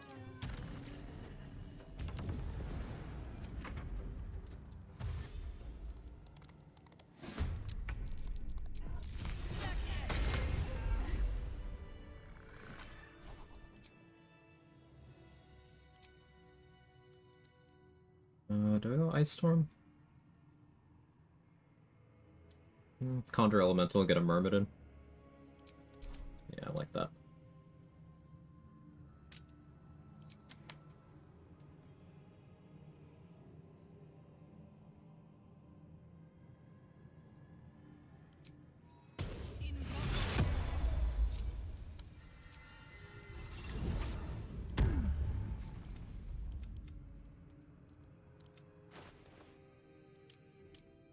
Four.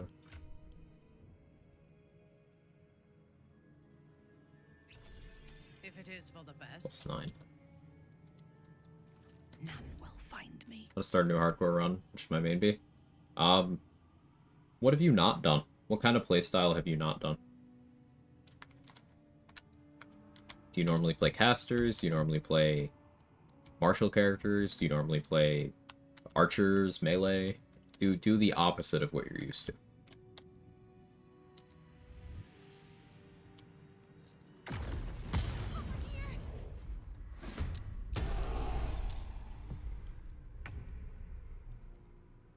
Extra radiant damage. Let's see.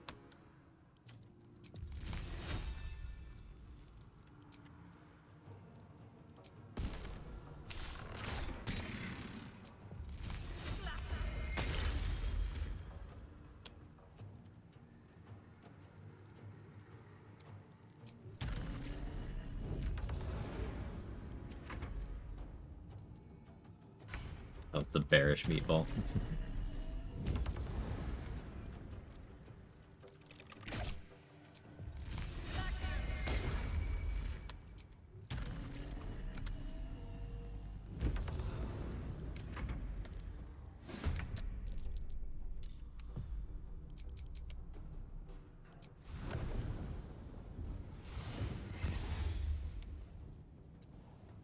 Ready for battle.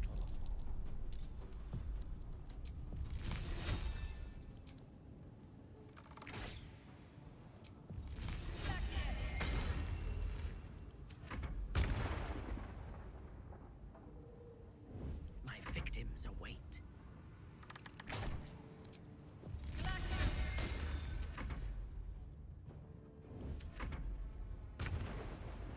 Unleash me.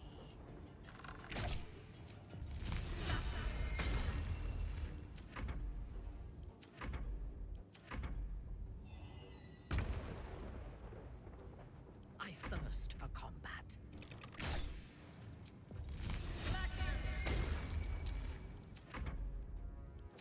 Spellfire trigger more multi-bomb explosions than normal fire. Last time multi-bomb those, they just died super fast. I don't think so, Acework, but honestly, I've never tested that. It should mechanically be the same. On your command. Should, but we know what should means. It's a good question.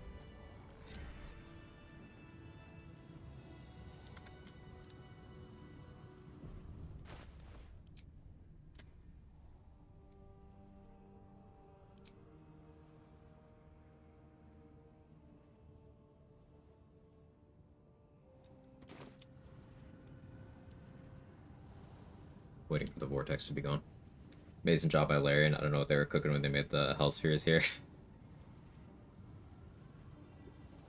It's one of those things where a lot of times throughout the game, they'll have like a one-off, hey, you look at this thing. You recognize this thing from the source material, right? And then you'll never see it again.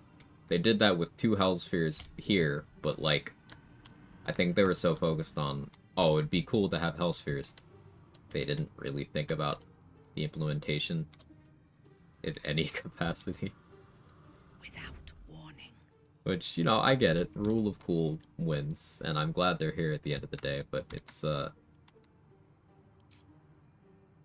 don't know if they cooked with them.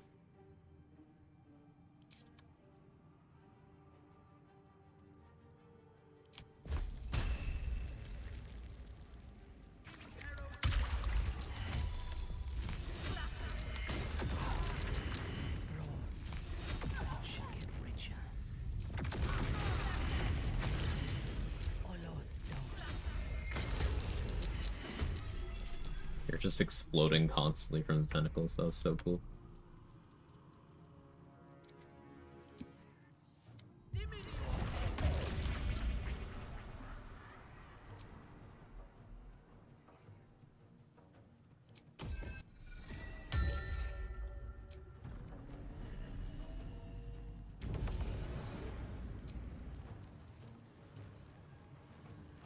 How many Fiend Sling do I have?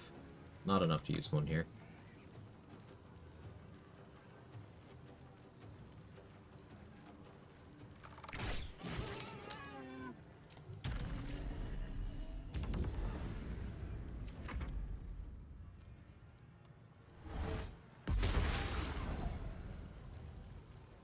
So their Agonizing Blast gets added to stage fright damage. This one had something from Absolute Wrath as well.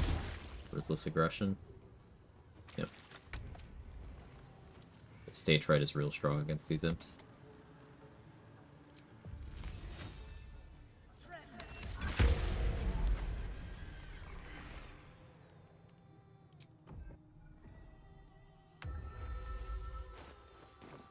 Yes.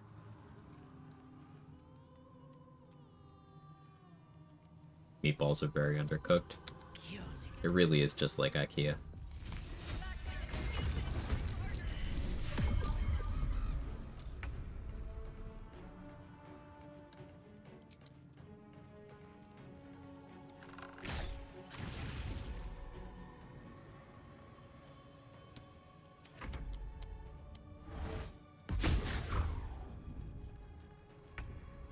As an Italian, I'll say it's a bit of an under-average spicy meatball.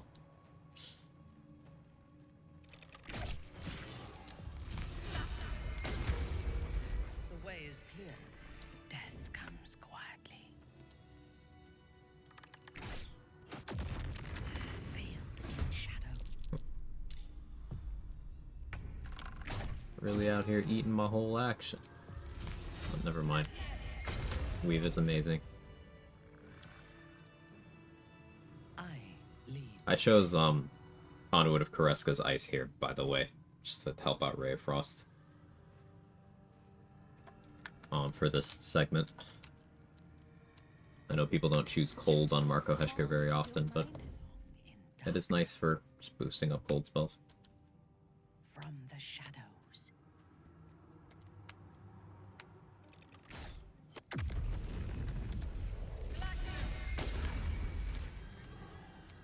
On my way.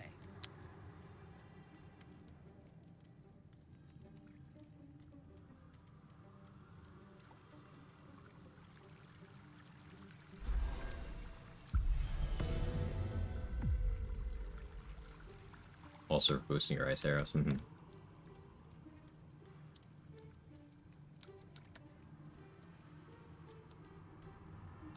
Hey, stupid idea. I guess. I hope I'm right. My prison is to stop.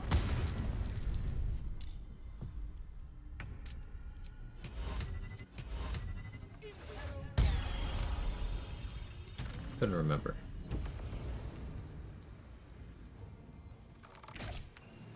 Good science.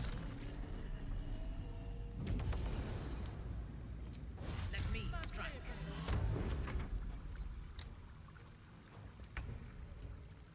It flies? Oh, it has flight. That's funny. Will it actually do it, though?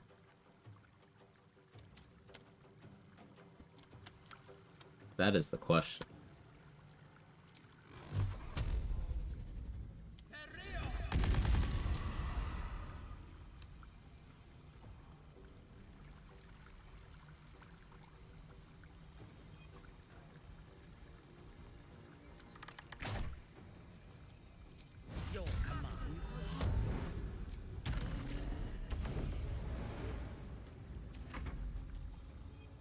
Oh, oh, oh, oh!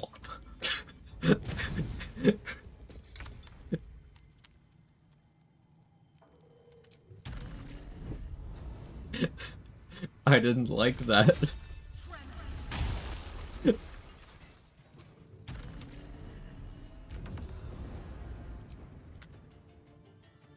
I didn't care for that one bit.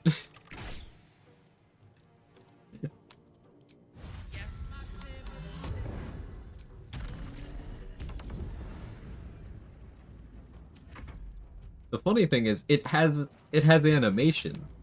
There are things that you can give flight effects to that don't have animation, so the game does that thing where it just like stalls and it's like, oh, what do I do here? But like, they gave this thing flight animations. Why?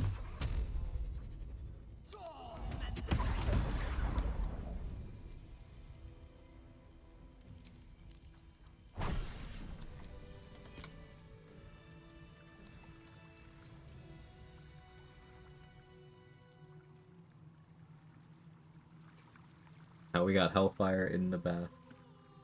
Crazy.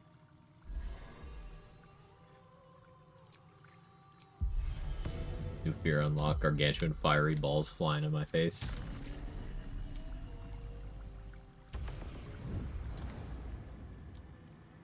Yes. None will find me. Nature Cleric having no great elements to choose an IKEA gives me conniptions. Yeah, that is unfortunate. Anything that puts out a Hellfire surface? Maybe if you put, like, black tentacles on top of it, that would probably work.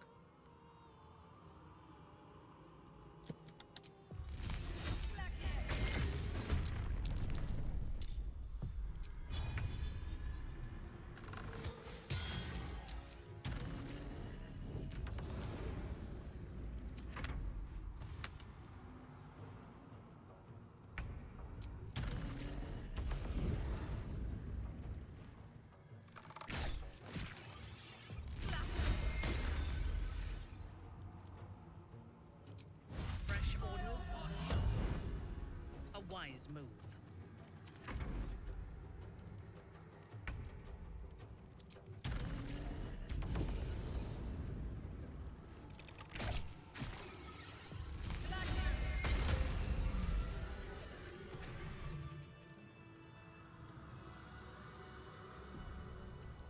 Larian was this close to putting a fear into players that hasn't been seen in over 66 million years. Almost there. I'm so excited I could scream.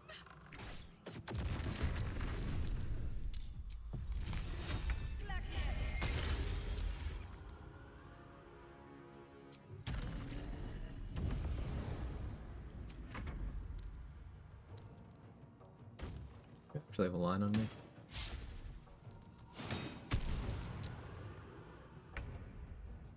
Surprising.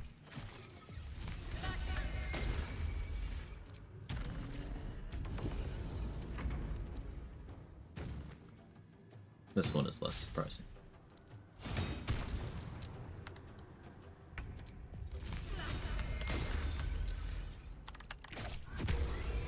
At your command.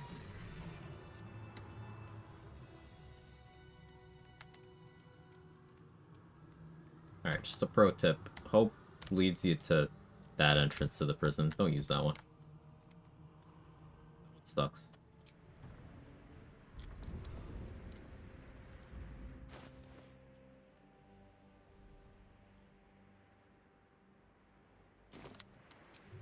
Go to the bath real quick.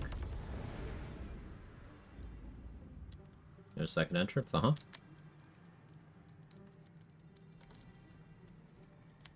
Hey, JD. Remember that time Hell almost ended the duo run? Famous last words. Hey, what if I was Merkel? It was funny.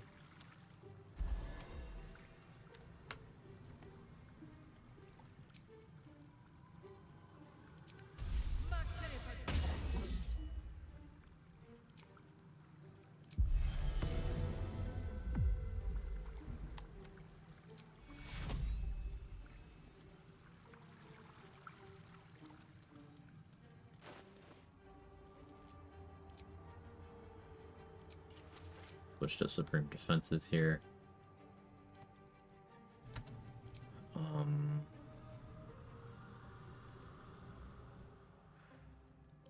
All Dust Gloves.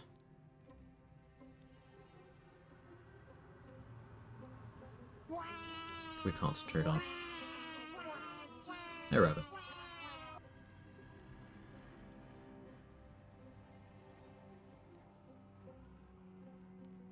I need a good concentration option.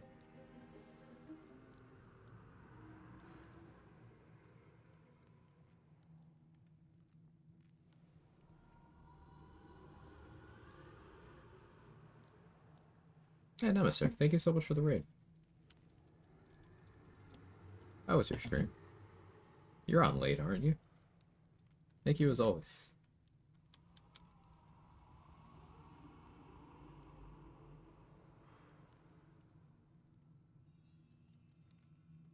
Hey, do I need to keep this prepped? No? Sick. We'll do Expeditious Retreat. Reporting.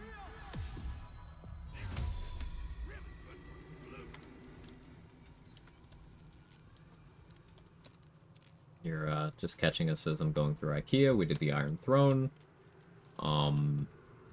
Mystic Carrion. I haven't fought Ethel yet, have I?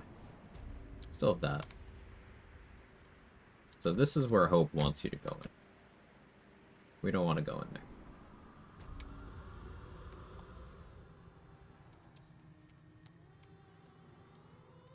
We want to go over here.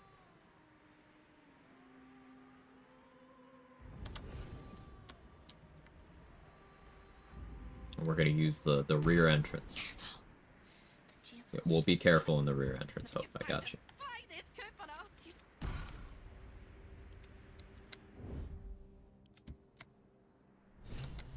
Our enemies are everywhere.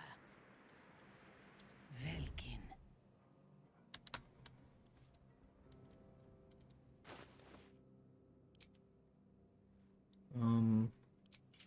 Actually switch to Hill Giant Gloves and Bloodlust.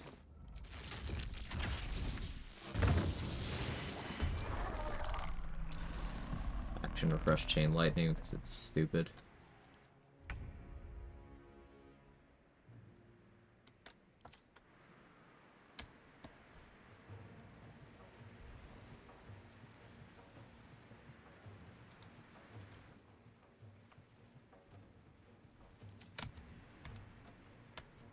Playing Tavern Brawler Monk for the first time.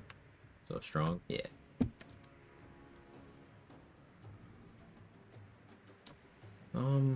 Part of me wants to Artistry of War. I don't think that would be in my best interest.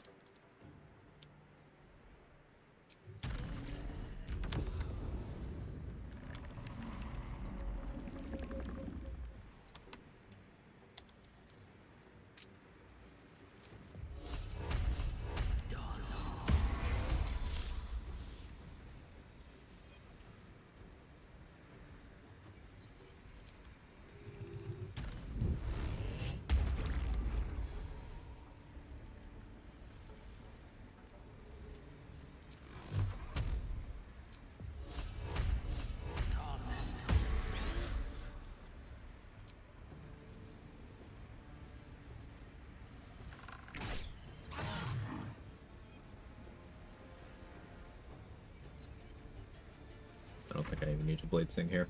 No reason not to, actually.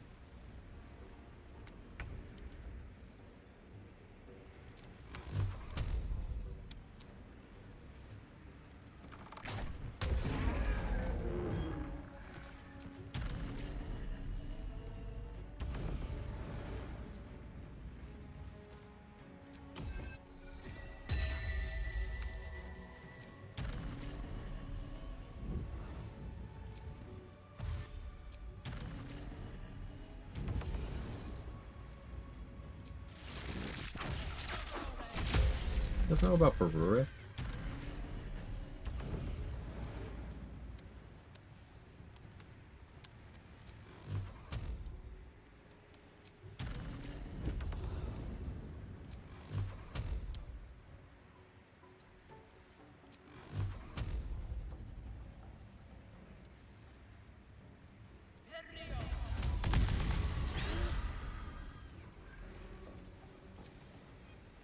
Do it. Oh, one more. Fine.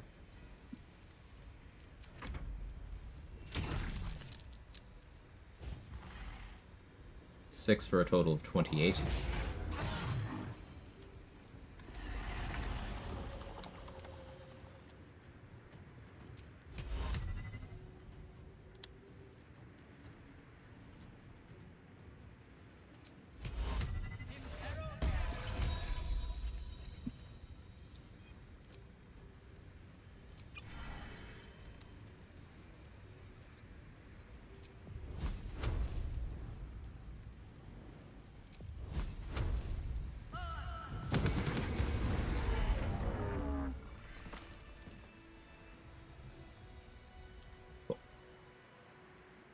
Decided on Drunk Monk because it's new. I must say I'm not the biggest fan so far. Maybe some gear later on will get better. It's, Drunk Monk's a little bit awkward. It's very key point hungry. The thing that I like most about it is the level 6 feature.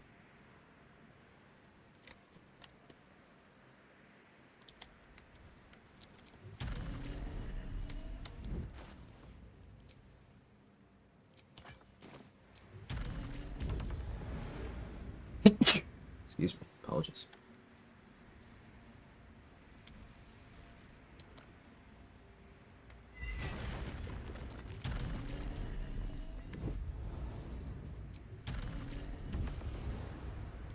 Well, thank you. Orders received.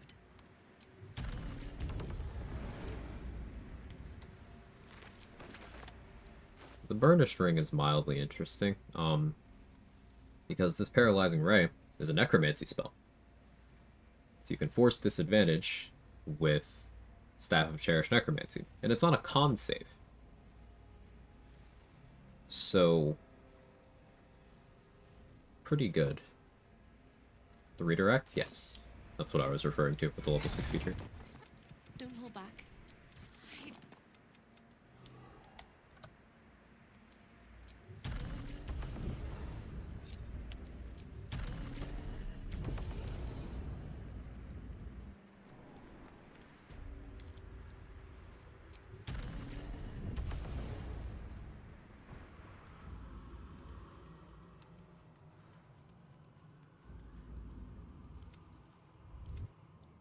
There can be no respite. Out of my way.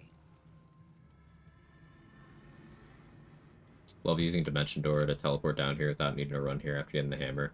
Use the mod to make Dimension Door work as it should. In TP places you can't see. Tabletop rules Dimension Door. Yeah. That would break some things, wouldn't it?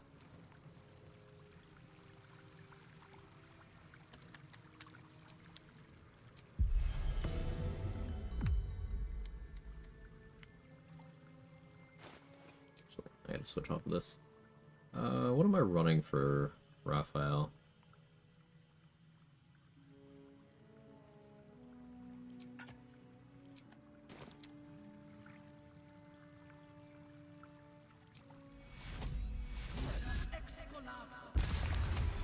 Let's do Cherish Necro. That'll be fun.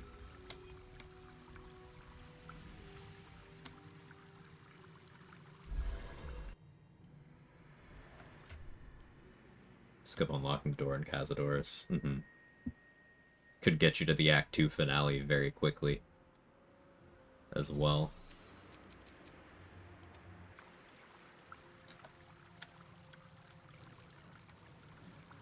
Advance.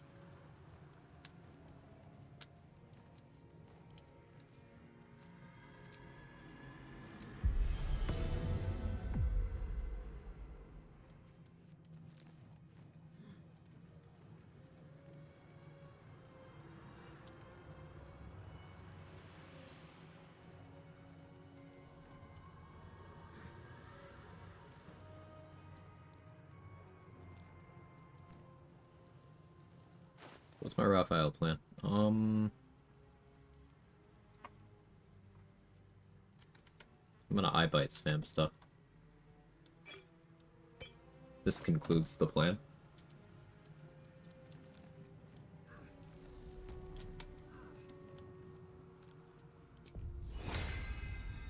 Should have put Longstrider and Shield of Thralls on Hope. But I cannot make it any more clear that I cannot be bothered.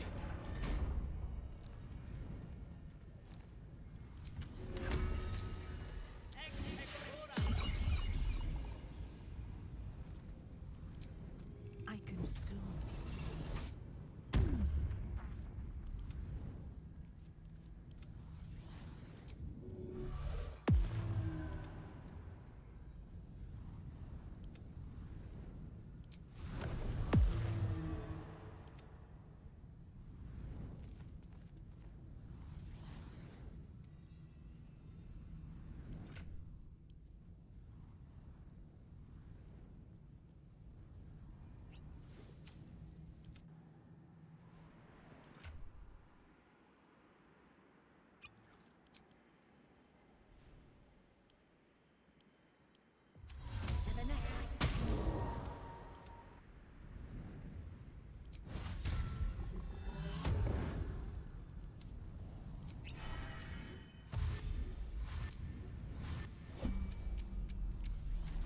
Make sure all my prepared spells are correct.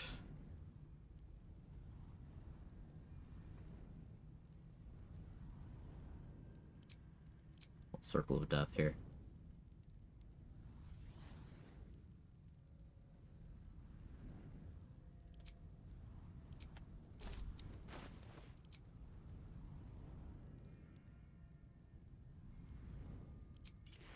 Bone Spike.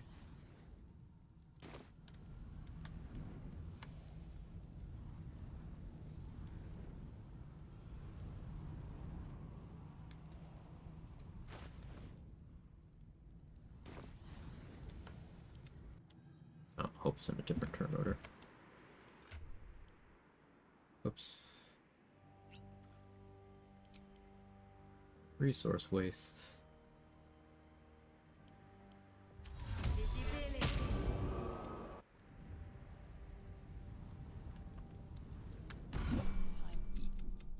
I will not. Their skulls will make fine. Do not care if I get this or not. If you have any last word, no.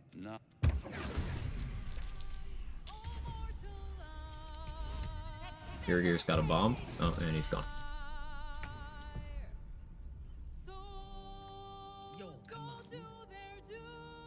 You have Nightmare Form.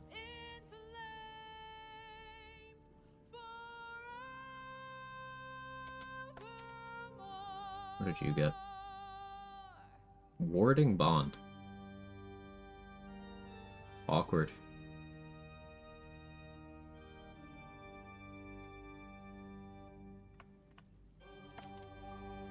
That'll be annoying. This Cambion's got Elixir of Bloodlust. Came prepared.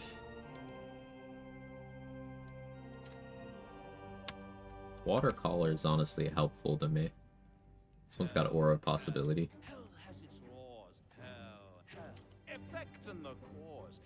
This one's prepared. Alright, you are the biggest threat in the room.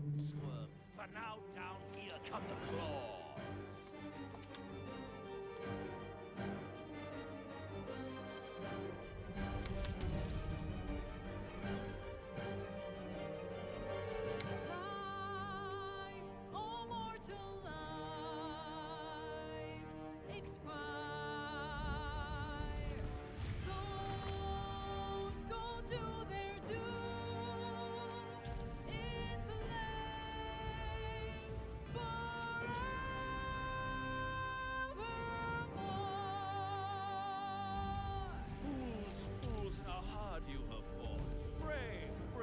It's all been for naught. True souls that couldn't be bought, doomed, detected, and caught.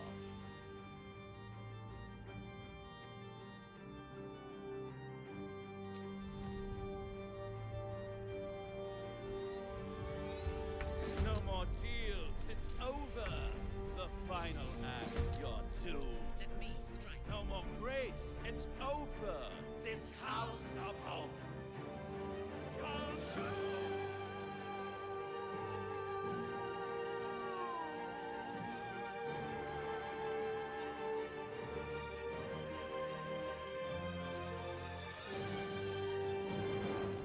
Bladesing.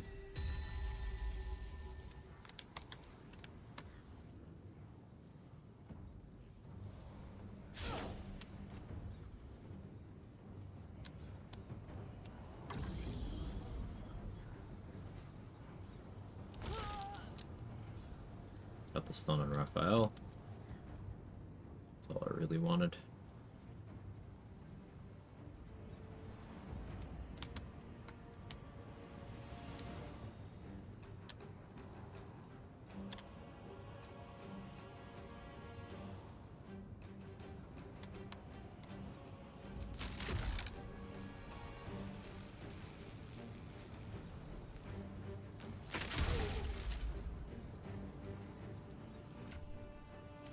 As he resists, you need fire resist.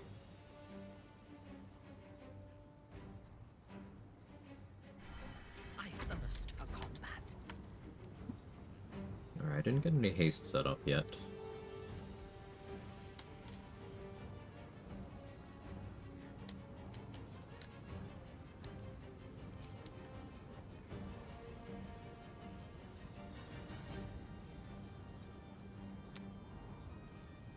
Do I have a... Aha.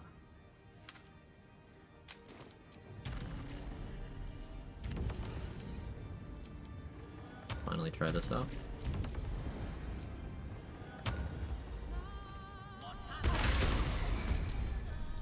Skelly friend.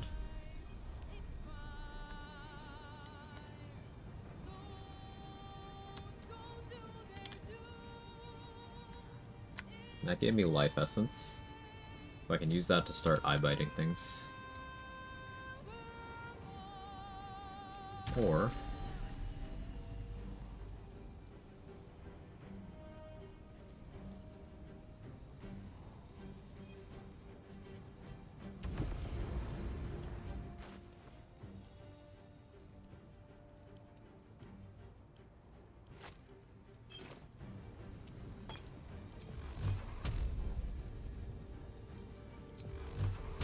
third level?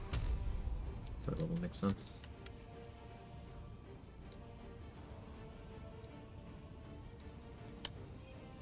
Let's get through his temp HP at least.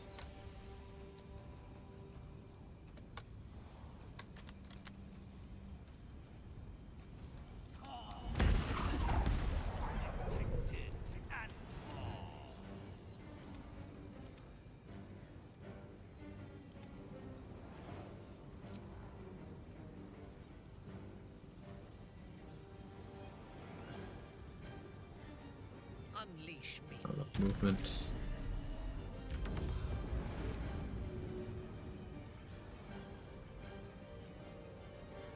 Do that.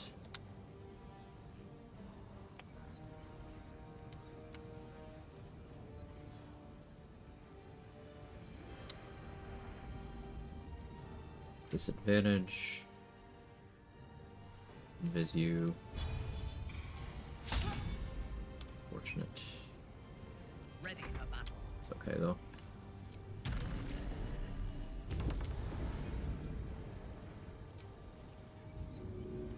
Necrotic Sunbeam? No, no. Sailor Cat's got you there. They're the creator of the mod that the spell came from. There are 3 things you need to know about Raphael. Yeah? Hope? He's almost home-like, closer than a kiss. Okay. His favorite color is blood. Alright. And he probably knows 1,000 ways to Does kill he? us. This is going to hurt. Is it? I mean, he seems pretty potent. Reminds me of someone.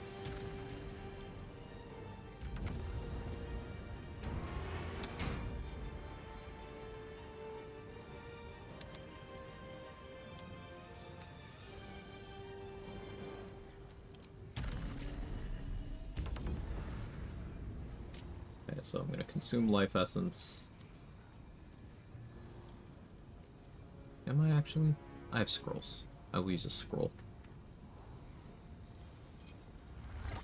99%.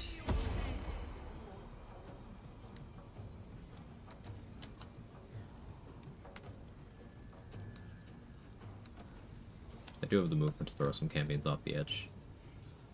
If I wanted to. They come back. Raphael and Yurgi are the ones that don't.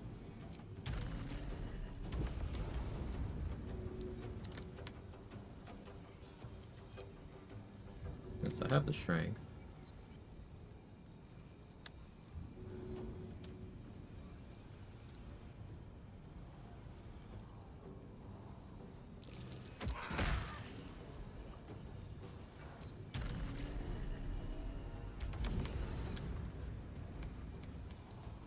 Alright, that's turn 1.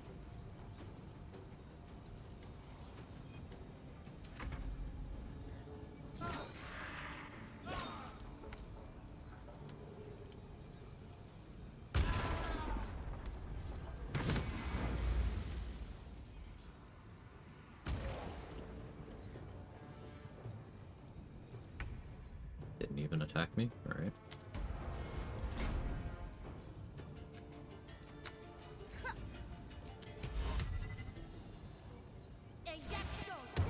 Yeah, you can get out of here. I could have Hope start an ice surface under here. Kinda like that idea. Do I have a Sleet Storm scroll? I'm normally pretty good about having those. But it seems this time I was not.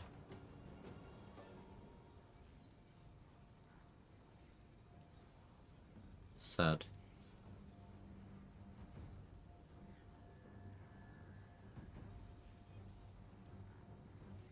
Very sad.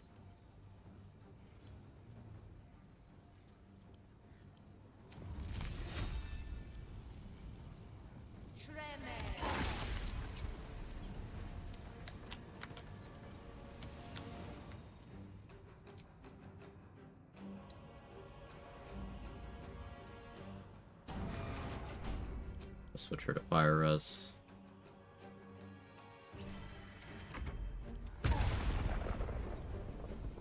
The 2 necessary color spray scrolls, they're for selling to people. And making fun of you.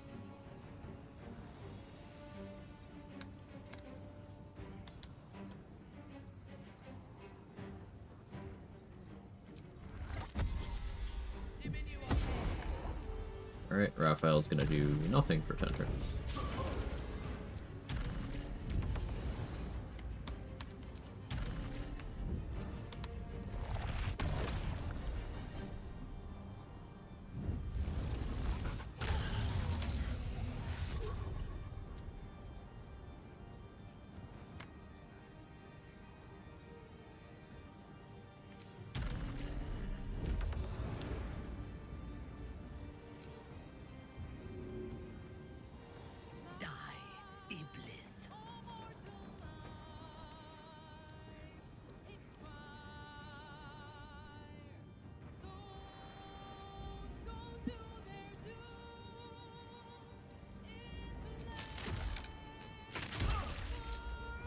Stun would have been nice.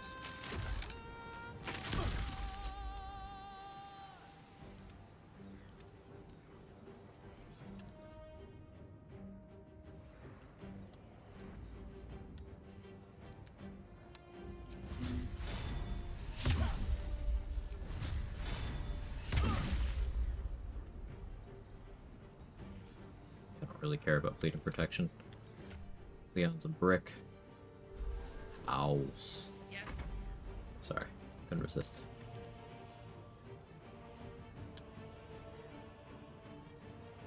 Anybody weak enough for me to snipe a kill yet? Here's 68. I could probably secure one with Artistry of War. Yeah, sure.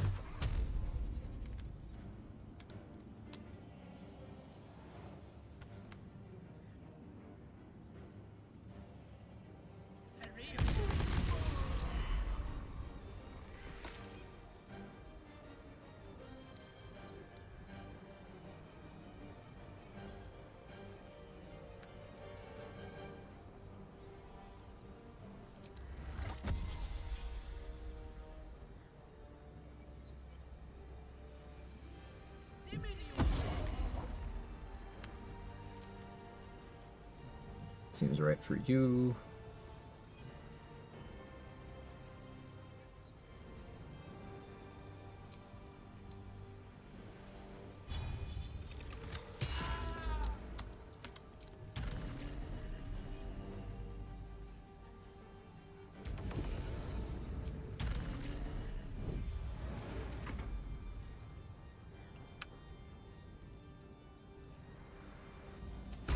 There. You might actually make it out.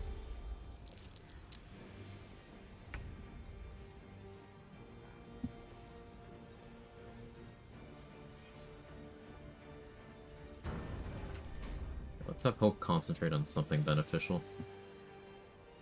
Well, if I had a stone skin scroll, that'd go crazy. Missed opportunity.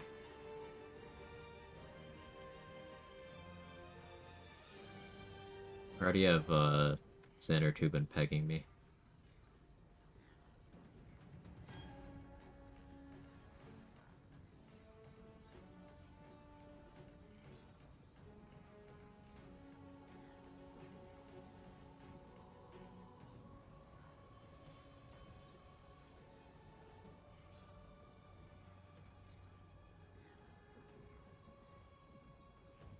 Just keep her safe then.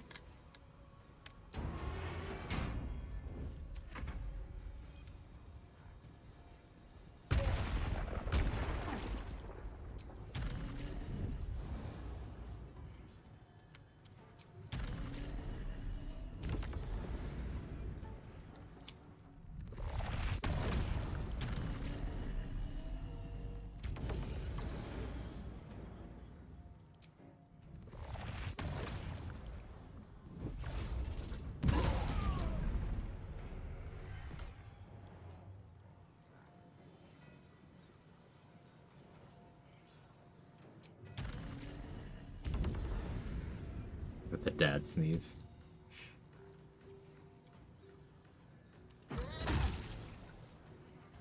Throw you in there.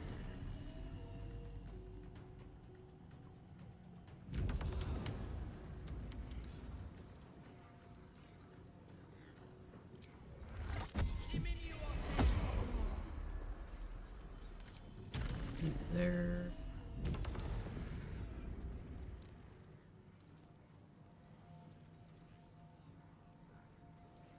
Is it necromancy spell? Oh, it is. Neat. Yeah, I totally should have learned this. Didn't I?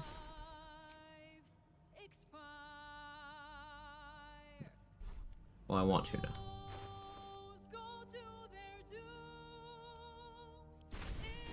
Next fight.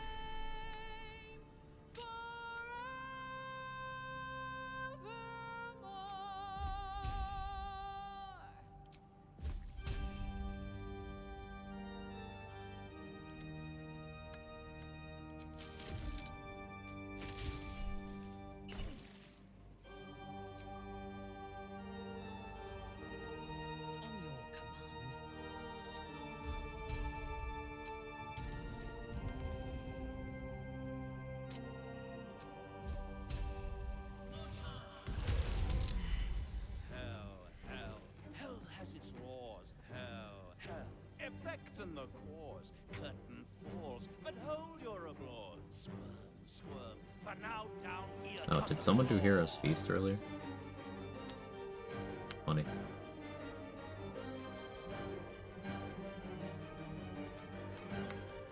Alright, you may as well reposition the vortex.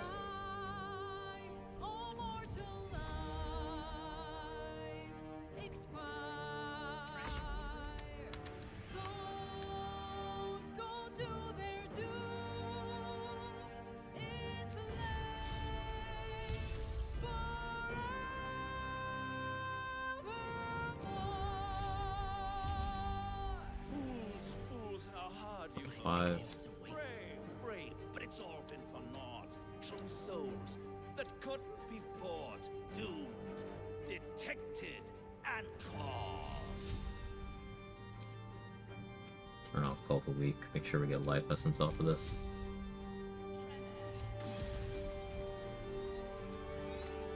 No more deals, it's over. The final act. I destroyed a ton of consumables over there. I don't really care. It's over. This house of hope.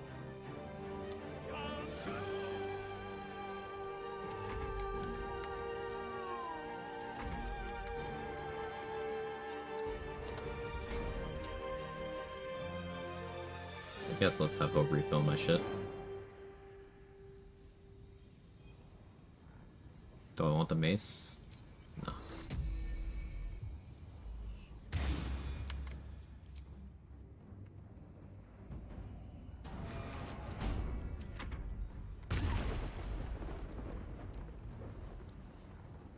Alright, he's still fearful for 8 turns. Fresh orders?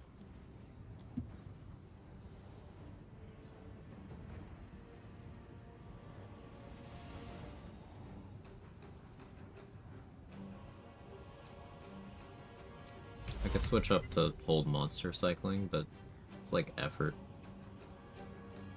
Him getting resistance to all this stuff is quite vexing.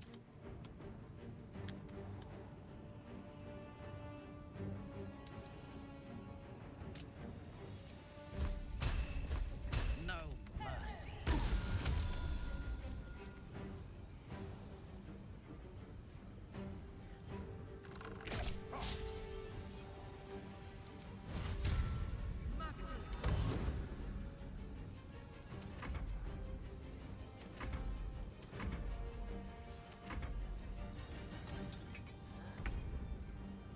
He's zooming.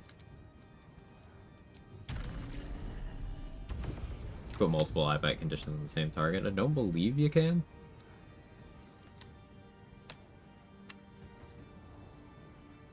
And no,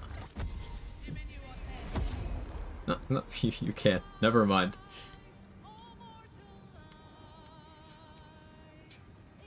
Never mind. I thought this spell was balanced. Sorry. That's my mistake.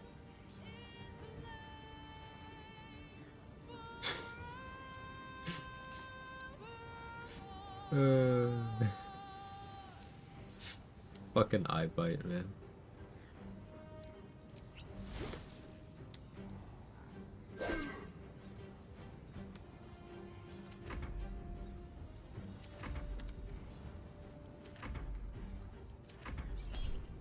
Stays winning, yep. Great place to end your turn, brother. Peek.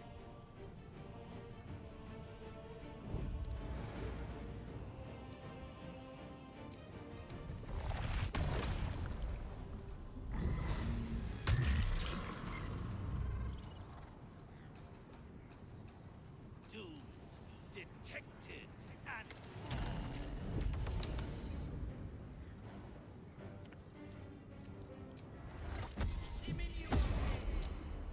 Saved there. I think I'll switch to Battle Mage next turn.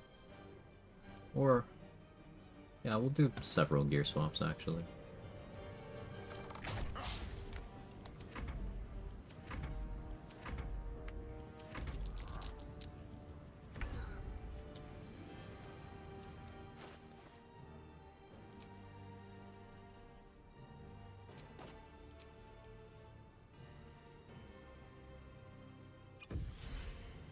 Alright, now my DC is 25 on my wizard stuff.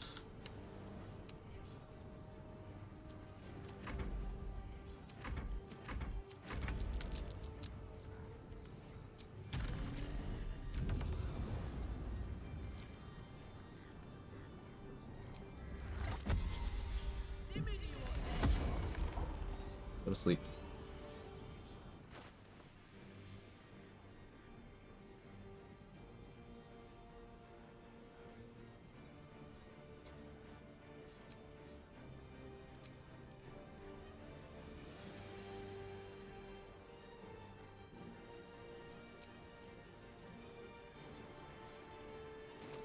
We're getting silly again. I have self-control. What makes you doubt that?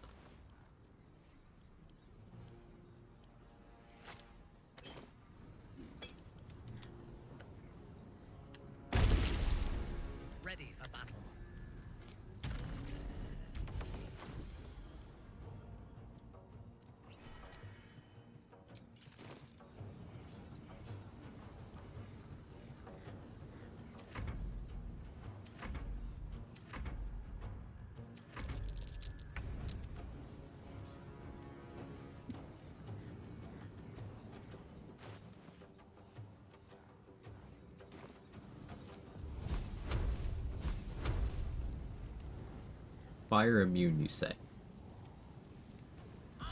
Did I ask? I don't think I fucking asked.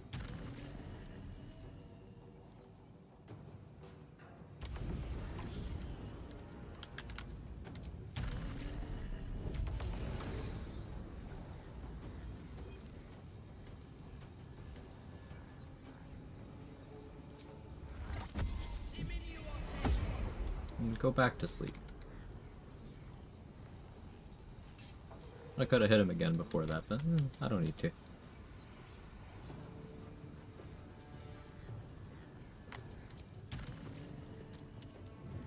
My victims await. We'll end turn over here.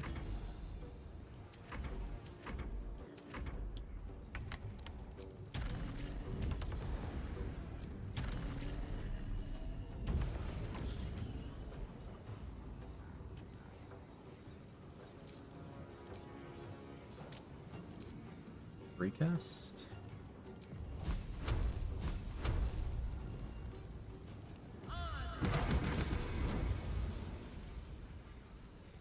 Yeah, I like that.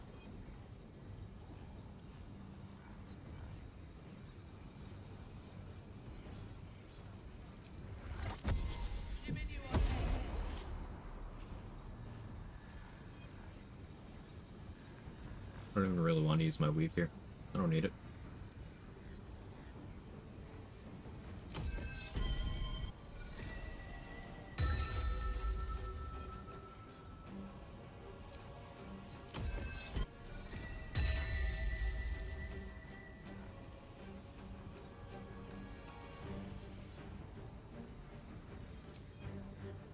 Re-up Universal Res? No, that'd be a waste.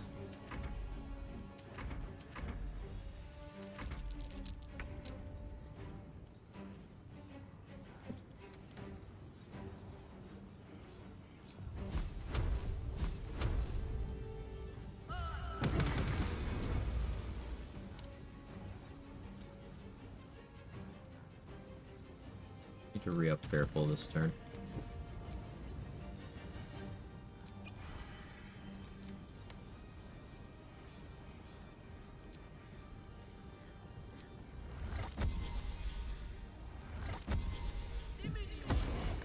Here, he's saved. Oh, does this mean Raphael's gonna get a turn? No, I'm kidding. Why would that mean that?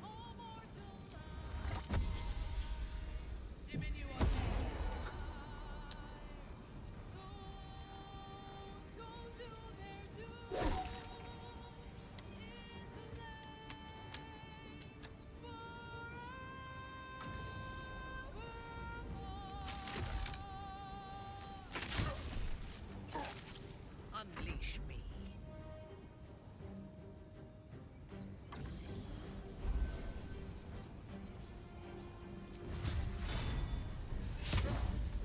On your command.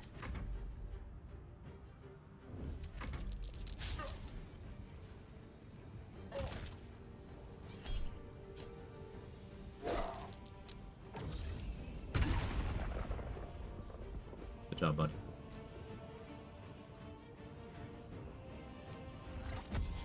Go to sleep. Alright, Leon, you're up. Detected and Can you actually just move the vortex? Thank you.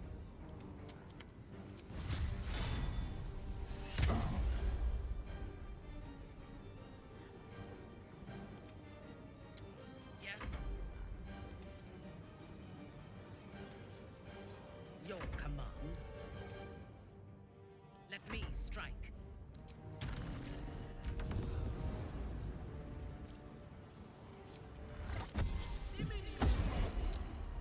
Yeah, good for you, Raph.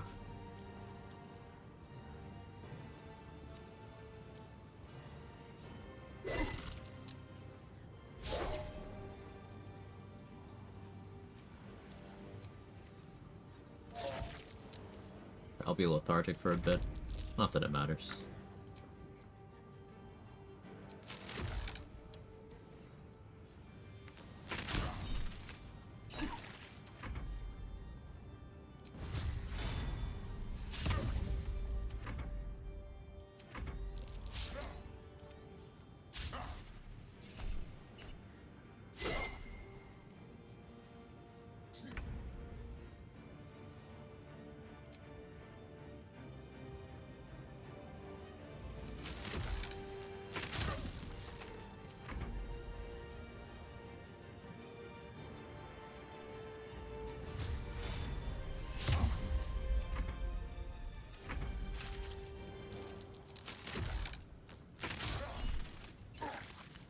I thirst for combat.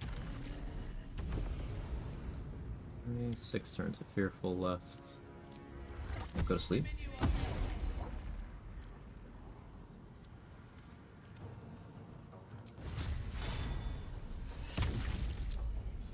Yes.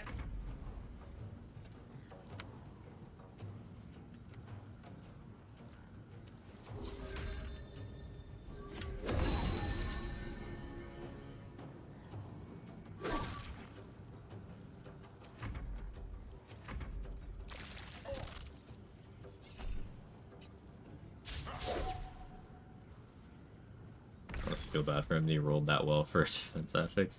Yeah, like that's really impactful. It's just the I bite Gopher.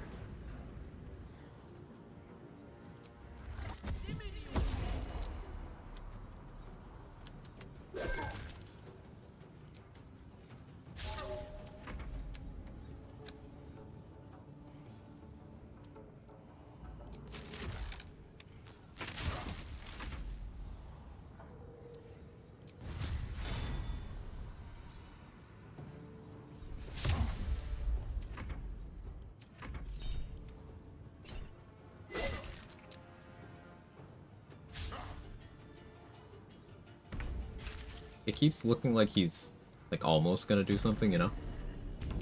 But he can't.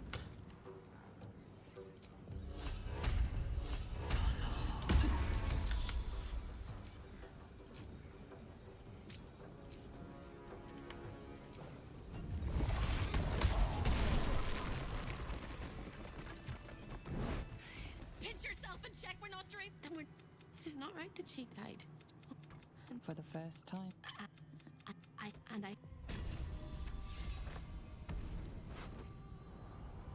Be a little more interested in these gloves if the Constitution cap on them was not 20.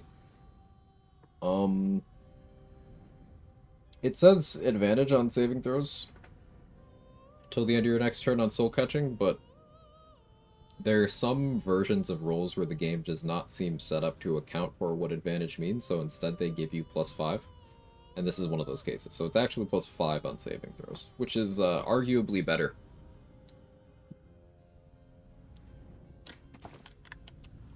Proceeding.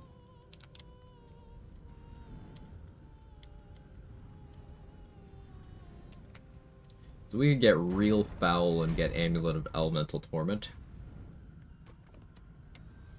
But no, I don't feel like beating up Hope.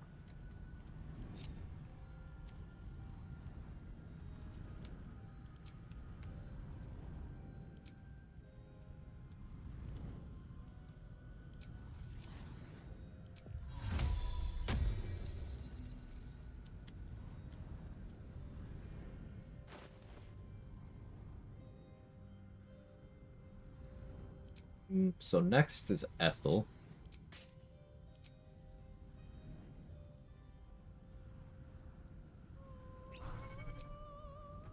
More content left than I thought. 5 hours in, I'm already getting EP.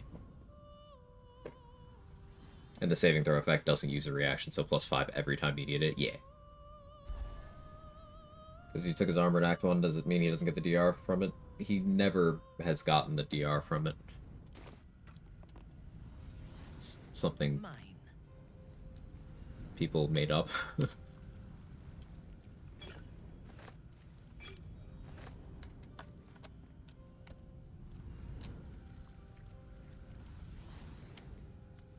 council summon a Lindris in hell for an interesting time. Does sound fun, actually. Wiki page kind of lies about that. Well, it's one of those things that someone thinking that they were helping confidently made an edit, and like, and I'm happy to eat my words if it turns out that, hey, that's right after all, but a lot of enemies are not actually wearing the gear that they have equivalent passives for. And if you look at Raphael's character sheet, nowhere on there does he have the Helldusk Armor DR passive. At any point. The reason why Raphael's AC is high is because of the pillars.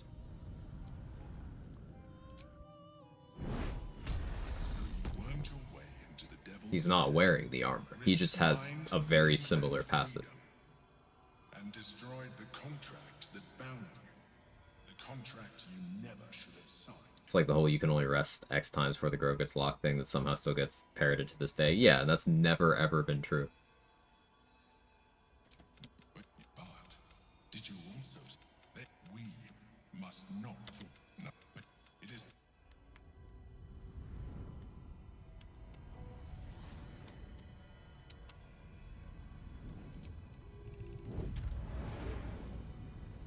Do I false life here? Or Cloud Giant right now?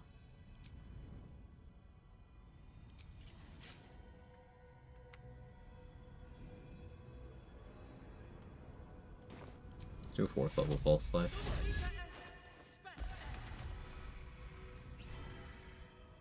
Cultivation.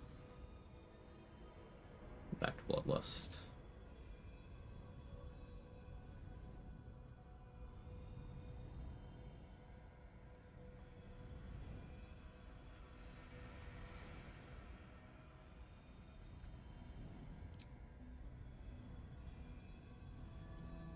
I don't know if the upcoming fight is a Marco fight. I don't think it is. I think I stick with Cherish Necromancy.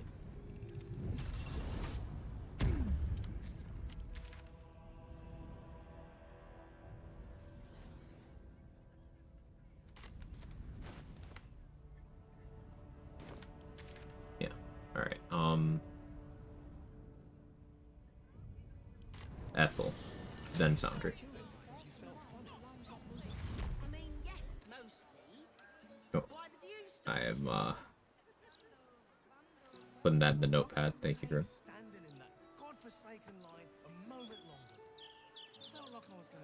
There we go. Been maxing your way to Google front page despite the content being super inaccurate. Search engine optimization, yeah.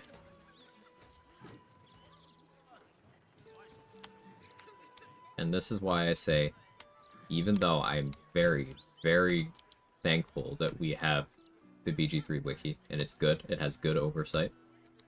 It is maintained by well-intentioned people, and the contributors are awesome for wanting people to know more about the game. At the end of the day, like all sources of information, it is not infallible. It is community-driven, so I like to think that that means that it is less prone to misinfo due to, you know, multiple parties fact-checking it. But at the end of the day, not everyone making the edits is going to actually know what they're talking about. So, trust but verify. And even sometimes people who do know things, sometimes they're mistaken, sometimes they forget things, sometimes they misunderstand things. I'm including myself in that category.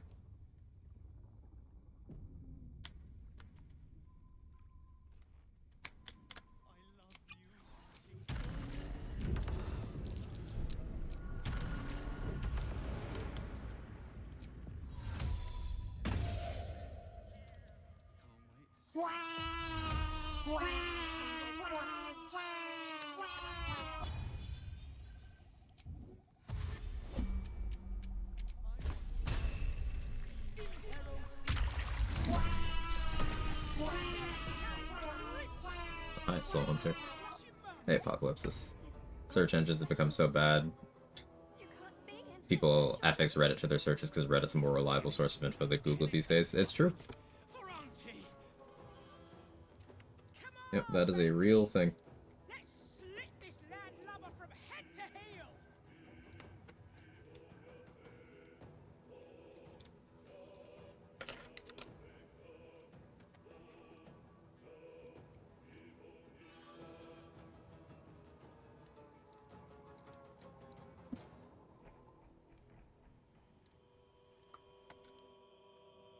She's got a bomb. The side saddle bomb. I like it. Or is this like a Mega Man sort of situation? Is it on the arm?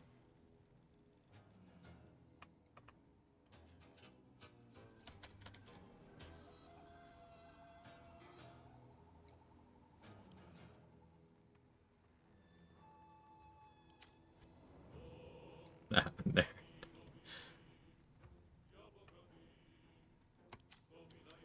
How's the run going? Anything silly happen? We bullied Raphael. He never got a turn. That was fun. I don't know if I use a blade song here. The barbarian's not surprised. Why are you over here?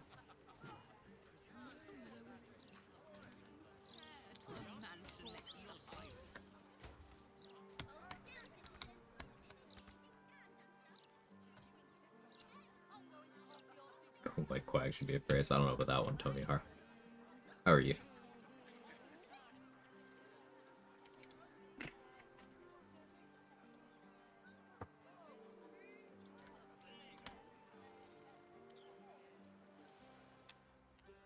This thing can't even use the door, can it?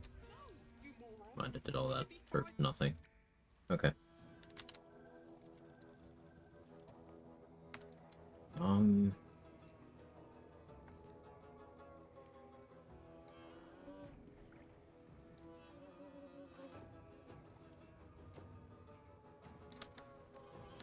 Yeah, I'm on elevation. May as well.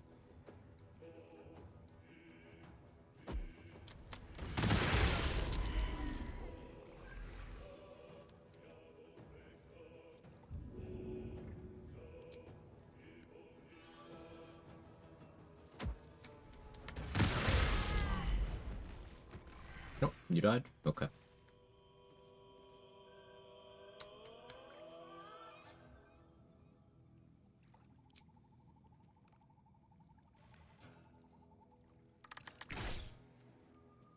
The darkness, Mr. President, of that.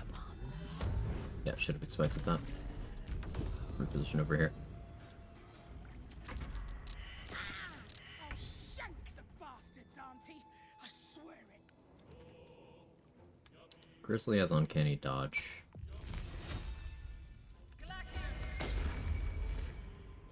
But still blocking projectiles, even though it's not saying it will.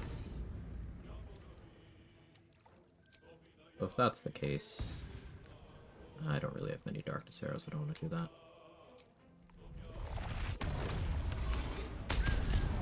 Kill you. Don't really need you to be crowd controlled. I can still manage it.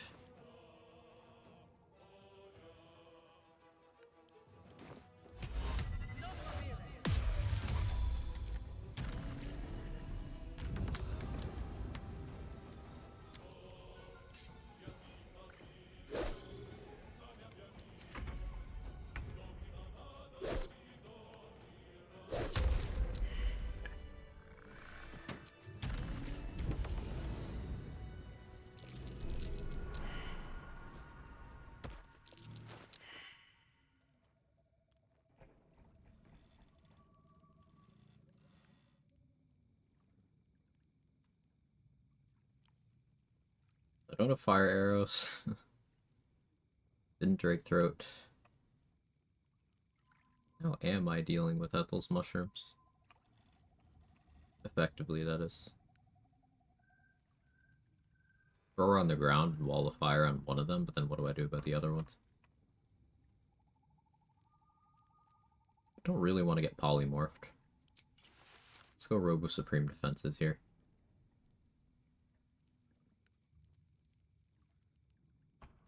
her lair magic, I can't realistically land Eye Bite until most of the mushrooms are dealt with.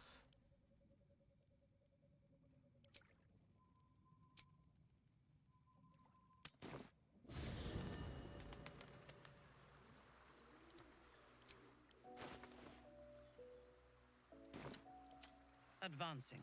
I would have words with you. This vessel is at this. Forgot I had a second Hag's Bane.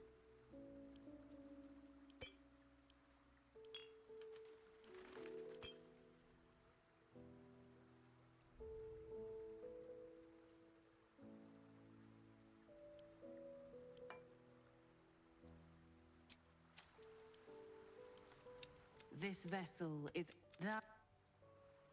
Without warning. New anime enjoyers in chat? Oh, I'm sure there are.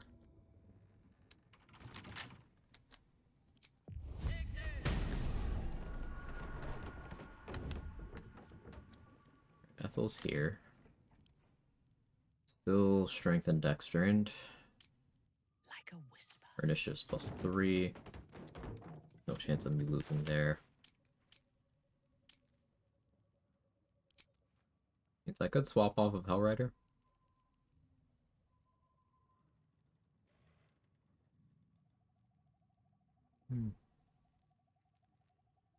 That do what I want it to. I'm curious, but not enough to test.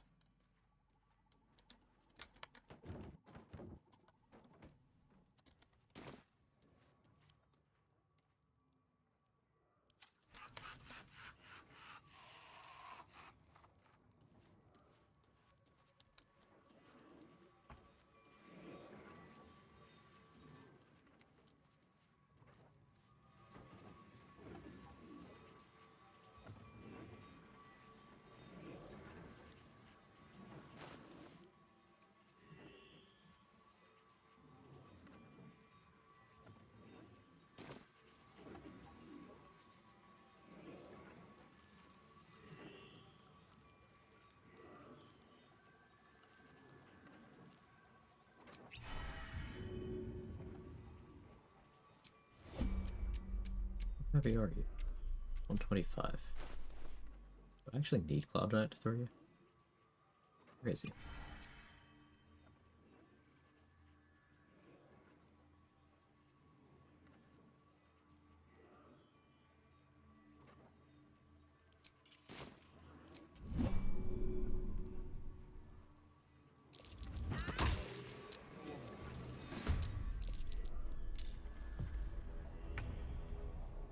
Alright, since you're prone, can't do your reaction.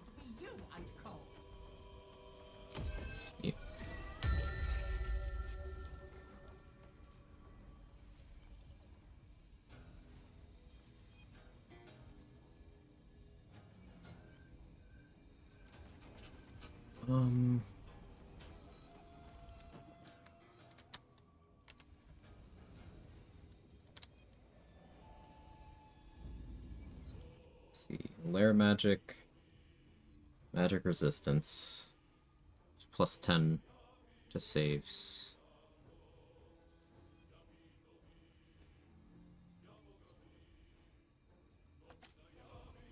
I don't think she can fail on this, but it would still be funny if she did.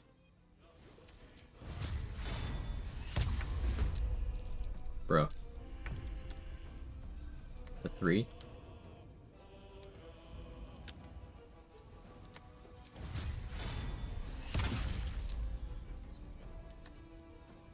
Let me strike.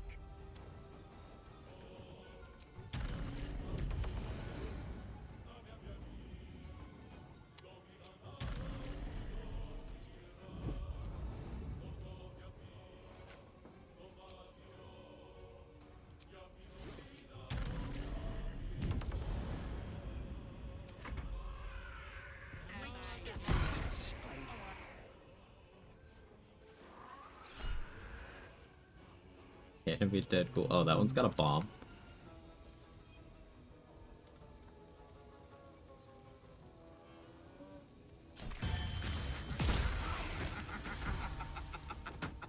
Song of Defense is going to take care of any of it that try to hit me with Ray of Sickness.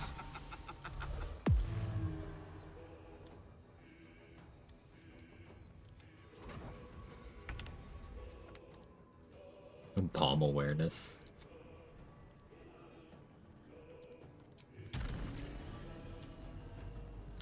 You know me.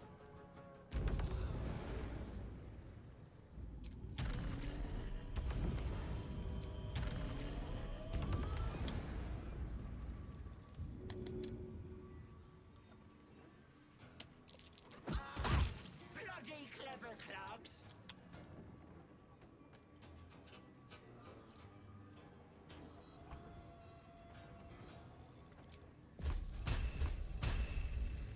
You will break. Fungi are worth 1,000 of you.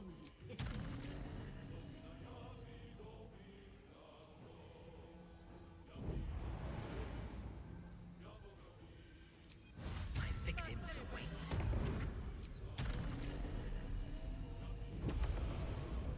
Just a little guy, Mokte and my Virtute. What do you want from me?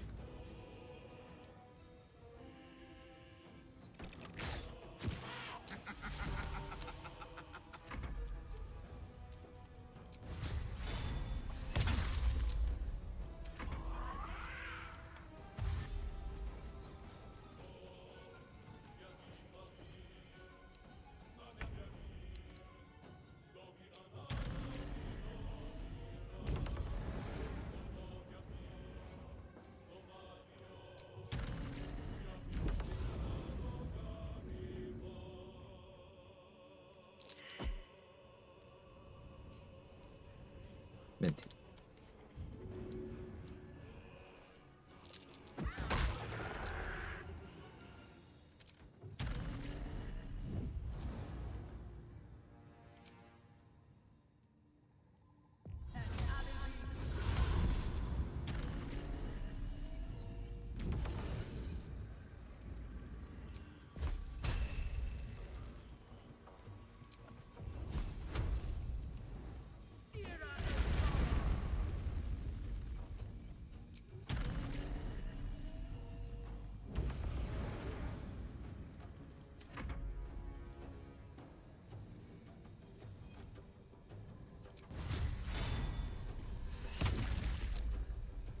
Cheeky stun off the radiant retort damage.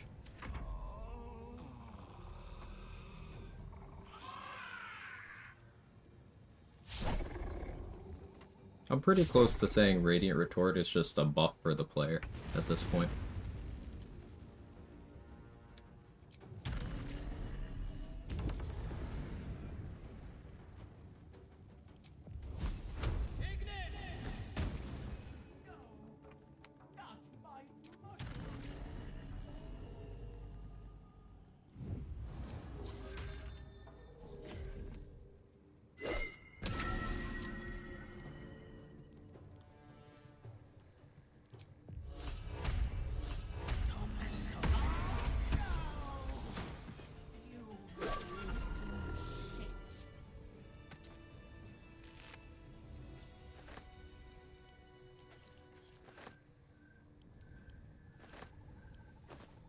But hey, that's a lot of water.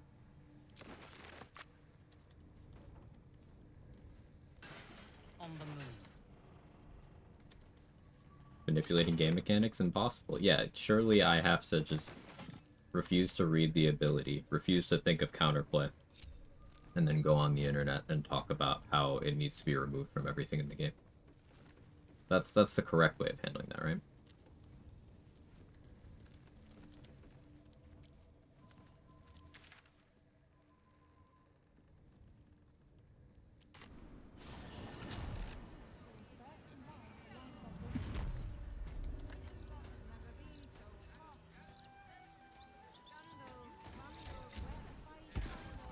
You watch her with the very extra jump. The Gazette reckons Lord Gortash is the second coming of Balduran.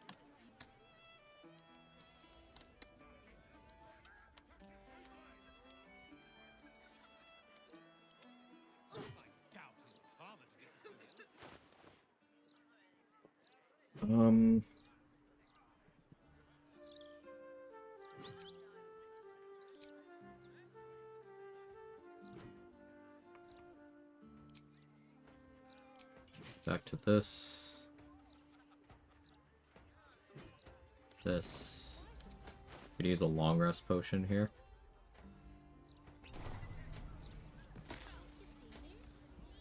But my one button simulator didn't work against his enemies.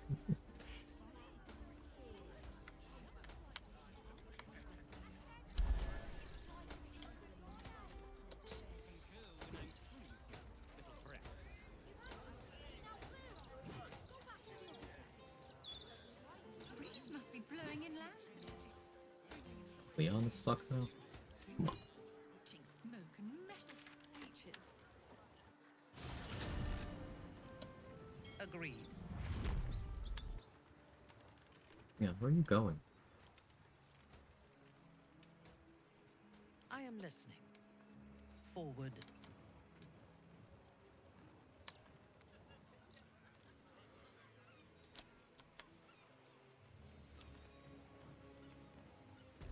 You guys have more buttons?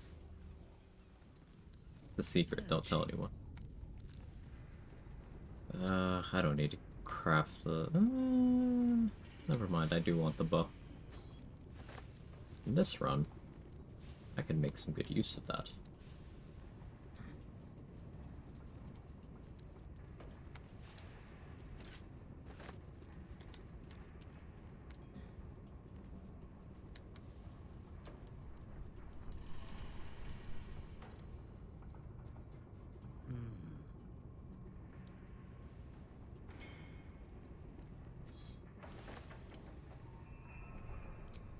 Oh yeah, 4-4.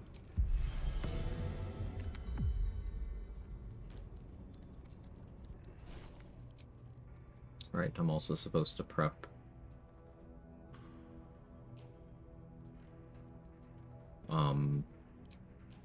Yeah, I don't need to have Peg prepped because Tubin's taking care of it on me right now. I can switch to having Floric do that for me when we go to the Rivington map. We can have Floric peg me for Answer and Gortash fights.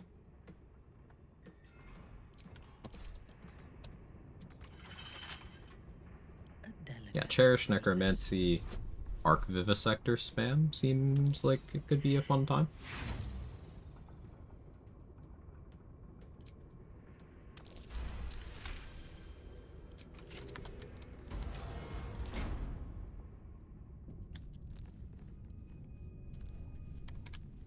You can see Tubin here is concentrating. I could have gone the whole 9 and had Adriel Shield of Faith me too, but meh. That was kind of a pain in the ass to do once. Oh, I forgot.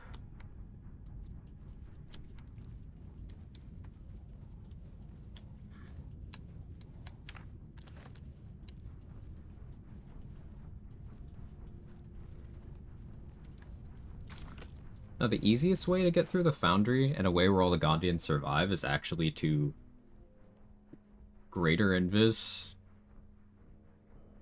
Well, you can do it with regular Invis, you just need to do more setup that I haven't done yet.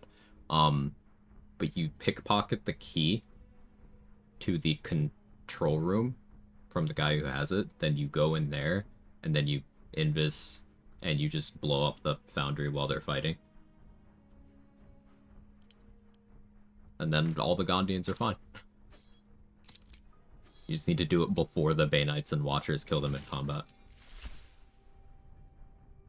I'm sad to inform you, having dead companions in your inventory with Devil Foil masks equipped won't give you Infernal Legion passive. I did test that recently, but thank you for your findings. Yeah, I was curious about that too.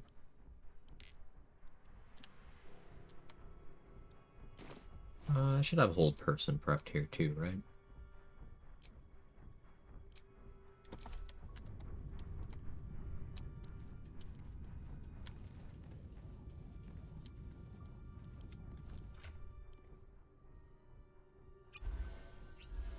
In your name. Don't have any universal res. Oh, this will be fun.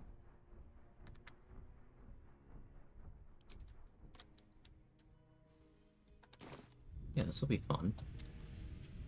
On my way.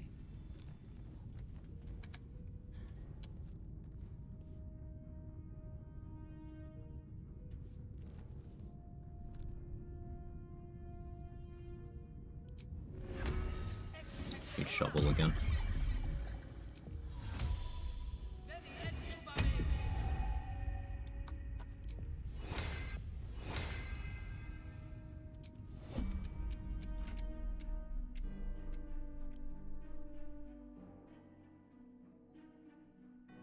Running low on vigilance, but have enough to job done.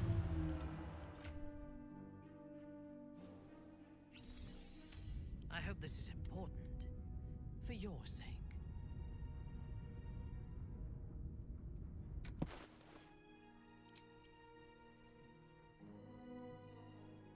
Alright, what am I concentrating on? Stone skin would have been okay here too.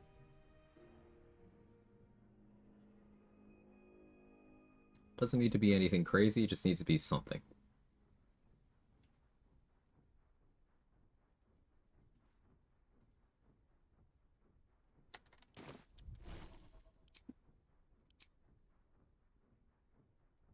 I would consider heroism, but I do already have false life going. I guess blur.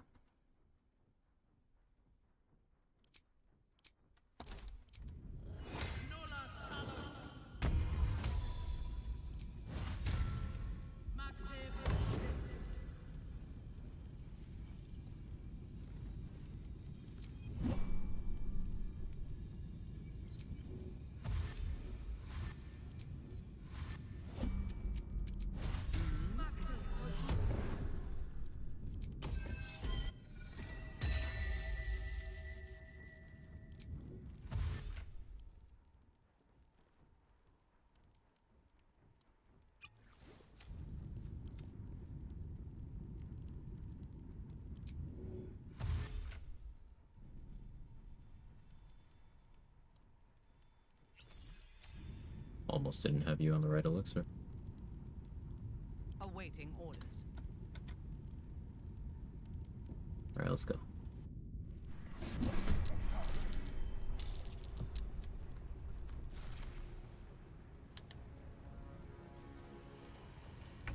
Oh, magic awareness aura. Who had it? Someone had it.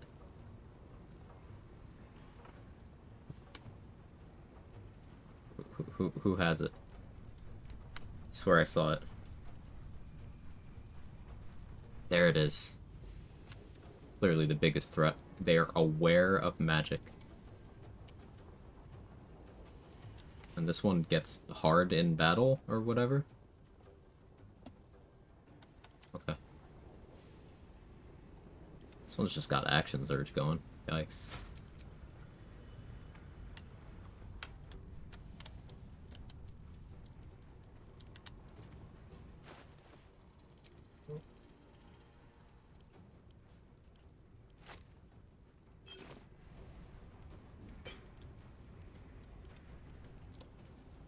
Oh, where?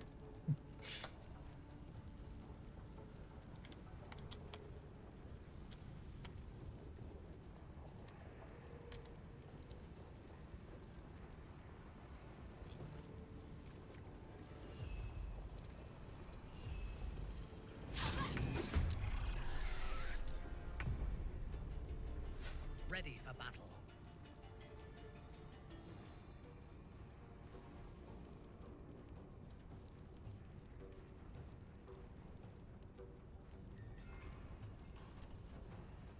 I think we'll see Spaceballs 2 in 2027.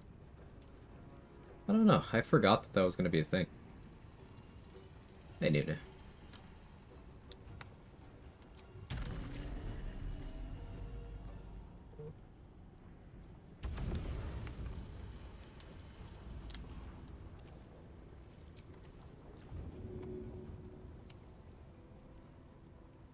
By my oath.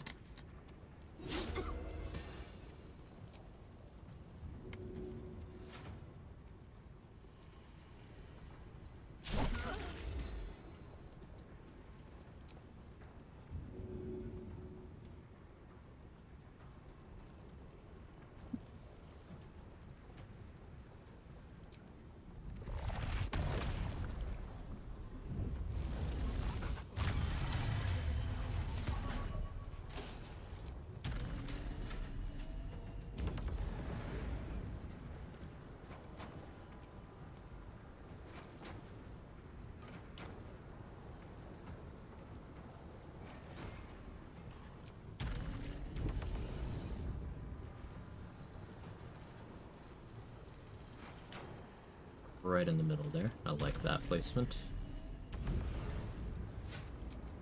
You probably want to be somewhere else. Move you over here.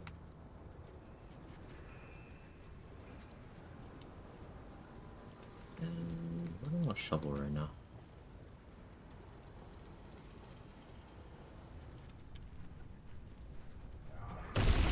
I thirst for combat.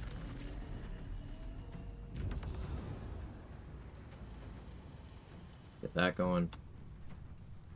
Am I supposed to get excited about sequels decades apart anymore? I feel like they really drained that out of me in my 20s.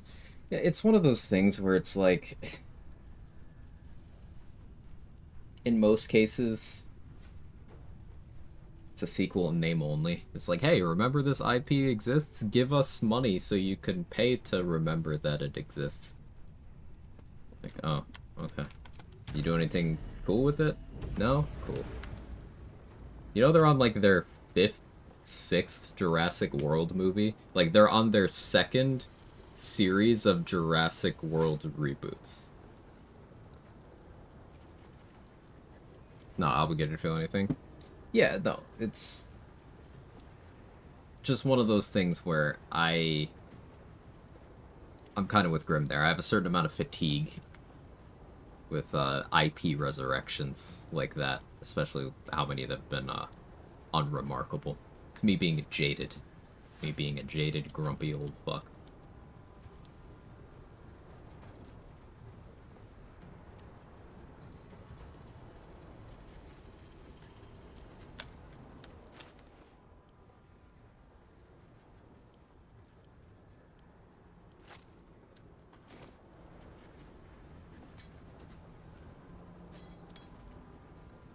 Put that there.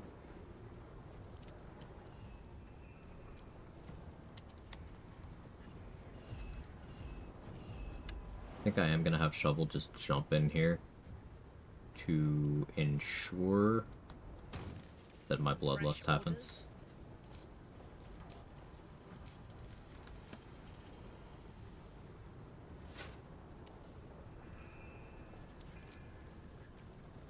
A fire arrow would have done this spectacularly. But we'll have to settle for a garbage spell. I am your end.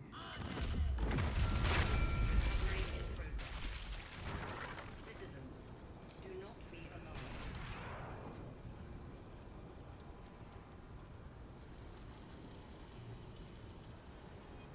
I don't care much for the films. Man, am I hyped for Jurassic World Evolution 3 game? Is that a thing?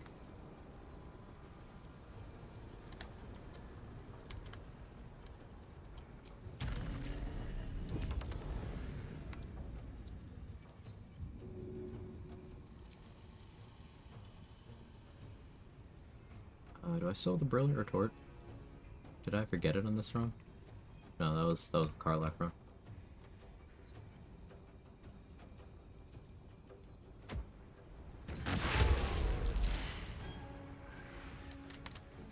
We'll clean those up.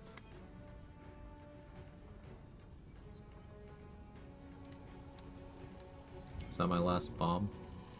Appears to be.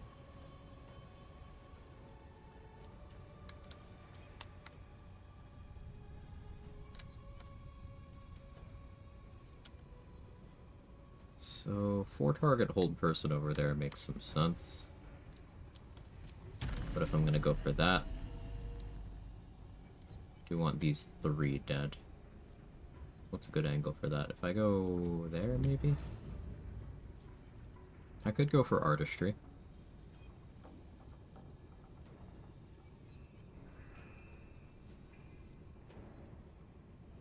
Rigged Graveyard would do okay, but it might kill those 2.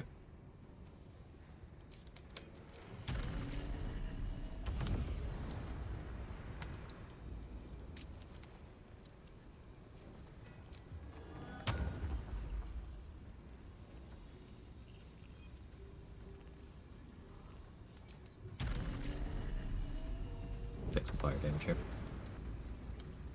Oh wait, actually. Alright, I have Wave Mothers. I won't take fire damage. I don't need to take fire damage.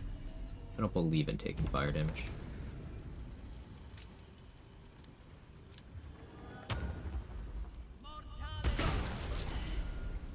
No skeleton? Ooh. What if I fucking did it again? Oh, I shouldn't. Well, you're blind. You might die to... Have Rhapsody, you might actually die to Call the Weak. You won't.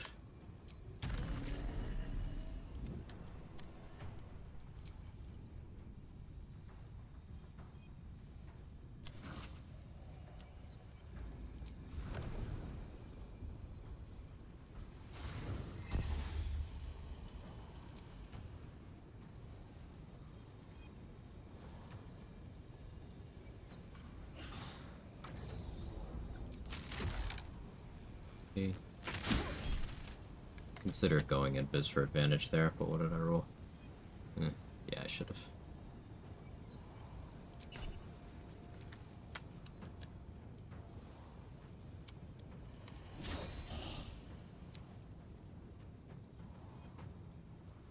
Are you there? Unleash me.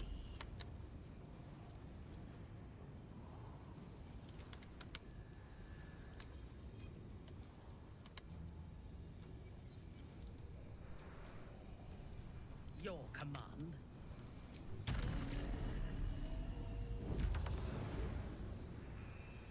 Another very long first turn.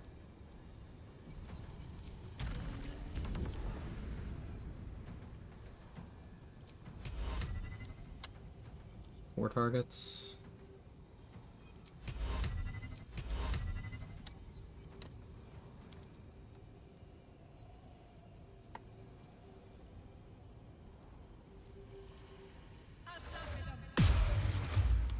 Nice. Should've done this first. But I'm just a forgetful guy.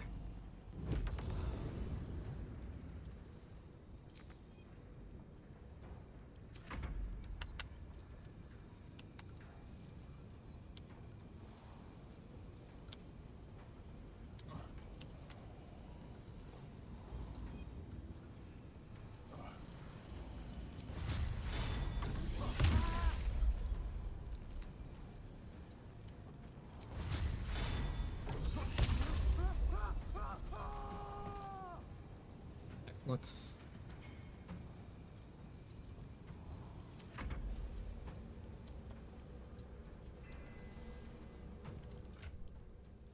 Do you... let's give you the ability to survive a hit. The way things are going, why not make it to 2027 a free man, trying to look forward to something other than the labor camp for dissidents. I get you, man. I get...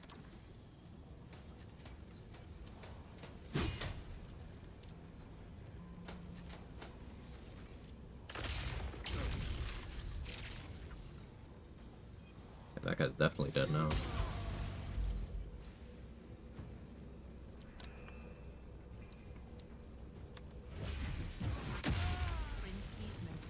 Hold on.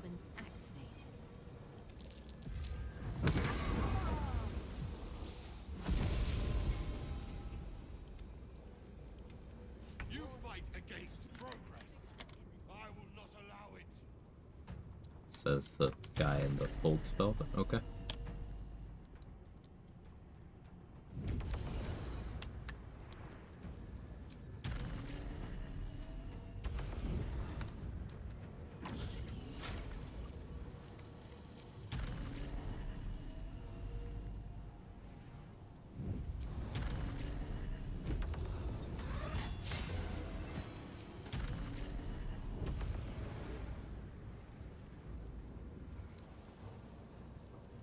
Where does it land on you? Prince's motivation sequence activated.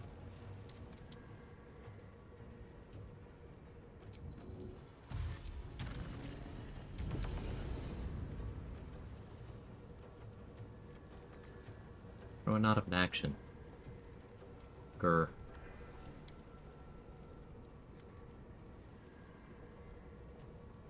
Alright, so there's a motivator I have to deal with next turn.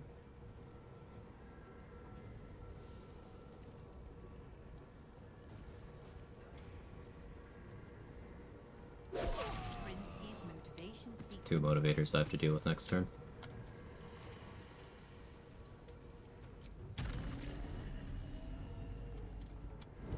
You need to be re-CC'd.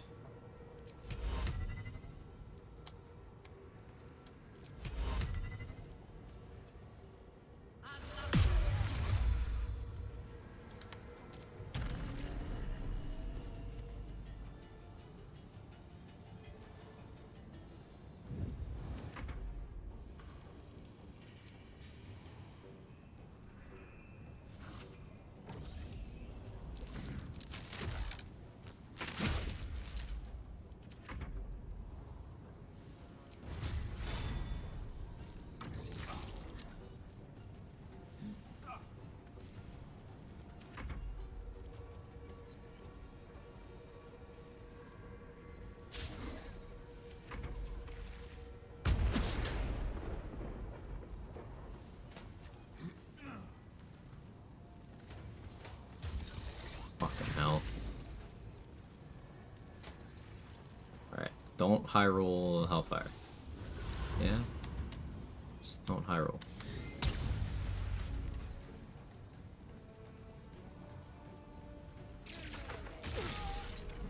Oh, they tried.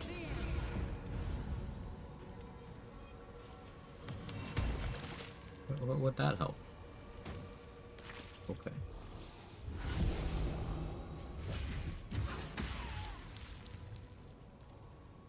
I'm gonna have to heal that one.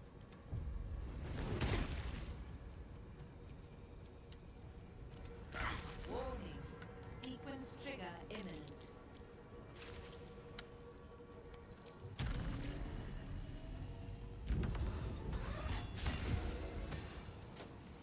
God damn it.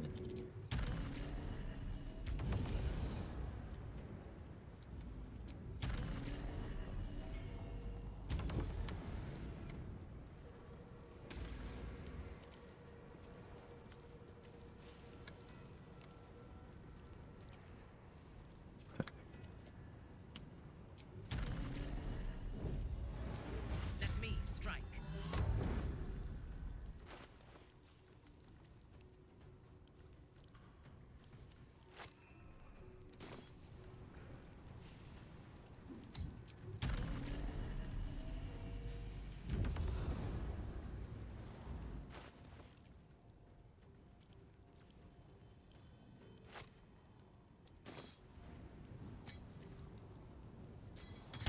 Recovery in progress.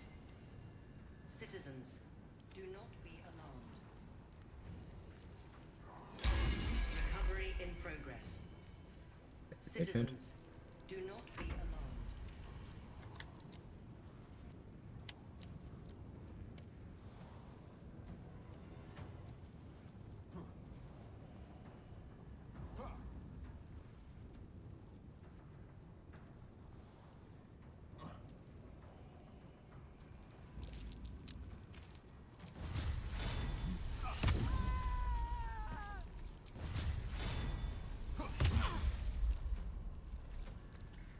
Your command.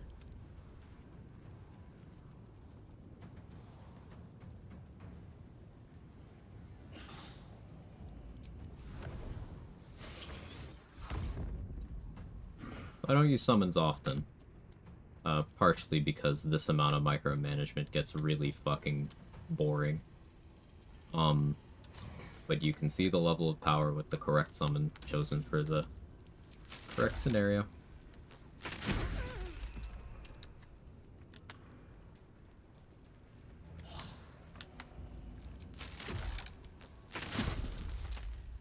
Ready for battle.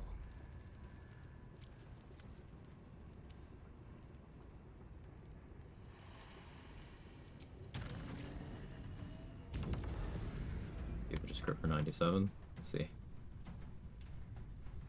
No? 53, or 59, and then 53.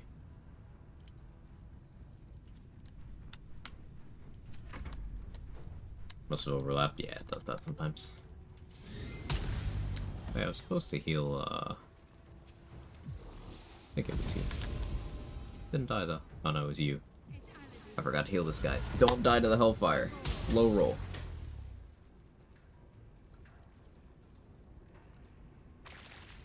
Yes!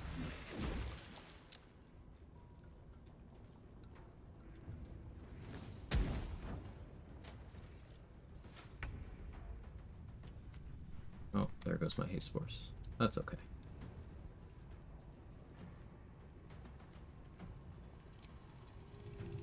Back to the fight, soldier.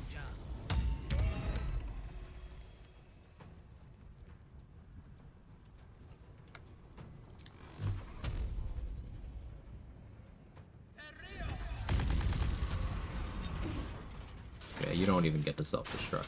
Fuck you.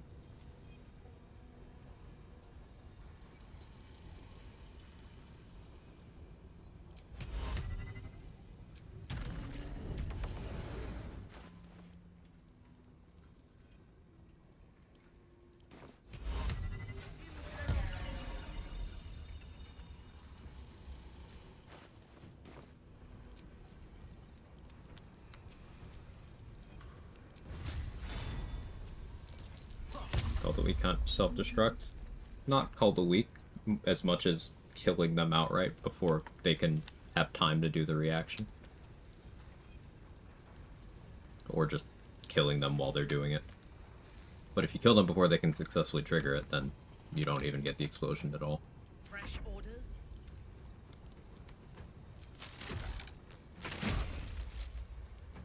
Unleash me. At once. Recovery in progress. Citizens, do not be alarmed.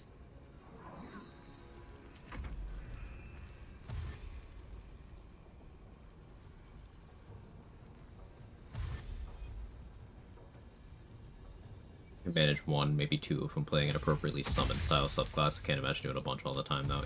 It really wears on you. At least it does on me.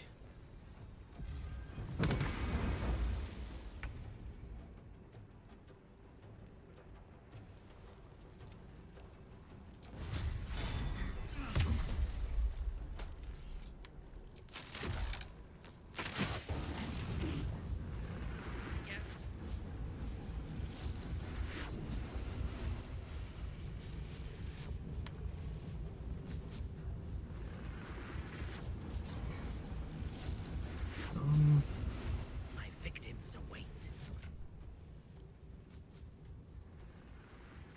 Telekinesis.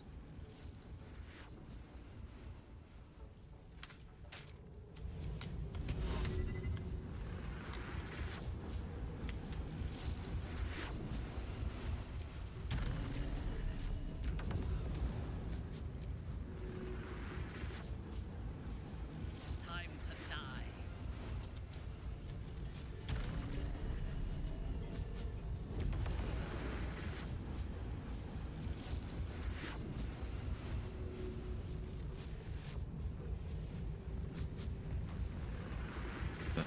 I thirst for combat.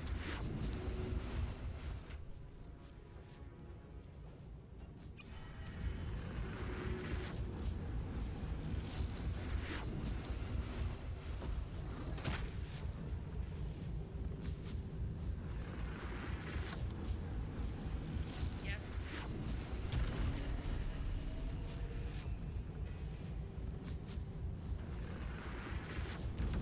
I'm uncertain of the y-axis of this effect.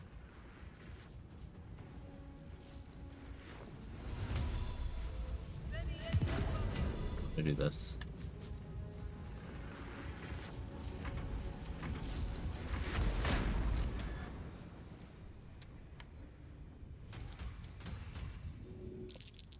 Oof.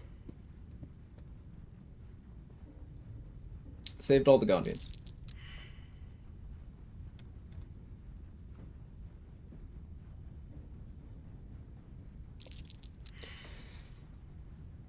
Absolute Wrath was pretty kind in this room.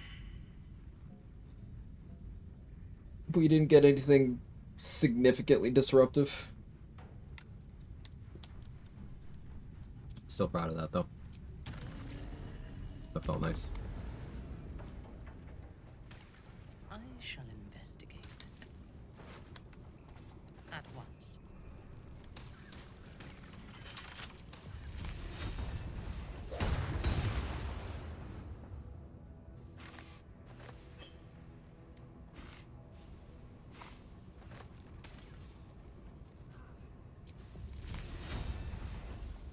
The fucking Gondians.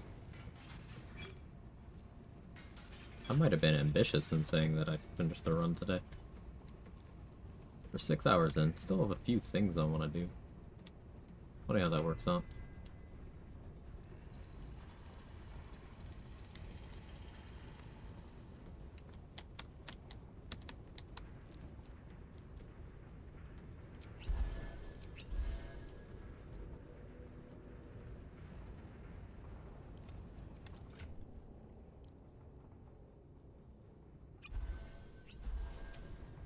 Who's next?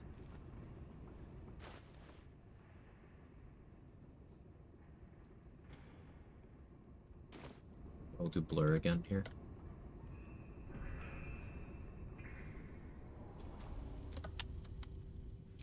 I am Veil.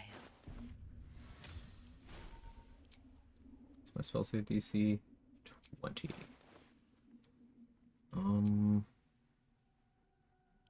Let's go 21.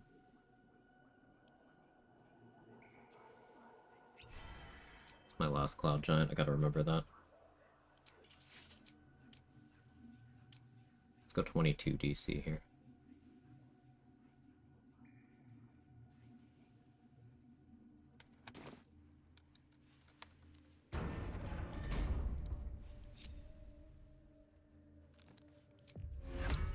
Alright, Scratch, special mission for you.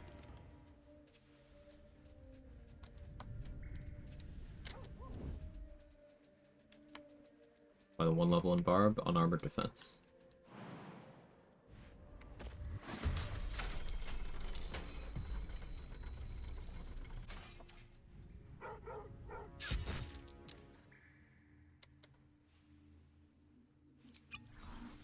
Yes.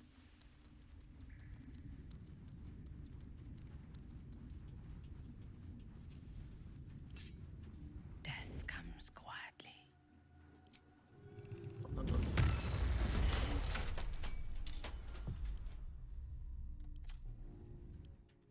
This one's got Terrazul, okay. Fury of the Small on a Steel Watcher is something. Like, what do you mean, small? Creatures you hit receive vulnerability to piercing damage. Ooh. Alright, I gotta be careful of these. Debilitating aura. It's 2 less AC. Okay.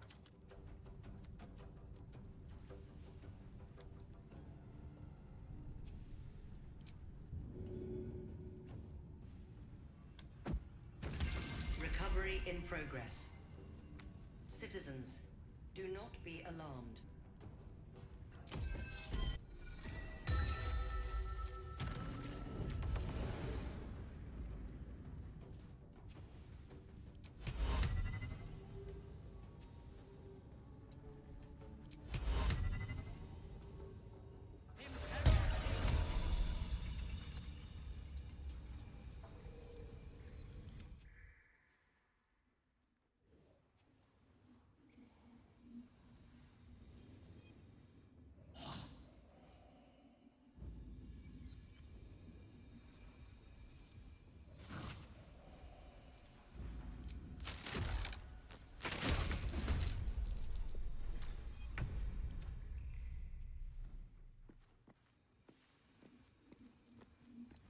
Yeah, Shady Astronaut.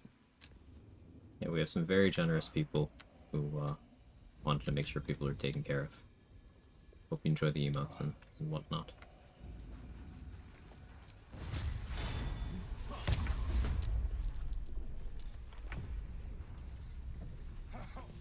Unleash me. Alright. should work.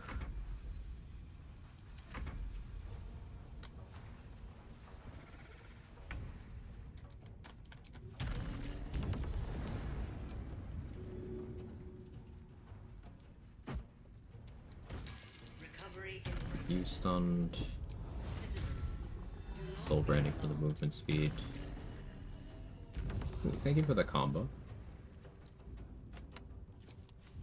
I'm developing an understanding of how that feature works. Thank you for the bits. Alright, so Flash Blinders just kind of turn off Steel Watcher fights as long as you have the action economy to deliver them and the supply.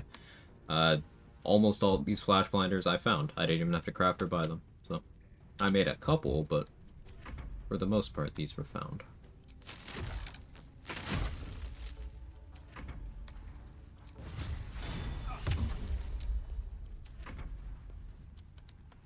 No throw hiccups yet? No. I have had the same hiccup twice today. I'm trying to remember exactly what it was. It wasn't a throw, though. I think it happened once while I was fighting Ethel. I'm trying to remember the other time. But it wasn't throw. Throws. Substance been completely fun.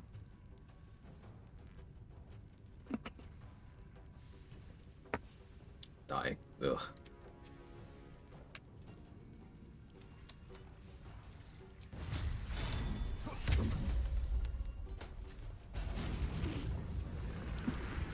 You're destructing now.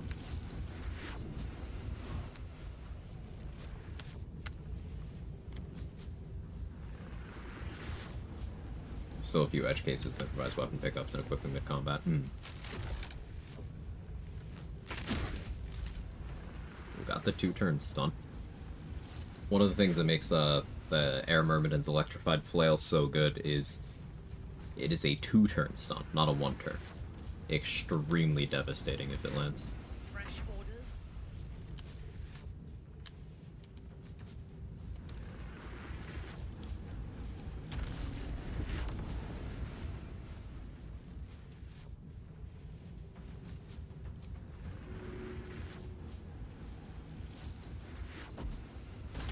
Recovery in progress. Citizens. Found your Twitch because a Discord account with my user.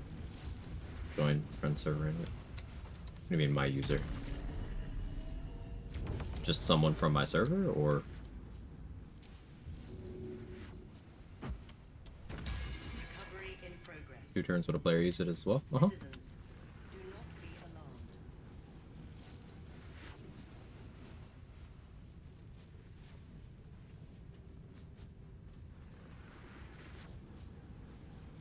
Anything else I need to do here? No, not really.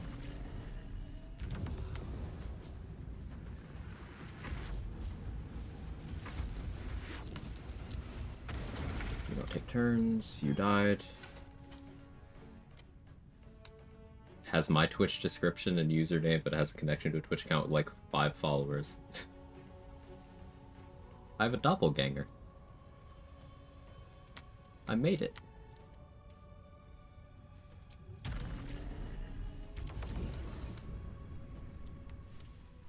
If you haven't already, would you mind reporting that account to Discord?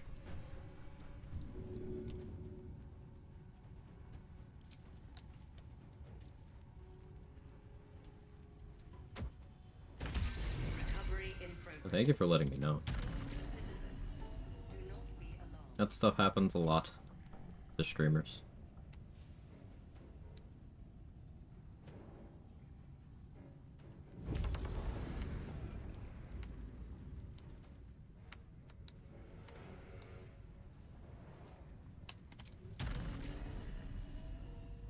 I don't need to save slots anymore, right?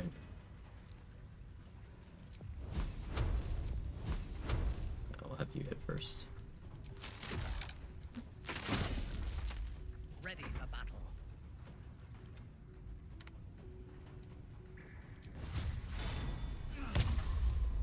On your command.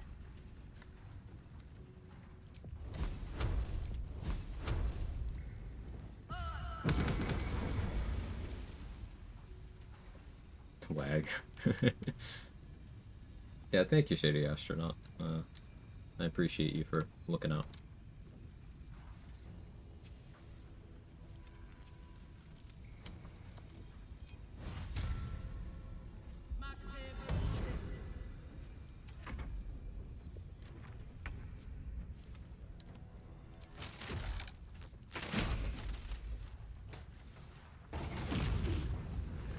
Your command.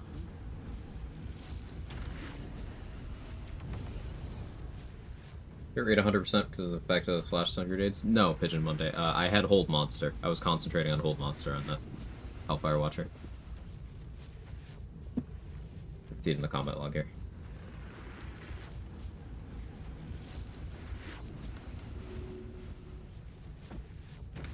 Recovery in progress. Citizens, do not be alarmed.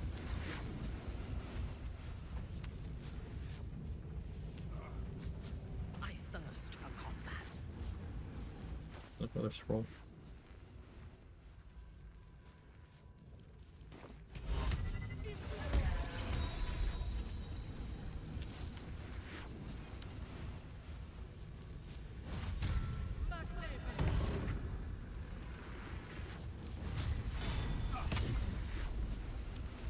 Let me strike. Did you do the Absorbent Electric on the Spider Steel Watcher? Is that how it died? Yeah. I opened the fight by clicking Absorbent Elect.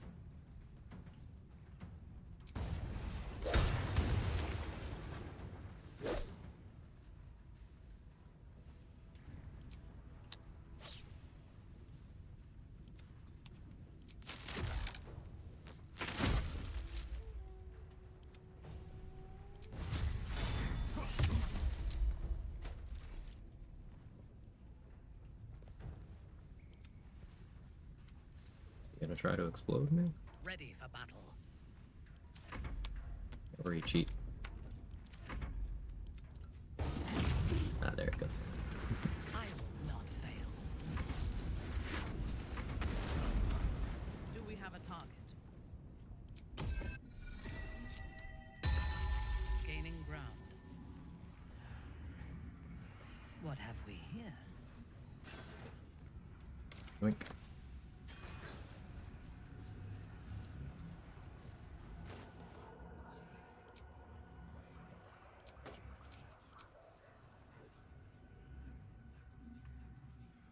On some talkie stuff.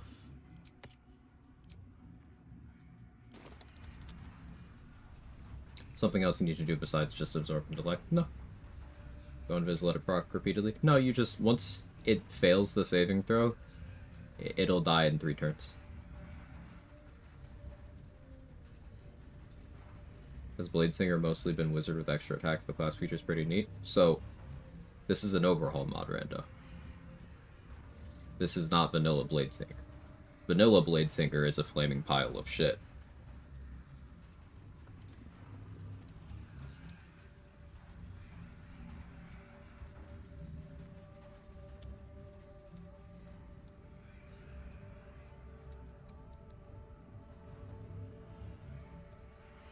Oh, my friend, no.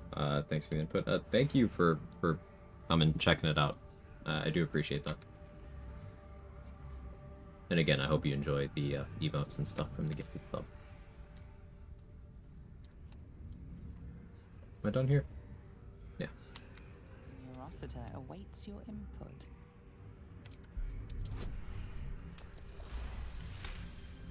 Friends like Bladesinger, OG is one of the most OP classes. People decided that based off vibes on BG3 build subreddit with absolutely no supporting evidence.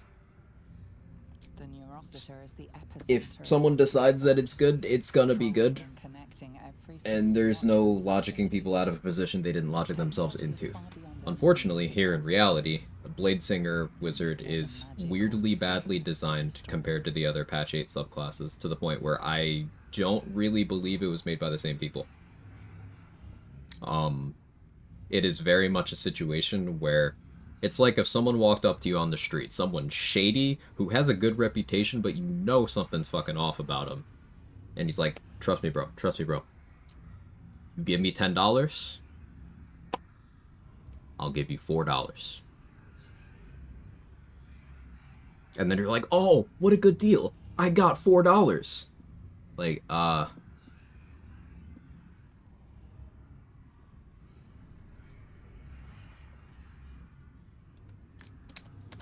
actually gotta go get tubing.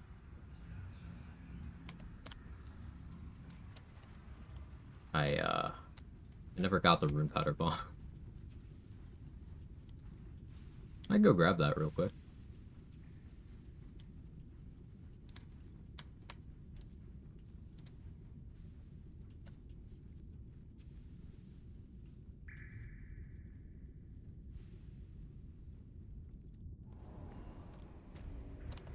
And we get to see something new. I've never done the quest in this order.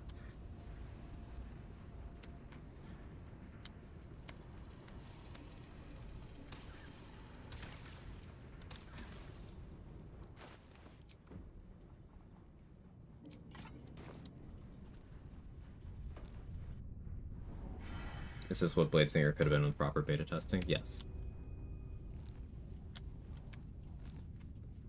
I mean, maybe I just bring this guy with me.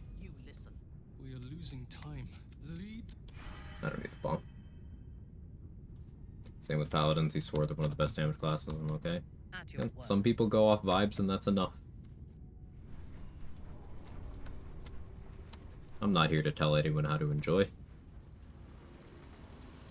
Just know that, Vanilla Bladesinger is so bad that it is my new least favorite, and has made Paladin more palatable in comparison. And that is no easy feat.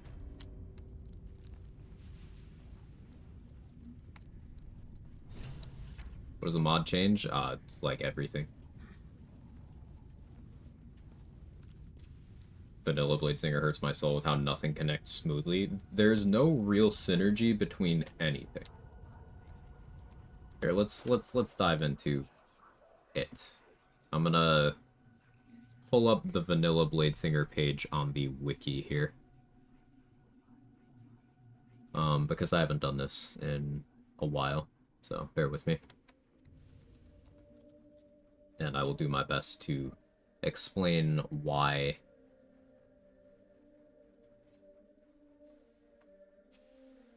there are so many failures.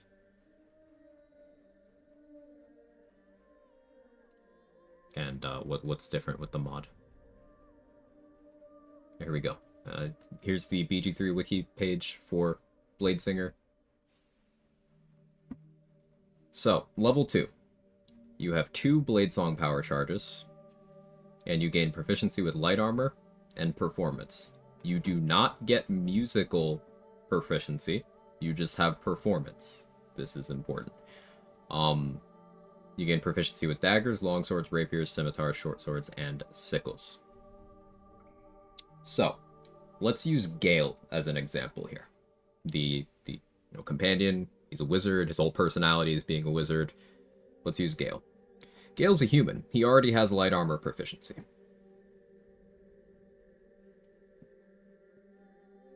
So, this is already nothing. You can get performance proficiency very early in the game through a variety of means, so getting it here is like, meh. But also, this is not musical instrument proficiency, so you still can't do that. Which is funny, because, music, but you can't. That doesn't matter for combat performance, but it's something that is extremely annoying to me, so I like bringing it up. But then you get Bladesong here. You have 2 charges per long rest. Now, only 2. So, at most, you have 20 turns of Bladesong before you have to long rest. And understand that when you invoke the Bladesong here, what do you get? You get +2 AC, 3 meters of movement speed, advantage in acrobatics, and +2 to con saves. You can't wear medium, heavy armor, or shields while bladesinging, and you must be wielding a dagger, longsword, rapier, scimitar, short sword, or sickle. So the weapon that wizards start the game with quarterstaff, you can't use that with this feature. You are unable to click the Bladesong button if you are using a staff. And an overwhelming majority of the caster-oriented items in this game are quarterstaffs. So this subclass already tells you limit your control ability, limit your offenses, and it also says, hey, limit your defenses while you're at it. Limit your defenses, because not being able to use medium armor, heavy armor, or shields, every item that gives you critical hit immunity before Act 3 is either medium armor, heavy armor, or a shield. So if you want to remain Bladesong compatible, not only can you not use staffs, you cannot use defensive items like the Skin Burster or the Defender Flail. You also can't have crit immunity.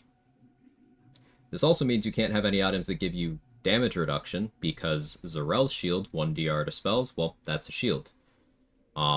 Adamantine armor and heavy armors that give DR, and Dark Justiciar half-plate, those are all medium or heavier.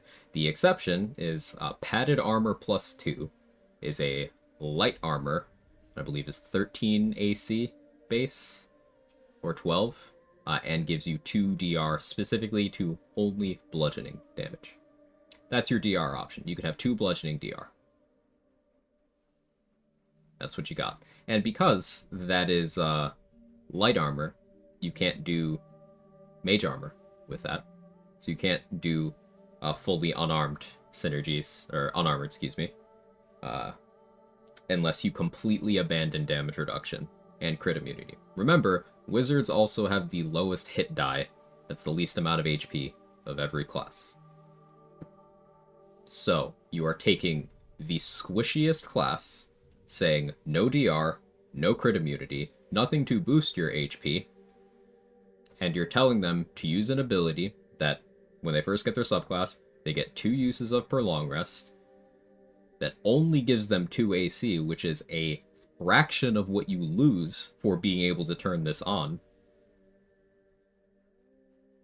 And for Bladesong Climax here to do anything, you need to be spamming your spell slots.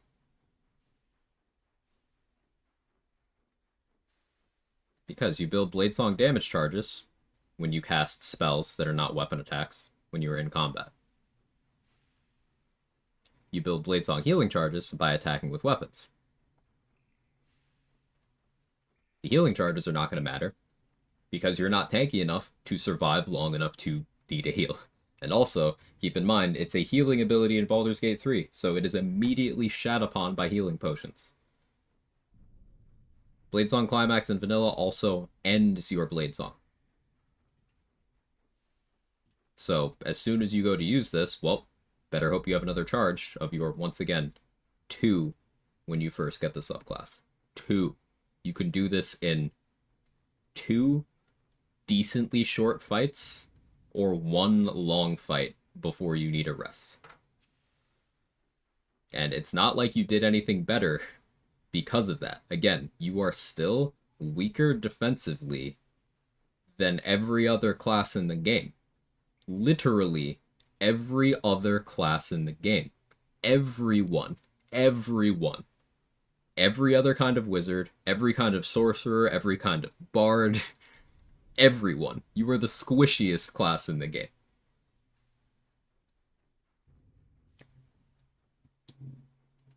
So that's level 2. You get no other features until level 5, and what do you get? Oh, you get 1 more use of Bladesong. That's it. 1 more use of Bladesong. In contrast, Abjuration Wizard, who has no gear restrictions and just passively has the highest DR in the game of every class. They're not as tanky as rogues, but they have the highest DR in the game. Abjuration gets the ability to apply their DR to an ally as a reaction. So not only are they tanky, they can make other people tanky. That's what they get at level 5. Bladesinger gets 1 more Bladesong. And when does Bladesong upgrade? Okay, at level 5, you get 1 more AC here, and +1 more to your con saves. Awesome, awesome.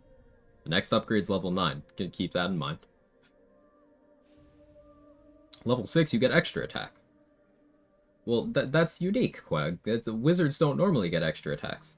Yeah, that's true, but here's the thing. Wizard is already the most multi-class friendly class in the game because taking 1 level and scribing is already extremely popular, and Wizard gets their subclass at 2. A lot of other classes, excuse me, get theirs at 3. Some get it at 1, but many get it at 3, and Wizard gets theirs at 2. So that leaves you a lot of flexibility for multiclassing. You can already very easily take Wizard levels and then take something that has extra attack and be fine. But Quag, I want to be a full caster with extra attack. Okay, 2 Bard subclasses do that. They get extra attack at the same level. They have more gear proficiencies. They have no gear restrictions. And you can, if you still want access to the Wizard spell list while doing that, once again, take 1 level of Wizard on your Bard build. You get full Bard features, and you get almost every Wizard exclusive spell. Like, what are we doing here? But surely there's more. Okay, level 9, you get a 4th Blade Song. Okay, a 4th one. In 7 levels, you got 2 more uses of Blade Song. Blade Song still isn't good at level 9 because, again, it is only 4 AC and +4 to con saves. And once again, you lost way more than 4 AC by being able to Blade Sing in the first place. You lost more than that. You also lost damage reduction. You lost opportunities for HP. You lost more. You didn't get tankier. You got squishier. And then at level 10, Song of Defense. Song of Defense is fine. It's fine. It's not great, but it's fine. Problem is, you need to go 10 levels in, you need to be Blade Singing, and you need to spend a spell slot when you get hit. So not only are you further shackled to your Blade Song, which is still bad since you have 1 good class feature, you need to use your bad class feature to turn on your good one, and then you still need spell slots to fuel it. Remember, if you Blade Song climax, your Blade Song ends. Now, by the time you have this, most players will be either late Act 2 or in Act 3. And in Act 3, you finally have access to the Helldusk Helmet to get your critical hit immunity. That's great. That's awesome. You can start getting your AC to a point where, okay, you can actually be fully AC tanking things, and people will be missing you, and you'll be able to click your Blade Song button and do all that, and like, that's good. That works. Why don't you mention that? It's because every class can be doing that at that point in the game. If you don't believe me, it is a staple of level 1 runs to AC tank Act 3. As in, a character at level 1 it can get enough AC to be completely unhittable, but they can also do it while having damage reduction. They can be doing that while wearing the Helldusk armor and Defender Flail and Swire's Sledboard for enough damage reduction that enemies won't even attempt to attack them. And you can do that on any class that isn't Bladesinger.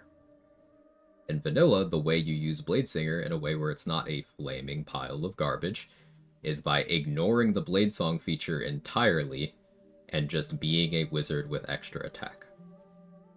And once again, that is a bad bard, because 2 of the 4 bard subclasses get extra attack at the same level and are also full casters. If you are okay with not being a full caster, there's all of the martial classes and warlock get extra attack at level 5. So what are we doing?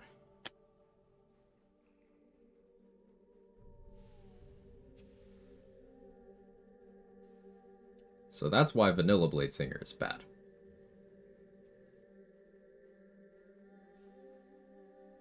But we've got, in the mod here, let's go through the features. Blade Song, in the mod, adds your int modifier to your armor class and your constitution score. tell them how good Empowered Evocation is as a comparison. Empowered Evocation is one of the individually most busted damage increases in the game, to the point where it can be adding hundreds of damage per turn by itself, and it's just something you simply get for being level 10. And picking spells that are already good. Hey, Redback, how are you? But yeah, Bladesinger Reforged Bladesong adds your int modifier to your AC and your Constitution score. So already, that means that if you took a int score of 16 or 17 in character creation, as soon as you get the ability to Bladesing, it is already 1 more AC than it was in vanilla.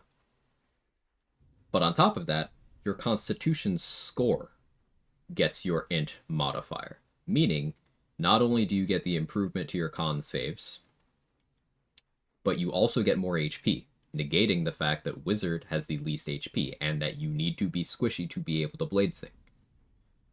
On top of the advantage in acrobatics, you also get advantage on dexterity saves. Urban Mech, thank you so much for the 52 months. How's the Bladesing going? It's a lot of fun. The mod's great. Additionally, Bladesong Climax does not end your Bladesong in Bladesinger Reforged, and the damage is increased from a D6 per charge to a D8 per charge, which is actually good. It's a D8 plus your int modifier once as well. So Bladesong Climax does not end your Bladesong in the mod. It simply makes it so you can't use Bladesong Climax again until you start a new Bladesong.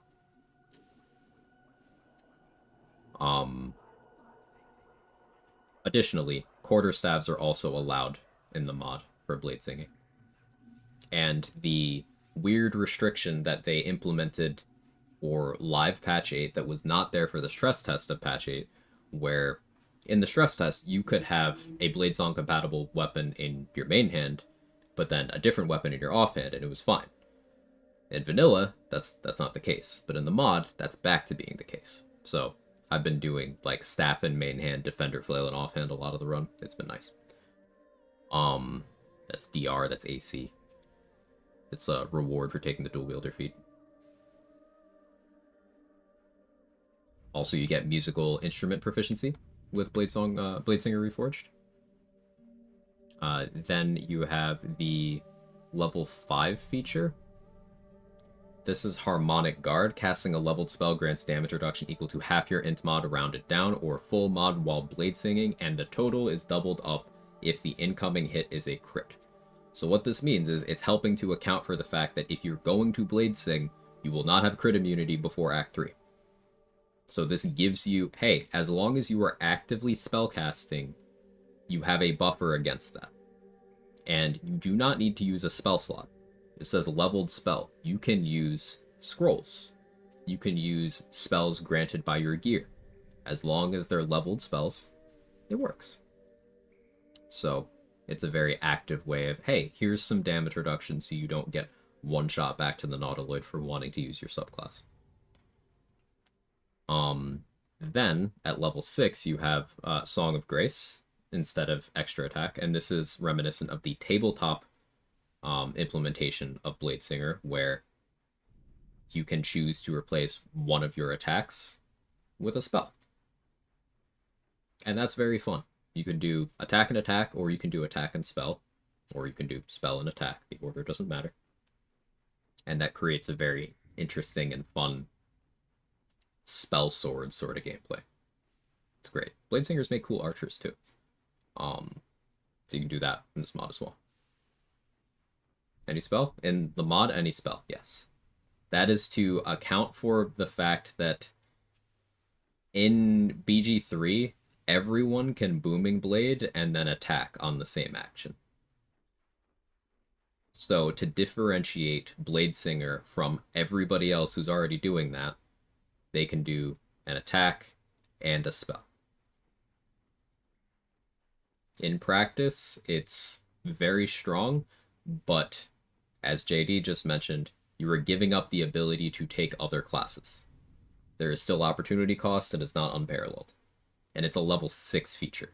That's big. Level 6, with BG3's level cap puts you in a position where you do have to make meaningful choices on what you're taking with your other 6 levels. What else? Ooh, next feature. War form. You choose a verse to define your blade song. This is the level 9 feature. Yeah, this is the level 9 feature. So you choose a verse, and what this means is you select one of 3 modifiers for your blade song until long rest. You can either make it last 5 turns instead of 10, but you build charges twice as fast, or you get 1 extra use, and each alternating turn you generate a healing or damage charge while blade singing, or you no longer have any restrictions on your blade song climax at all. So not only does it not end the blade song as the mod normally behaves, but also you can do it again in the same blade song as long as you have the bonus action to do it. So these are all very cool. Verse of Ferocity here has another effect once you get to level 10 for the final feature, the reworked Song of Defense. While blade singing, you become immovable, and attackers that miss you take force damage equal to half your int mod rounded down, and the damage of that is doubled if you chose Verse of Ferocity, which is the one that is the half duration blade song. So basically the damage reduction, the burden of that is shifted from the level 10 feature, the capstone, to level 5, so you actually have it for your playthrough. It makes the class more splashable as well, if you want to play in a blade song compatible manner. And it allows Song of Defense to be something still gameplay loop defining, and it rewards you for playing in the blade song AC stacking way. Those are the mod features. Can you blade sing even while you have the staff equipped? Yes, this mod changes blade song to be staff compatible. You can see on the tooltip here. Or in theory craft mode? Sure, so. We're not in theory craft mode. I'm just explaining the mod, since people ask, and you know, I like talking about it. Grim, let me know if I missed anything, by the way, if you're here.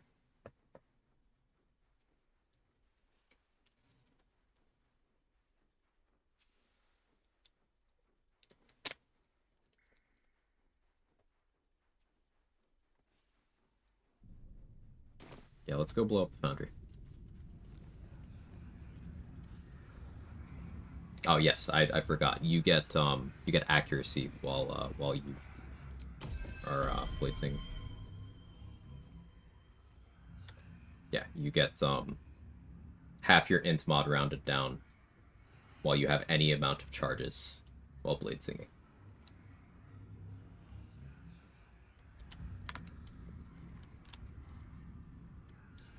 Then I will bring down not only the steel.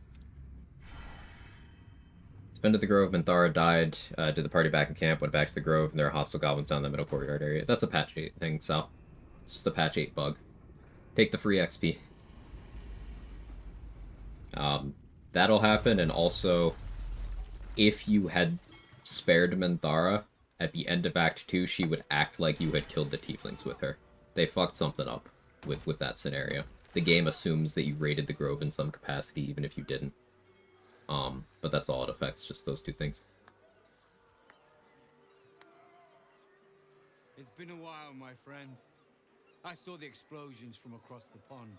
I should have known you'd be right in the thick of it. Never heard this dialogue. Watchers collapse in the street as we speak. The city thanks you. I thank you. But it's not over. So long as a single parasitic Gondian remains, Baldur's Gate is under threat. Enough, Wulbren. Go take the city. Let the... Please. Wulp, I still want to believe you're better than that, Wulbren. But even I am having my doubts. I like having the Bard level for dialogue options too. If this was an epic of old, Barkus here would summon his courage and lead the Iron Hand gnomes. I totally didn't need to prepare for that. I say you're right. They deserve a leader who'll encourage them to create, not destroy. I can't. This is the gun. It is. When we next.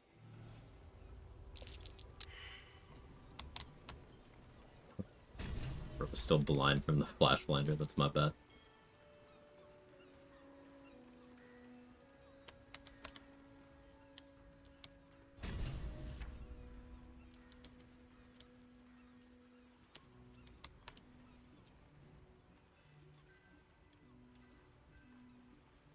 Well, someone. Now, my.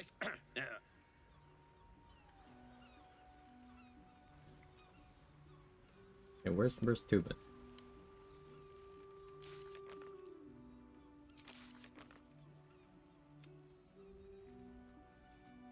Ah, yeah, we got it. Cool.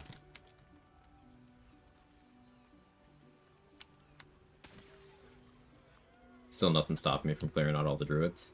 Yeah, it's fine. You'll lose will approval if you do it before having region traveled to a different map, but outside of that, you're good.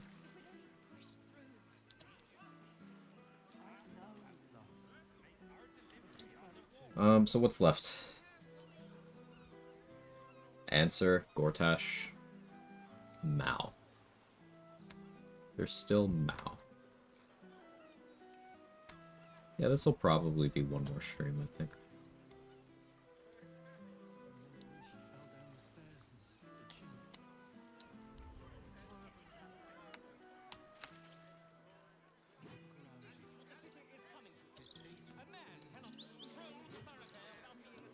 Because I don't want to go into that fight unprepared, and my brain's feeling a little bit like soup today. I forgot to actually use this other hacksmith.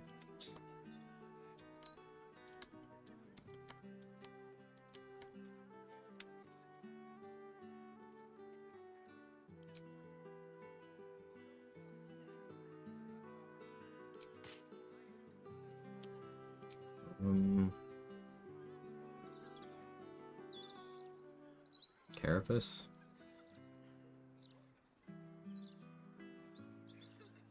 Yeah, we like damage. On a Cloud Giant currently.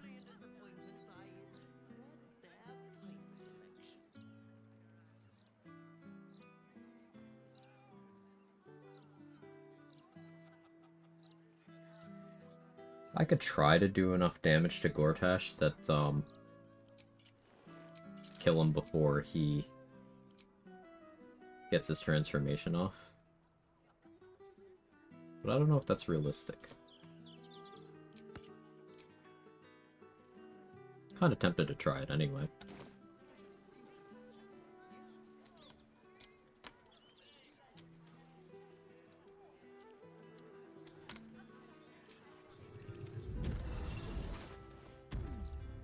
Don't have universal res right now, though.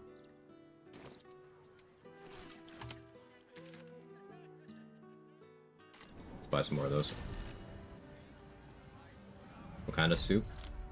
I could go for a nice French onion, you know? Sounds good to me right now.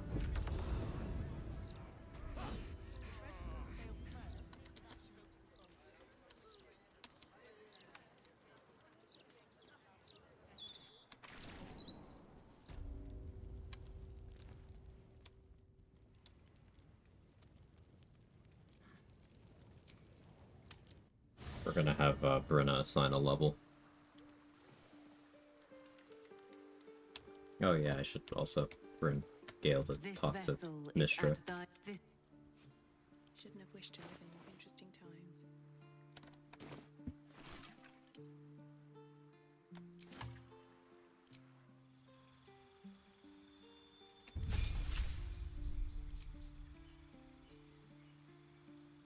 Already 20 wisdom. Here, enjoy more carry weight, I guess.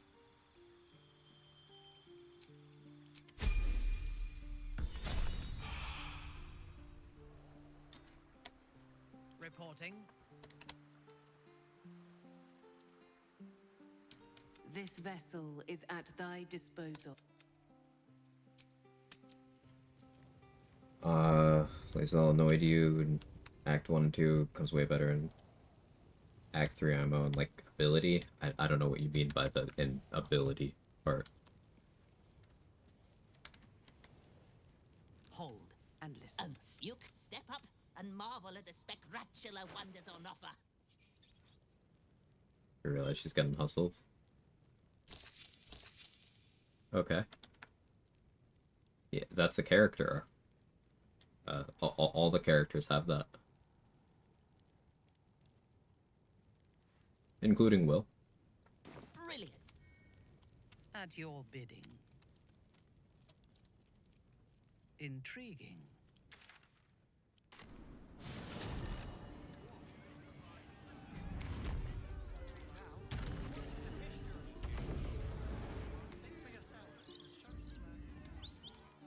How much time does it take me to do a run? Depends on the run. Depends on how committed I am to clearing all the content out. Depends on the mods I have on. Depends on the familiarity with the class. Depends on how long I sit here and yap. Depends.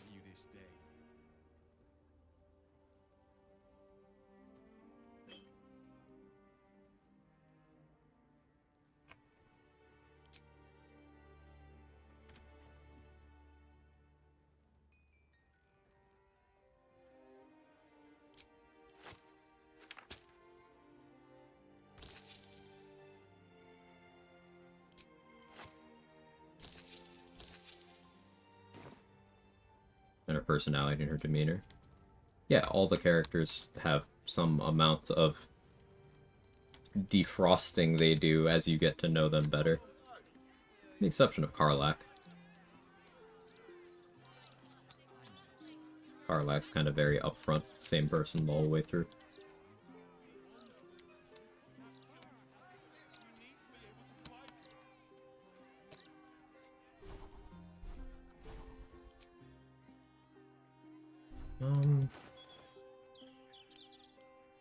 Archivisector would be cool for this upcoming segment.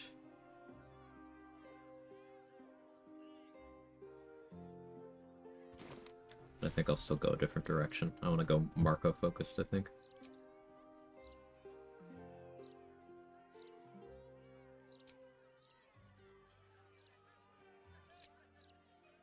Brazilian Sphere just in case.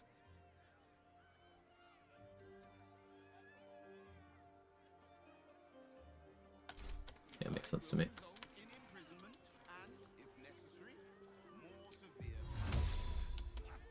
Got my disguise. We will go Bone Spike Garb. A little bit of tank is comfortable.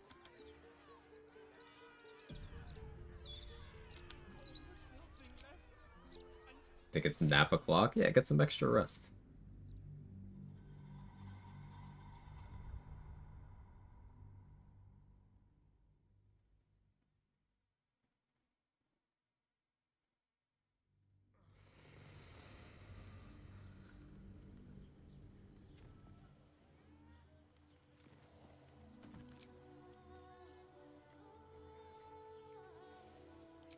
Go Flame of Wrath here. I am the Scorching Ray.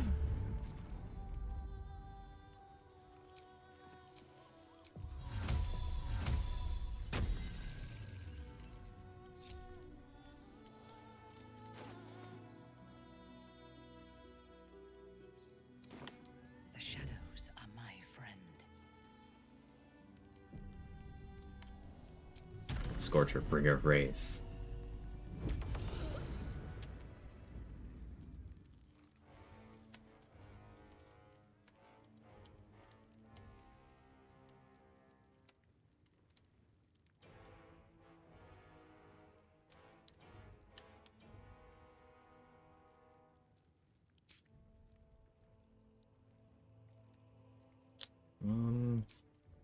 What's my preferred opener here? I have 30 invis spots.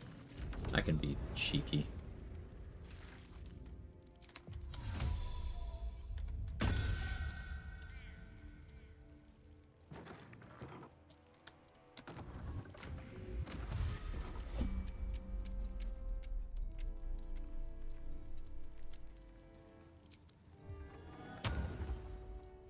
Hit you too.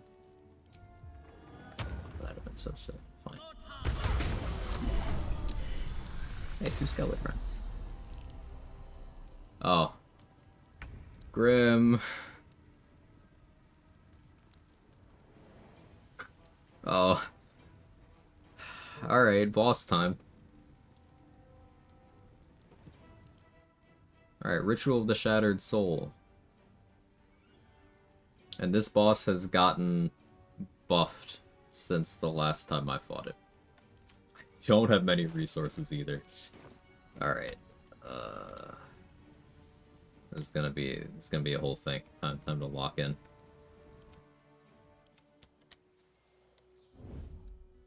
So, Absolute Wrath adds random affixes to enemies at the start of combat to increase the difficulty, shake things up, keep things feeling different. It's very well done, very well balanced.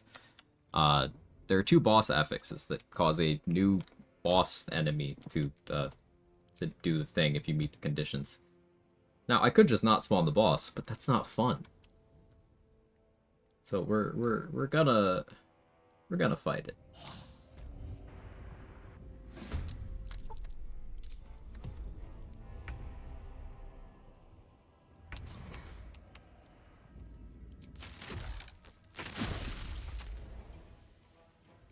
This Raynash had a legendary resistance. Crazy. Alright. Radiant or necrotic damage. Not using Cherish Necromancy anymore.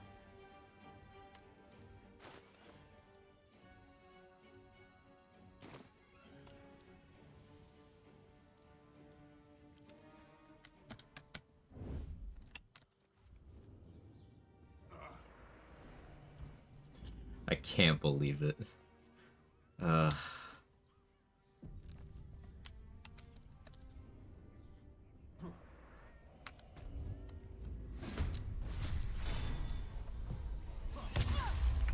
There's a radiant damage.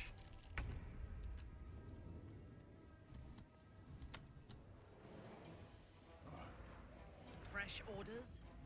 Definitely wasn't secretly wishing for it. Trigger the trap card.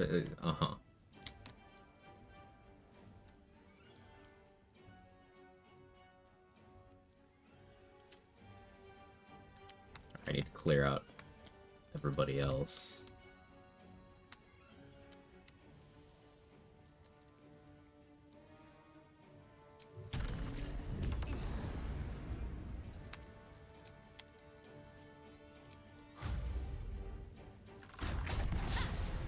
Just trying to get some necrotic damage in on you, but fine.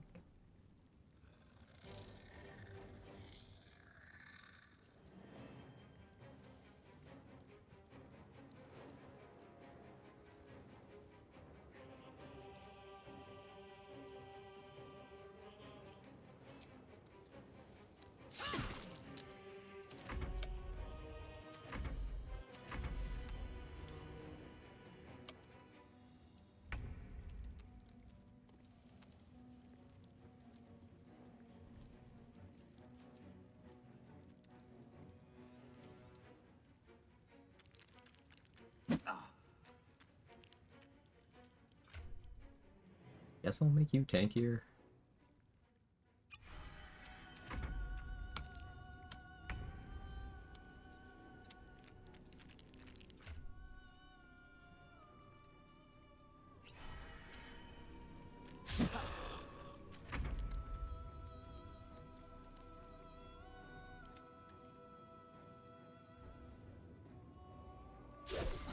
Take that.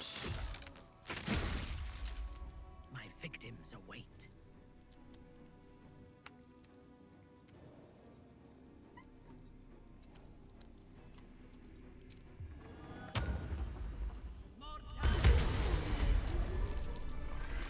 Or Skelly friends.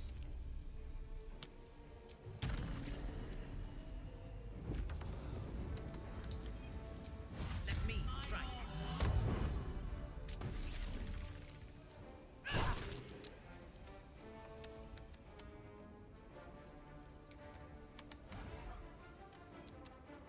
Boss at half HP. No, this isn't the boss. This is what spawns the boss.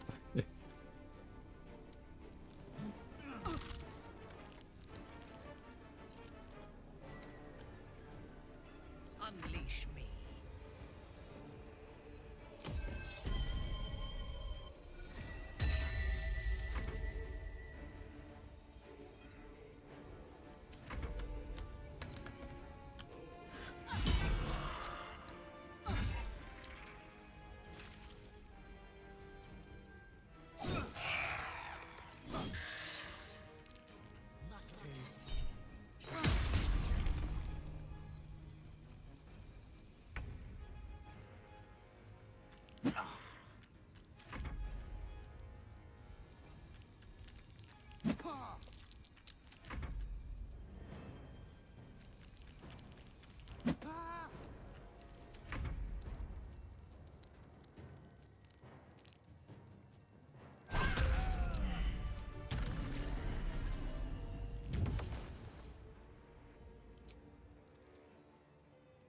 Big problem, I don't have necrotic resistance anymore. The last time I fought this boss, I did. Do I have Impart on Death? No. And I have one... I have one Universal Res. Or two. Sorry, two. It took 40 turns last time. I have 3 Necrotic Res and 4 Radiant Res Elixirs. We might have to be juggling appropriate resists.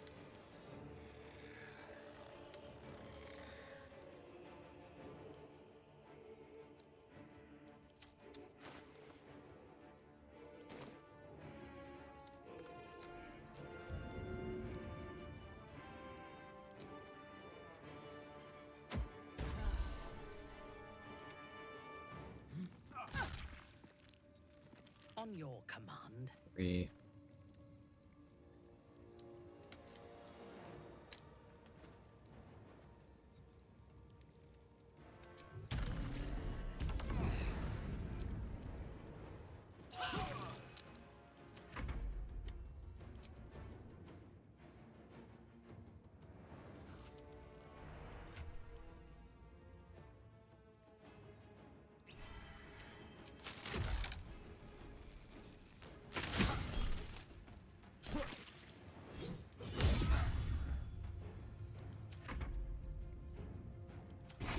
Gives me time.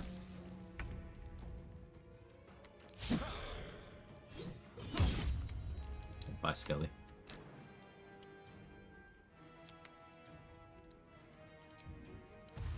Your strength? Not terrible.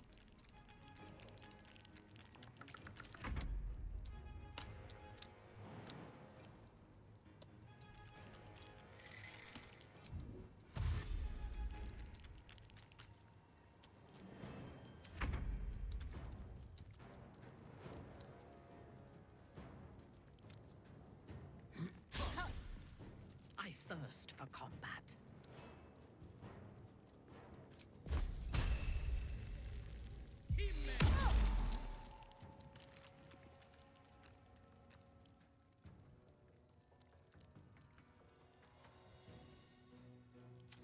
More.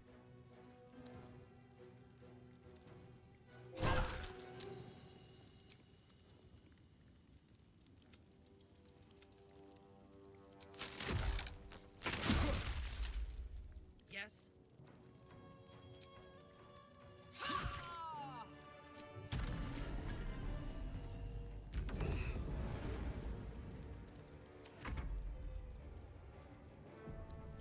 Again. At least I'm doing okay on heals.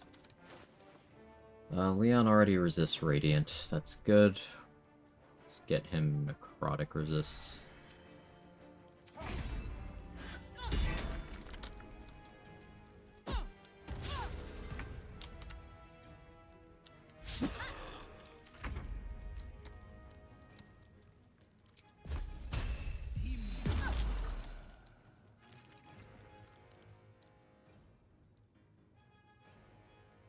Alright, that's 5.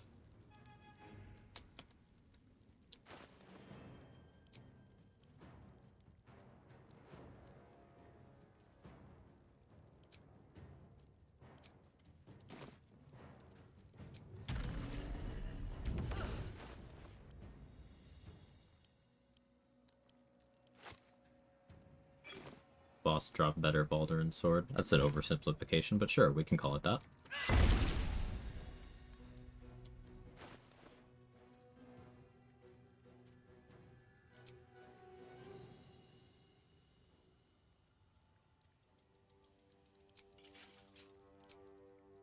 .35 AC is not enough.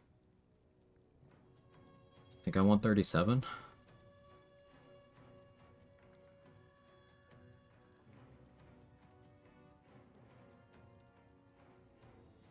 I'd have to compromise on my gear too much for that.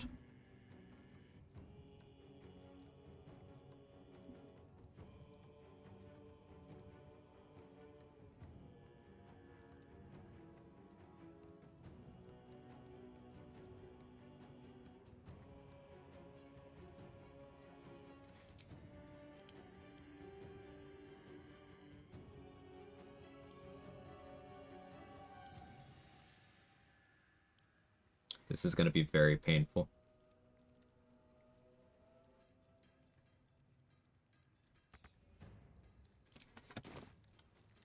I'm going to have to be on,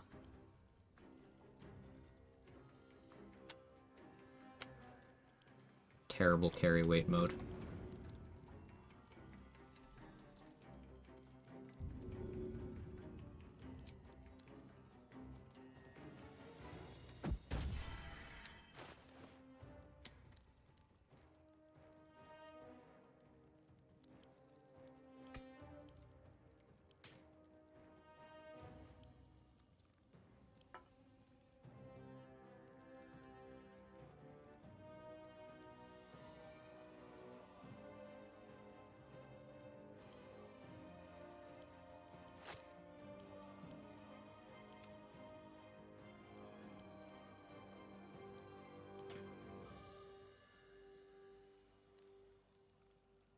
Almost there.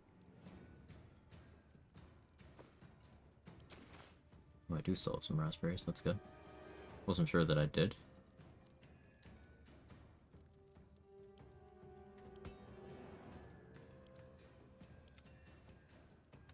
Okay.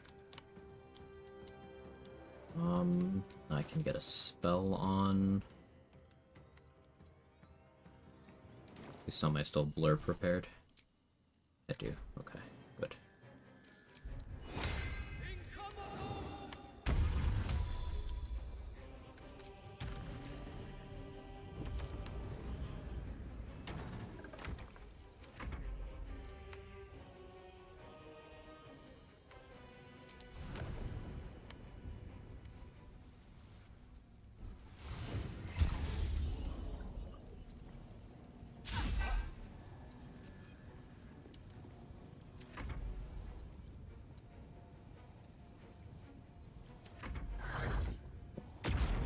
All right.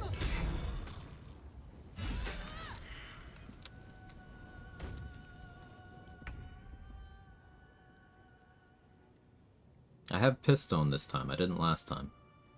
That's good.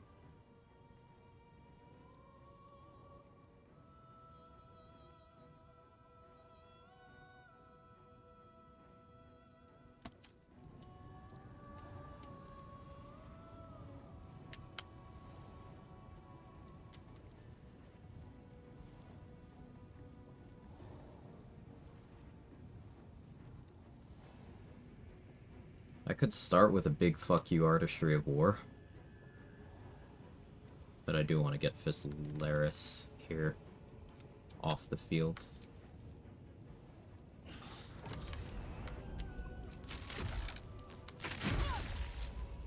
Stun would have been good. Radiant Immunity.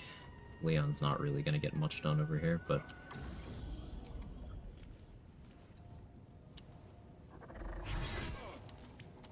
got the stun. Okay, it doesn't have good int. That's good information. Won't be able to get stuns on him later in the fight, though.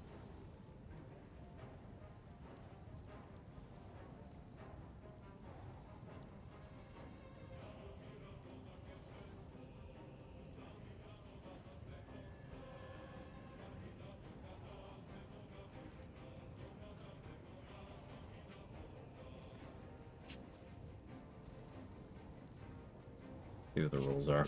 You plus 14. So I would need 35 to be unhittable, and he'll get more. So I don't think I'm safe unless I mirror image.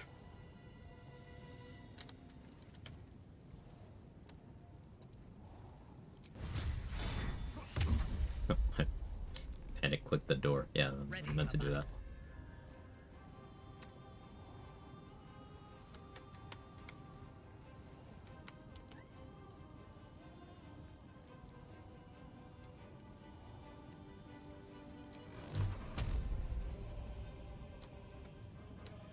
Does make the most sense.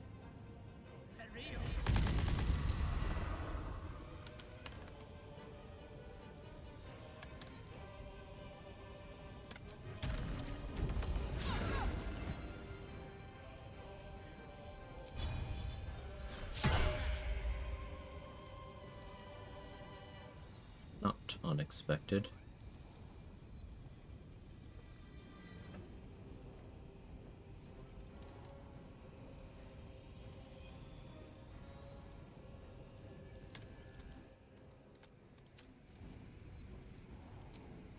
This is only realistically gonna work right now, isn't it?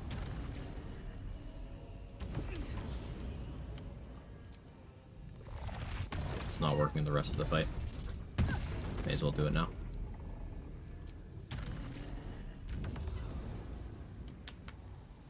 Jake is jaking over there.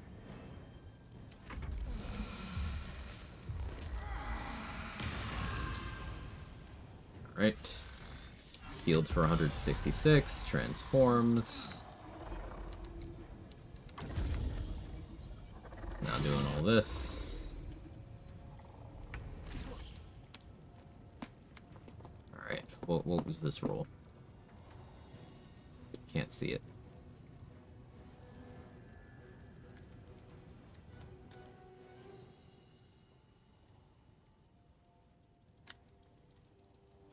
So I'm above 90% HP, so I cannot attack this guy, or else he'll put some really nasty curses on me. So I do actually need to lose some HP.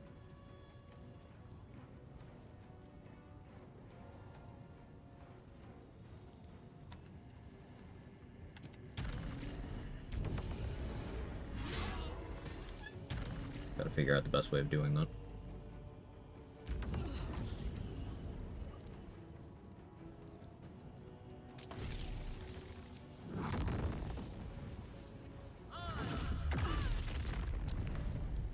Fireball's such a garbage fucking spell.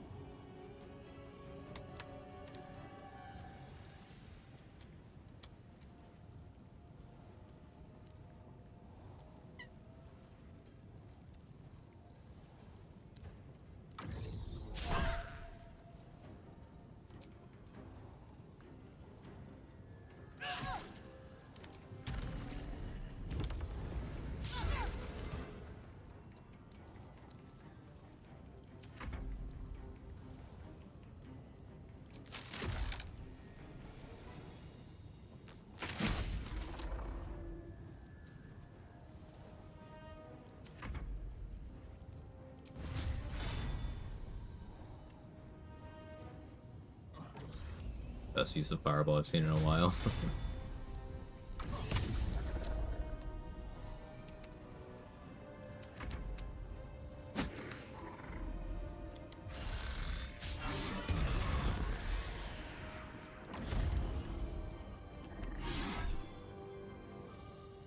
You have plus 15. Right, so I need 36 to be safe.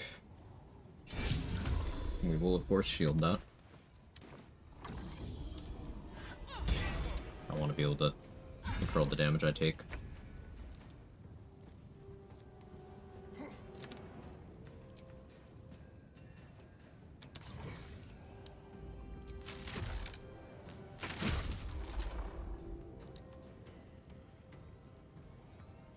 We'll be going into the Radiant form next turn.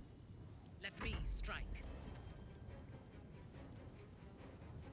My HP is still too high. But I can go for damage.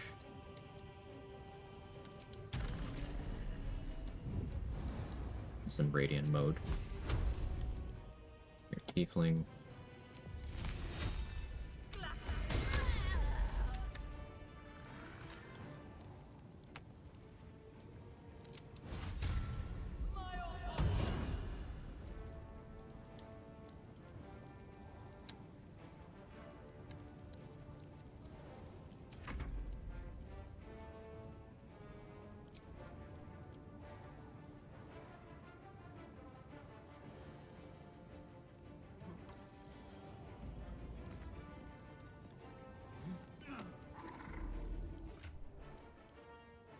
I want a little heal on you, not a super big one.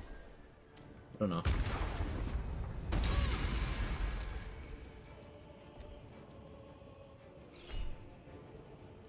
Yeah, we'll hit that.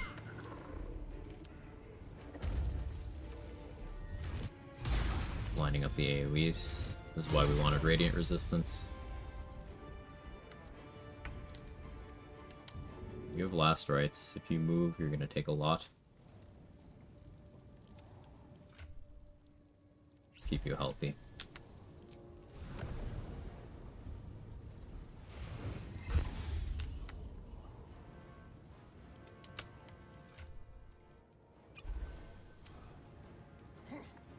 My victims await. Shroud's away till he turns to radiant form. Yes, am I remembering wrong? I can hit the necrotic form as long as I'm below 90% HP. But I'm not yet below 90% HP.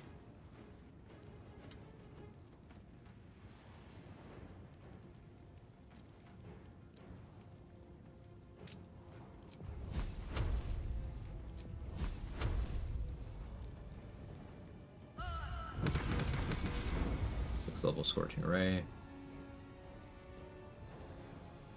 I'm tempted to swap out Blur for Wall of Fire here, but that's greed.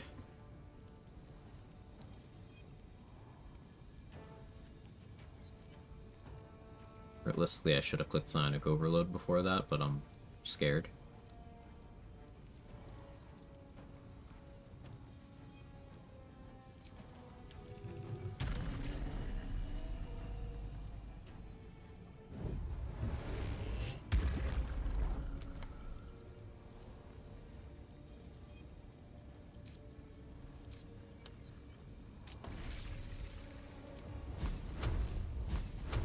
Level.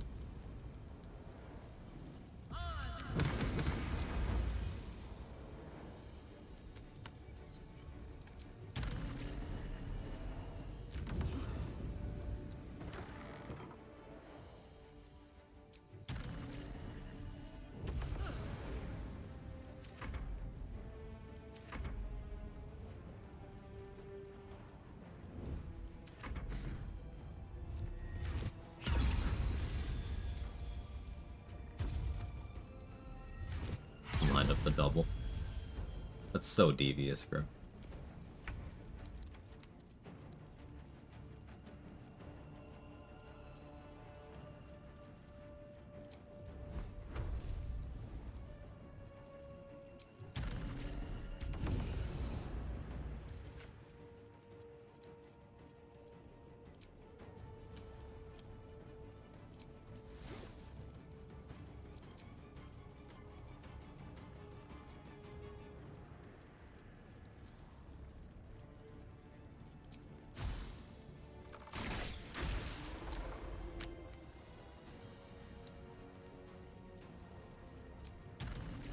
I'm supposed to have an interaction there, but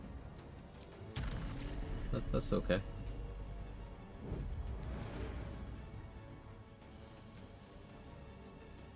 I was kidding when I said that. Do I have Misty Steps? No. Do I have Dimension Door? Also no. Alright, next turn I will be flying through my own Wall of Fire.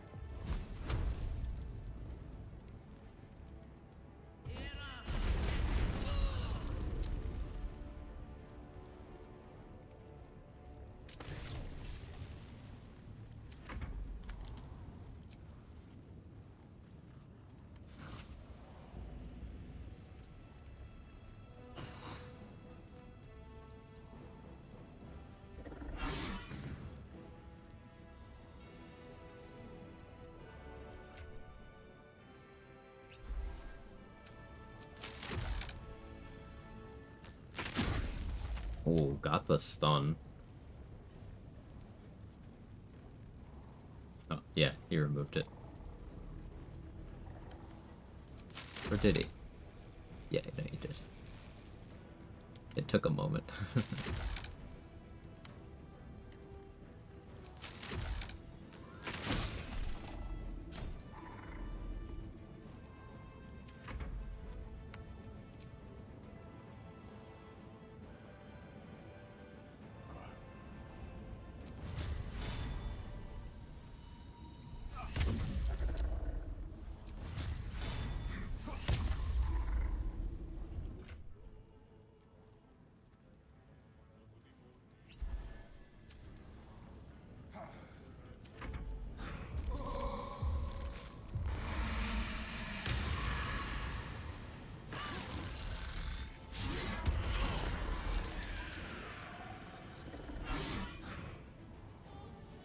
course.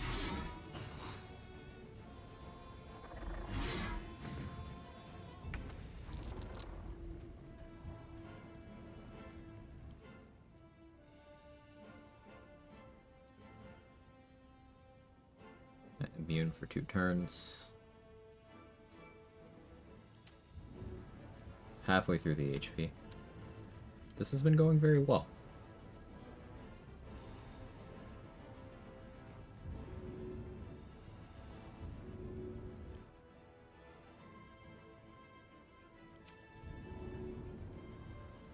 I'm not going to do anything about the Air Myrmidon taking that.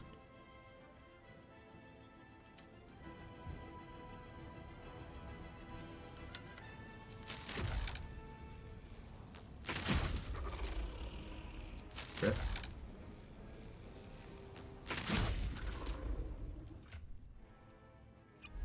Keep healing. Your command.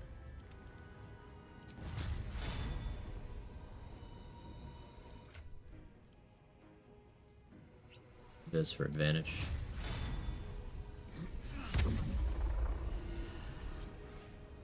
His HP was too high. Alright, Crushing Omen. So, Leon's about to get some real bad curses put on him. Fresh orders? Just have to deal with that.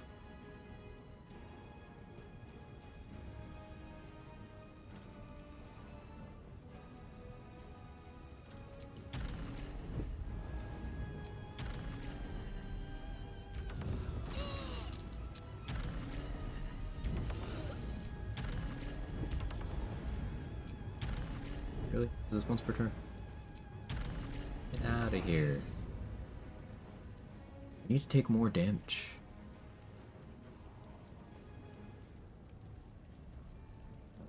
I guess we'll gear swap. Did I ever grab Ring of Twilight?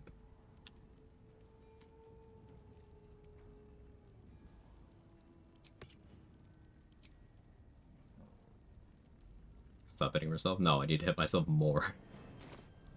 It's the current issue.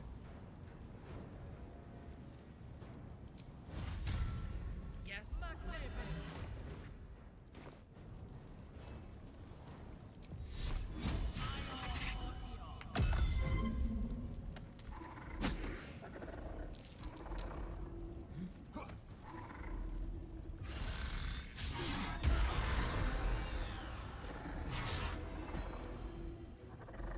Heart on Leon.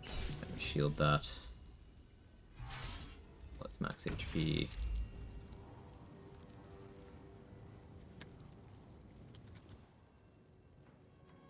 Alright, yeah, Leon's movement speed got cut in half.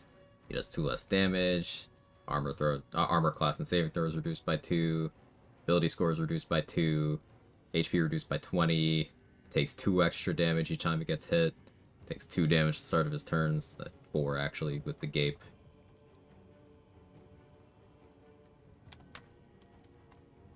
He's okay.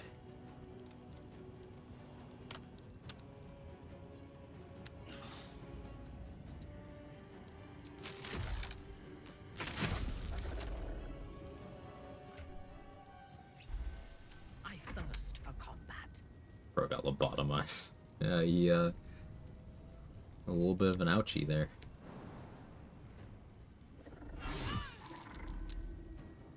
Okay, I think I can actually damage him now.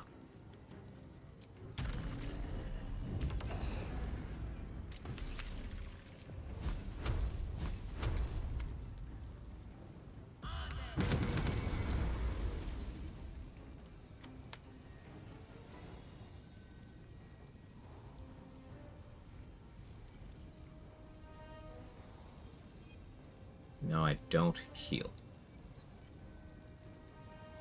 Actually, you're in Radiant form next turn. I do heal.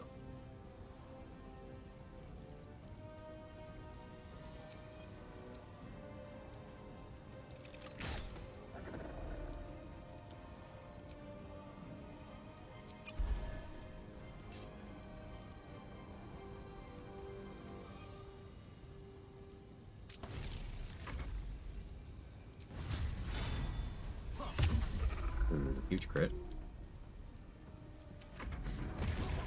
A little combustion damage there. Oh, Leon got sent into the wall of fire. My bad, Leon. Oh, Leon's so getting fucked here.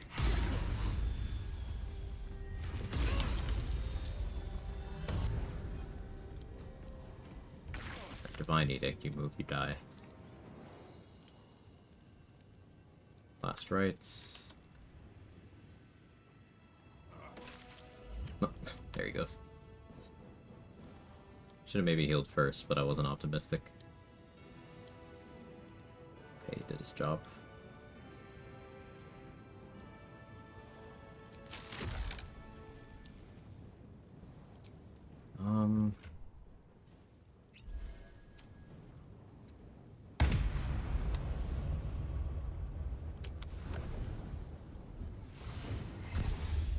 Unleash me.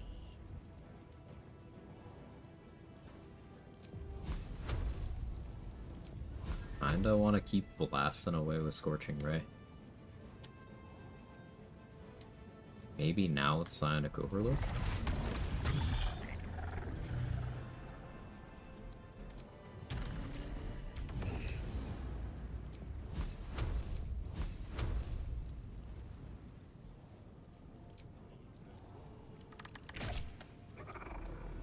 Crit.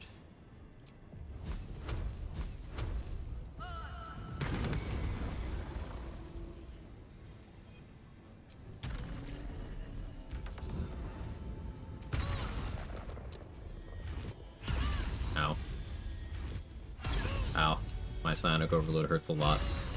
Forgot I don't resist it, and I have, Rhapsody. Ow. Owie.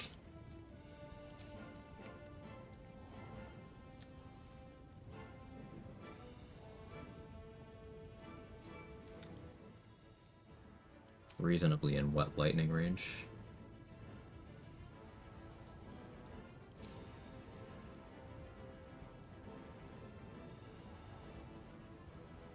Don't want to be concentrating.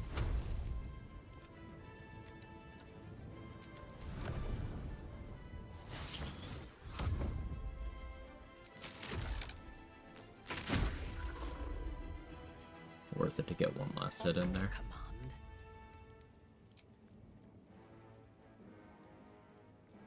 Alright, you're changing forms next turn.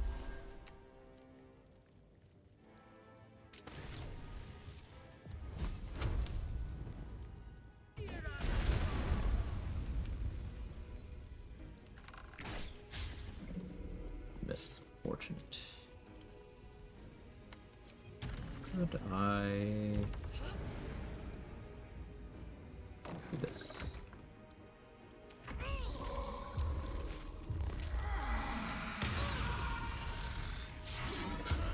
Bro transformed while running to me, and then attacked through the closed door. Insane aura.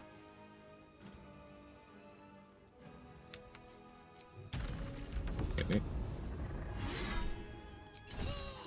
Thank you.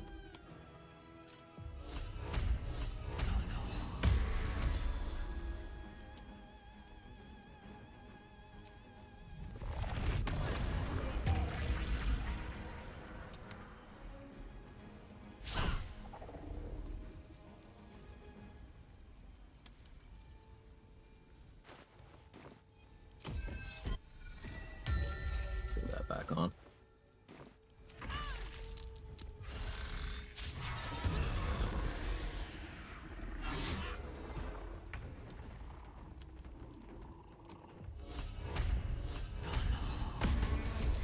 Ooh.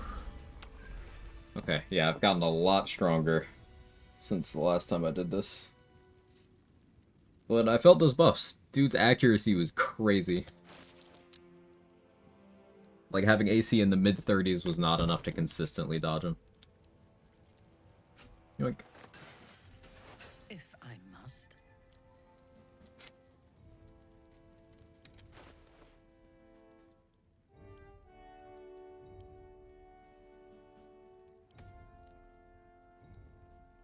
Awesome stuff.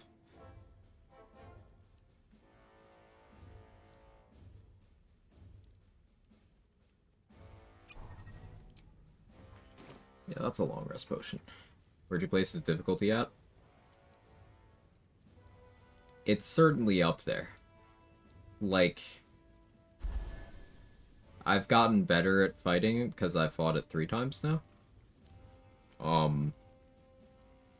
But it's one of those things. If that happened where... If you get that spawn and you don't have enough consumables and enough raw tank, there is a world in which he just deletes you in 2 turns. Or less. I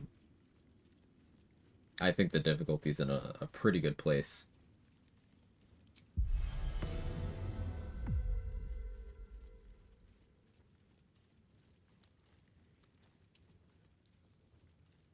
Next time I fight him, I'll have to try kiting more.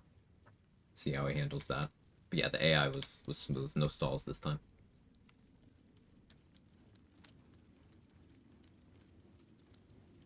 Yes. Brawn. I lead the way. Oloth dos. Understood.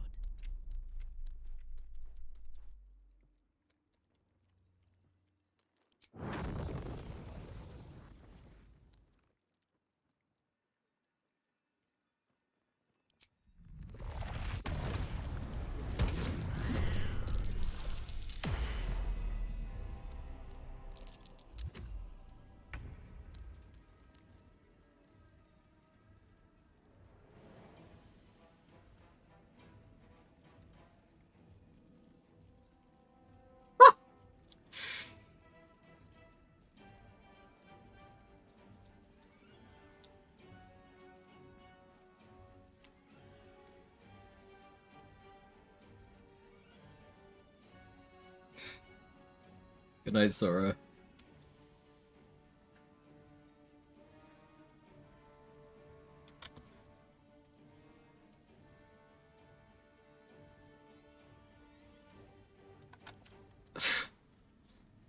Literally the next combat. Like, what do you mean by this? Is this another boss? This is the same one we just fought. The same one. What happens to throw them out of bounds? I could kill him without triggering the ritual. As long as I don't do Radiant or Necrotic, I don't have to fight the boss again. I could. But I think I've proven my ability to handle that.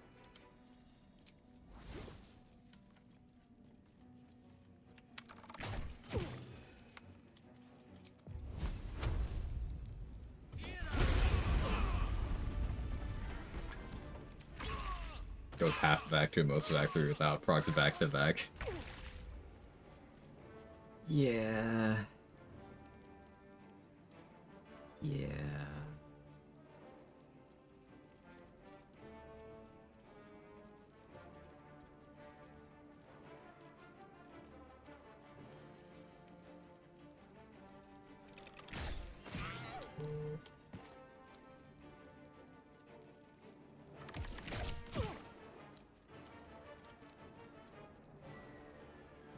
Yeah.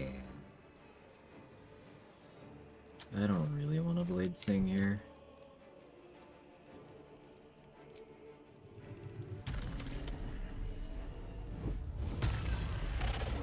That to you for the healing.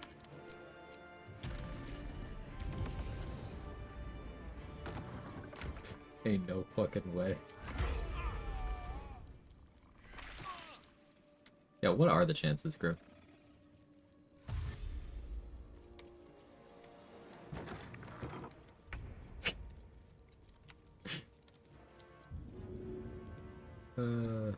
Back in the back.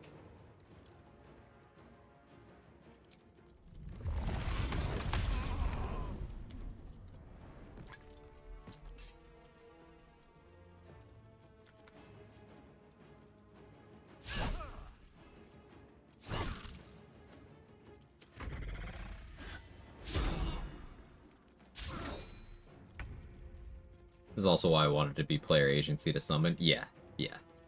Because if you end up in a situation where you have no counters, just make sure you don't do the thing that spawns the boss and you're good. It's good design. Listen, what's your thought on a flounder? Minthara?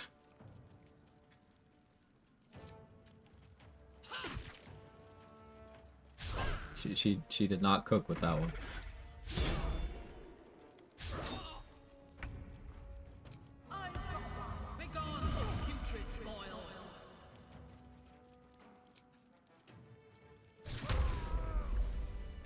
Yeah, we're Moving out. like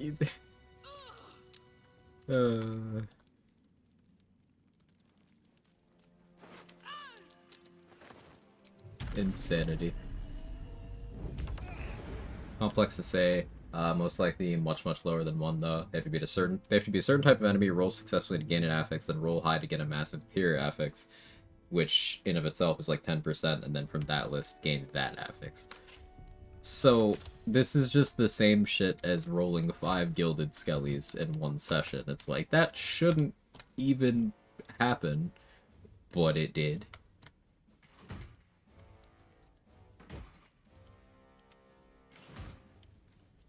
So, here's my next question, Grim. In theory, could you have more than 1 in 1 fight?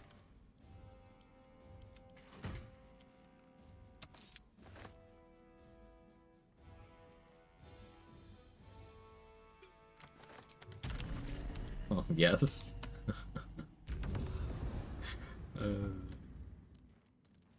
You imagine having to fight 2 of that guy? Oh, could you imagine if you staggered the spawns so that at all times 1 was in each form? That would be so cool. That would go so hard.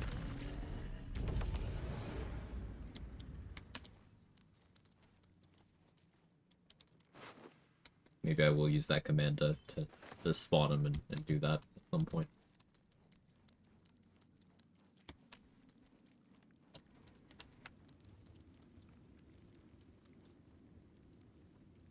Actually told me the concept for the next boss, Fire Frost duo from the same affix, conditional summon which version, or dual conditional summon both simultaneously with a stronger reward. Ooh. Okay, so you get the this is the spawn a boss affix, and then you choose your own boss. I like it. I like it.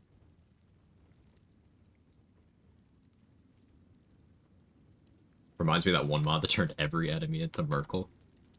Turning into Merkle always goes well. I will not hear anything to the contrary.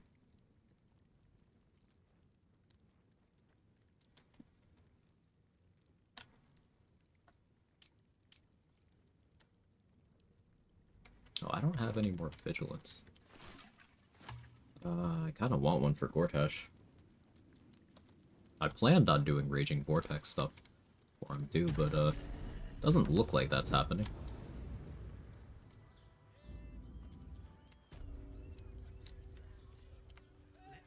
Let's see, we're 7.5 hours in. Planning on this taking 1 more stream. Maybe this is a stopping point. I'm gonna check these 2 vendors first. Blood clear out then. I don't care much for your timing. Yeah, because I still have Gortash, I have Act 3 Finale, but also I still have Mao, and I gotta develop a strat for that.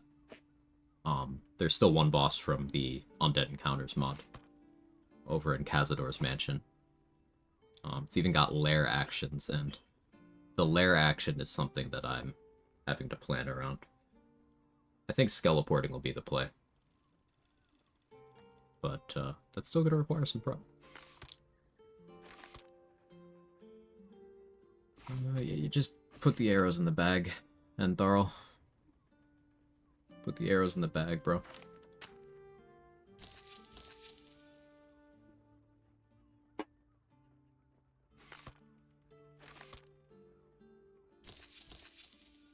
Short. Party thinned out unexpectedly. Yeah. Oh, and I'm on bad carry weight mode now, right?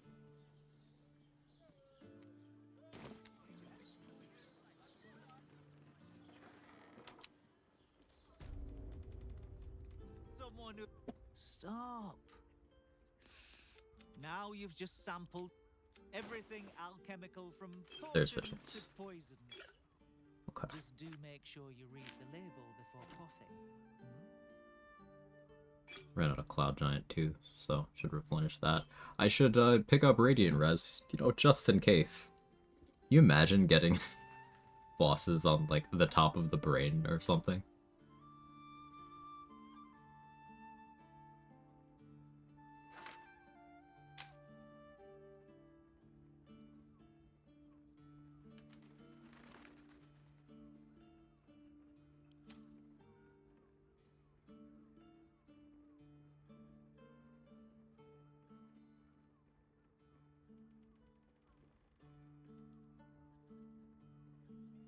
Highly unfortunate, if not comical.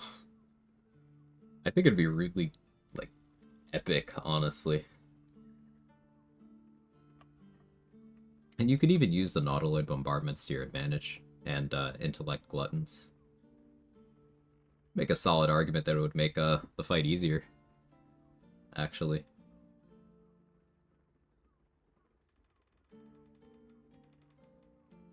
Yeah, comparing the two boss fights to each other, I'm so much more scared of Elindris. it's pretty... The gap is...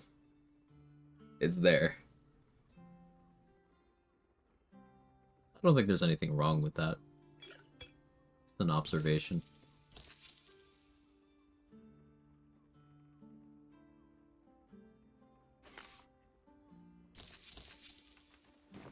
Be sure.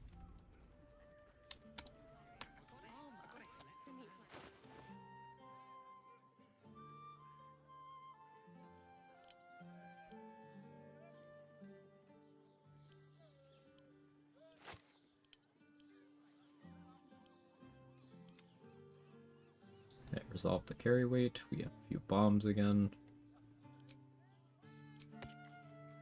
That back on.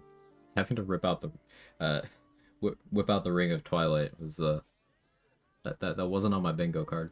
I didn't expect to have to use that item. I forget to pick it up so frequently that I'm like, oh yeah, this will never matter. It kind of did.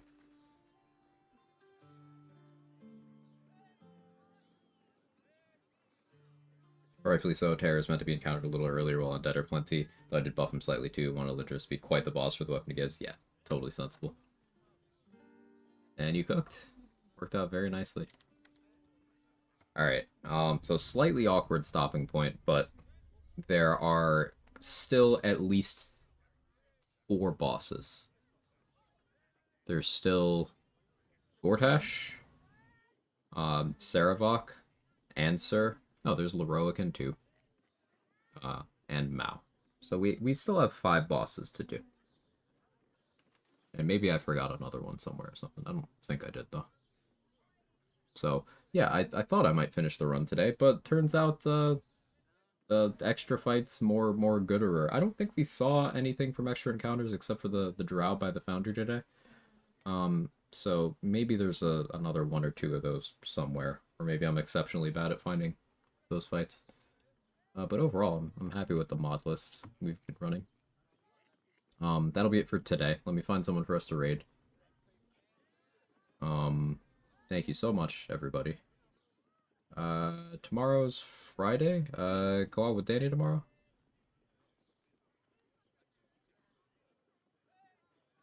Yeah. Yeah, go out with Danny tomorrow. Who's live? Dade's routing Radiant only. Anarchy explains Cyberpunk. Oh, Andy's on. I like rating Andy. Selena's doing some charity stuff. Let's just hang out with Andy. Grady's doing Liza P. Yeah, so many cool people on. Thank you for streaming. Thank you for being here. Yeah, so plan is tomorrow, continuation of Duo with Danny.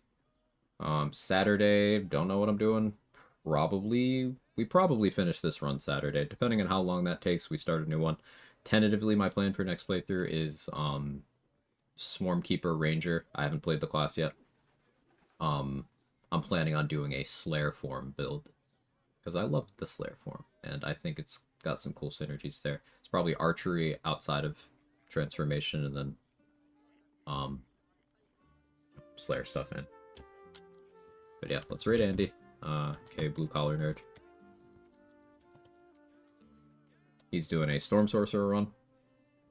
Wouldn't call the rogue and a boss, that's valid. And thank you again, Grim and Sailor Cat, for all your hard work, for hanging out in the chat, for your generosity, and to everyone else who gifted subs, was around today. Good stuff, good stuff. I really appreciate it. I have a good time. I like challenge running. No signs of slowing down with this game. There's always more shit I want to do. There was something else I wanted to say, but I forgot what it is because my brain is soup. So say hi to Andy. Bye-bye. Oh, and yeah, raid message. That's the other thing. That wasn't what I forgot, but it's something. Okay, now bye. She might have ended it. Yeah, no, I never do that. Also.